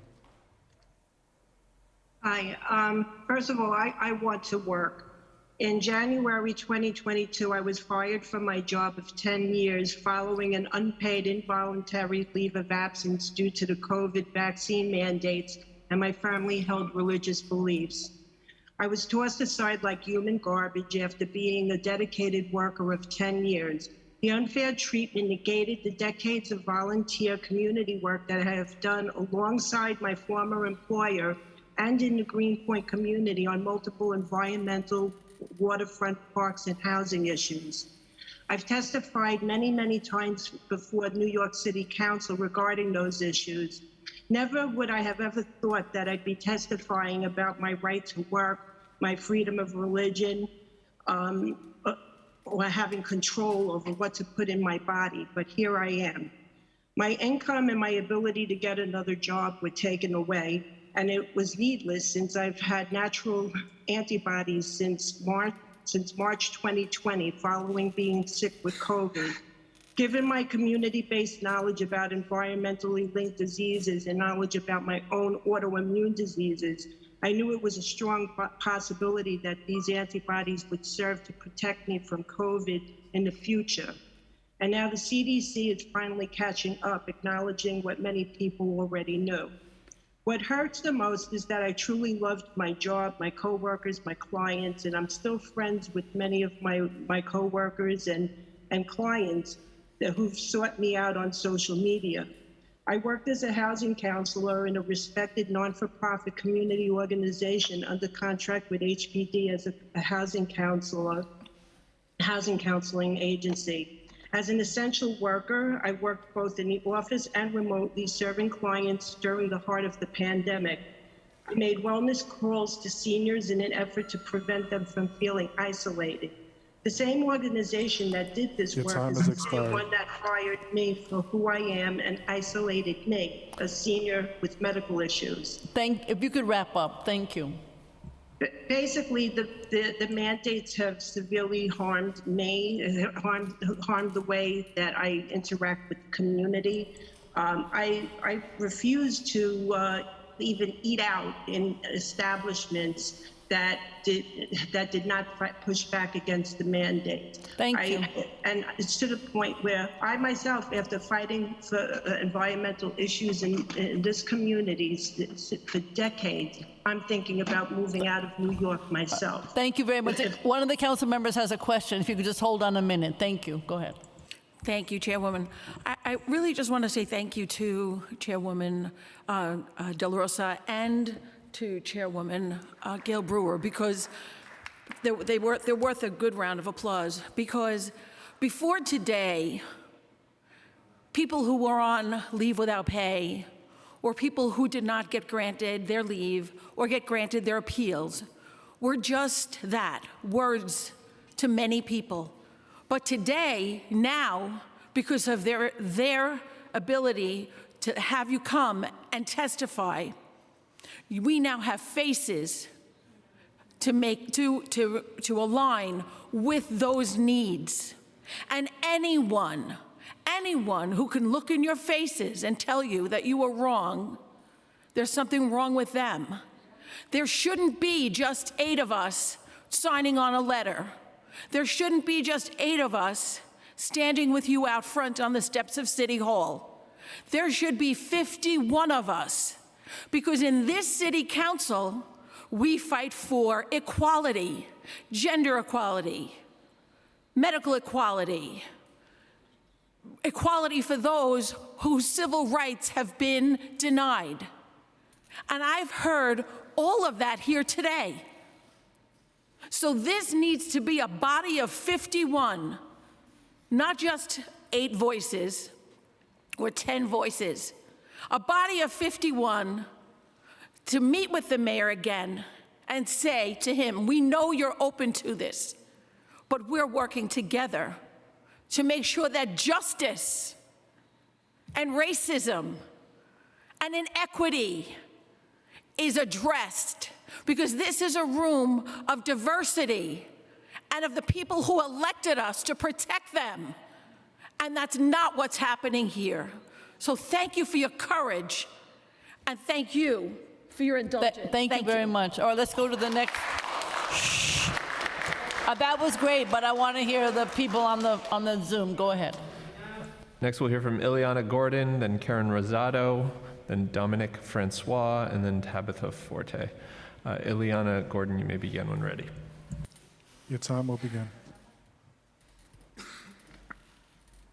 Hi, I'm Ileana Gordon. I'm a police dispatcher, police operator with 911, and I'm here basically because of the horrible conditions that we are meant to work with on a constant basis.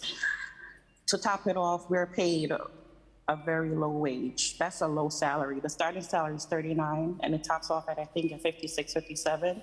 And virtually this whole summer, the New York City is running a sweatshop. That's basically what it is, a sweatshop. And if it was any other company, any other organization in the city would be shut down. But the city council, I'm just letting you guys know that you guys are running a sweatshop, right? Who wants to, you guys are there contemplating what else can be done. I mean, why people aren't working in the city. People aren't working, especially at my job, because they're always hiring, because nobody wants to make $39,000 annually as a dispatcher. I mean, we do a lot of work. We cover 77 precincts, 9 transit bureaus, right? And 7 PSAs, but don't quote me on that. And 39,000, 50, it tops off at 56. Come on, I think you guys can do better than a 2% raise annually, right? But what I want you guys to do, and I'm imploring you guys, all the city council members, because in the past, I've written to almost every member of the city's council's public safety committee. I've written to the former House Speaker, Corey Johnson. I've written to this present Speaker of the House, and nothing has ever happened. Like, what is the sense of me writing to you guys if you guys aren't even responding how I want you guys to respond? Like, what is the whole purpose of this whole democracy, right? I want you guys to come and visit the center, right? On all tours, 3 tours, on all tours possible. Right? And you come and you sit there and you tell me if that's what you think we deserve. Because at this point, this isn't making any sense and it's unfair. Can you wrap up? 2022. Can you wrap up? Thank you. It's 2022 and we are the lowest paid dispatchers in the tri-state area. Thank you. Thank you very much. Thank you. A lot of operators make more money than us for all we do for the New York City Police Department. Ma'am, the thank you. largest police department in the world. Thank you very much. You guys should do better. Thank you very much. Thank you.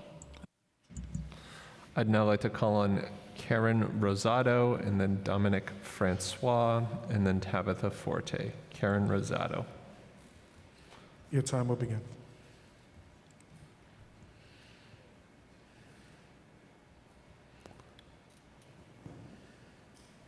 Good evening. Can you hear me?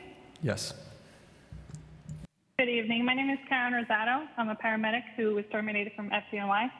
I've come here today hoping that you understand the effects mandates have caused myself and many others like me. You see, I grew up in the foster care system and had a job since I was in the 5th grade. I was a kid, but I knew that I wanted more out of life, and I wanted to be in a position to help others in any capacity. And when the opportunity opened for me to become a paramedic for the FDNY, I seized it. I enjoyed helping people every day, and twice in my career, I've met young people in the foster care system who thought they wouldn't amount to anything or have a career like mine in the FDNY, until I shared my story with them. And I immediately saw hope in their eyes, that they now have someone to relate to, and it's proof that if they push hard enough, they can too make it.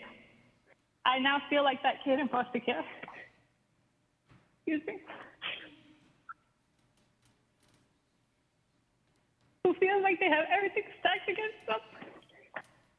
I cannot get a job within New York City with the skills that I have. I now don't know where my next paycheck will come from. I've worked throughout the pandemic, and while it may seem like a broken record to say we were praised one day and forgotten the next, it is heartbreakingly true. Throughout the pandemic, we were seeing and experiencing some of the worst days in our career, working more hours than normal with the call volumes at an all-time high.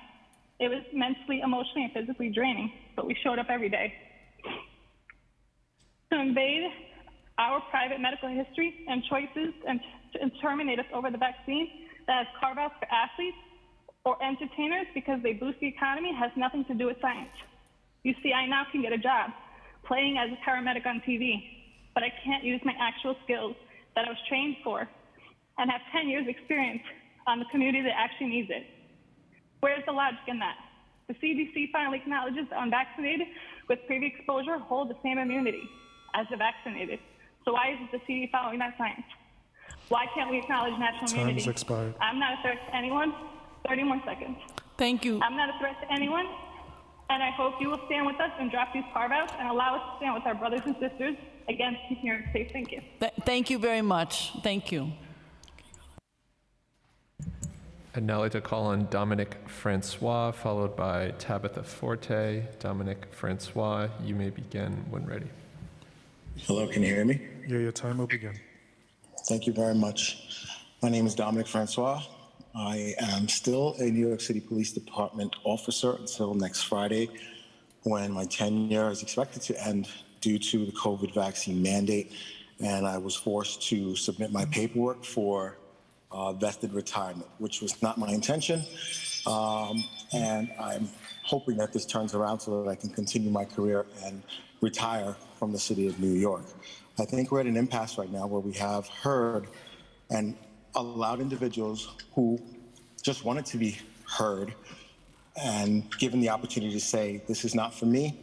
I appreciate the offer, but I'm not going to do this. The vaccine was something that was forced on people in the city who have to work here or have to work in the city.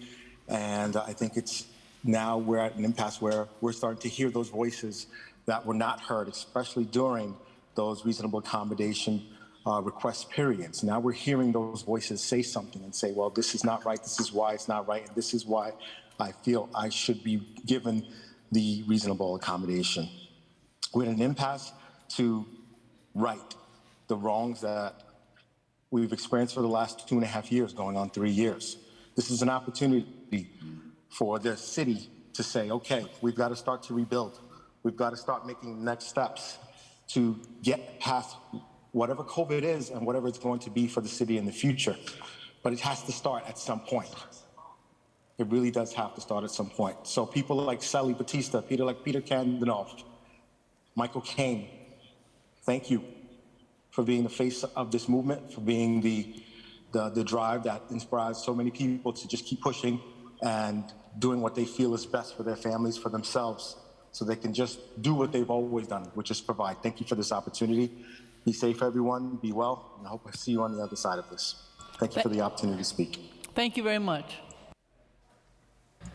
I'd now like to welcome Tabitha Forte to testify, and to anyone else who's on the Zoom who hasn't had the chance to speak, if we haven't called on you, please use the Zoom raise hand function now. Tabitha Forte. Your time will begin. Sure, can you hear me? Yes, we hear you. On October 2021, I was placed on unpaid leave from Praxis Housing Initiative due to the vaccine mandate, and I was officially fired as of Valentine's Day of this year. Since then, I have been not able to work in person in New York due to this unconstitutional mandate. I worked throughout the entire pandemic and even contracted COVID from my direct supervisor. From hero shortly to zero, I have dedicated myself working to become a mental health counselor. I completed 8 years master's program and obtained my licensure last year to be told I'm unable to work in person. For over 10 years, I've worked as a counselor, exposed to all sorts of communicable diseases, and never have I judged or I thought that I would be judged in America for health decisions I choose for myself. Not only do I have an extensive medical related history with my nervous system, I also filed for a religious exemption with a letter from my pastor and was denied. CDC guidelines have changed. CDC has admitted these restrictions from being absolute nonsense. We the people should never allow these tyrants, such as these circle back employees, to control us. And they need to get together to talk about dropping this mandate. I find it incredibly funny that these employers who are in charge of making those decisions haven't come together to discuss these new guidelines, which were completely ridiculous to begin with. They come here with no COVID data and will sit in our faces paid and state that they will get back to us, letting us know how many people were fired or put on leave because their exemptions were denied. There should never have been a mandate in the first place. This is a free country. Vote for Lee Zeldin to save America. Let's go, Brandon.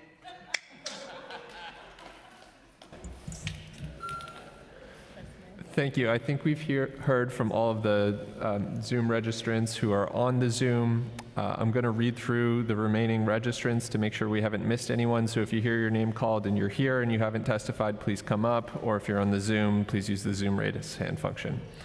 Tom LaPala, Jason Freed, Mary Moss, Audrey Dennis, Bridget Boyle, Ruth Vashiltsky, Danielle McGuire, Danny, Krista O'Day, S. Juliao, Patricia Liviola, Stacy Christopoulos, William Lee, Kerry McGovern Duffy, Gabriel Delmau, Jeremiah Cedeno,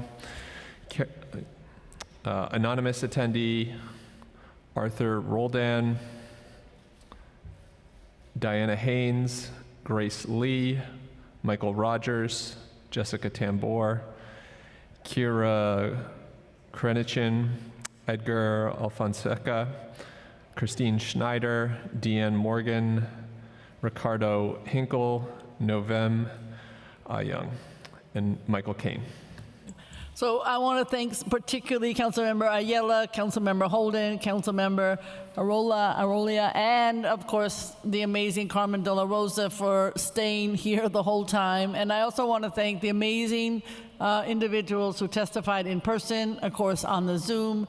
I have to say we will be constantly following up, not only on the mandate issue, but also on the issue of how is it that the city, in my opinion, is not doing more virtual. What are we doing about the pay scales? There's a long list that you heard us discuss earlier. We're very, very serious about making sure New York City has the best workforce in the world.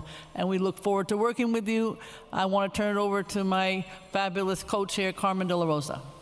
Well, just echoing the sentiments of Chair Brewer, thanking all of the colleagues and as well as all the people who came out today. As the Civil Service and Labor Chair, I know that our city is only as strong as our workforce, and so we will be following up and making sure that the issues that were brought to this table today are followed up with. Thank you for coming to testify. We know it can be nerve-wracking. You've been incredibly patient, and we appreciate your testimony today. Thank you Have a very good much. weekend. This here it is adjourned. Thank you.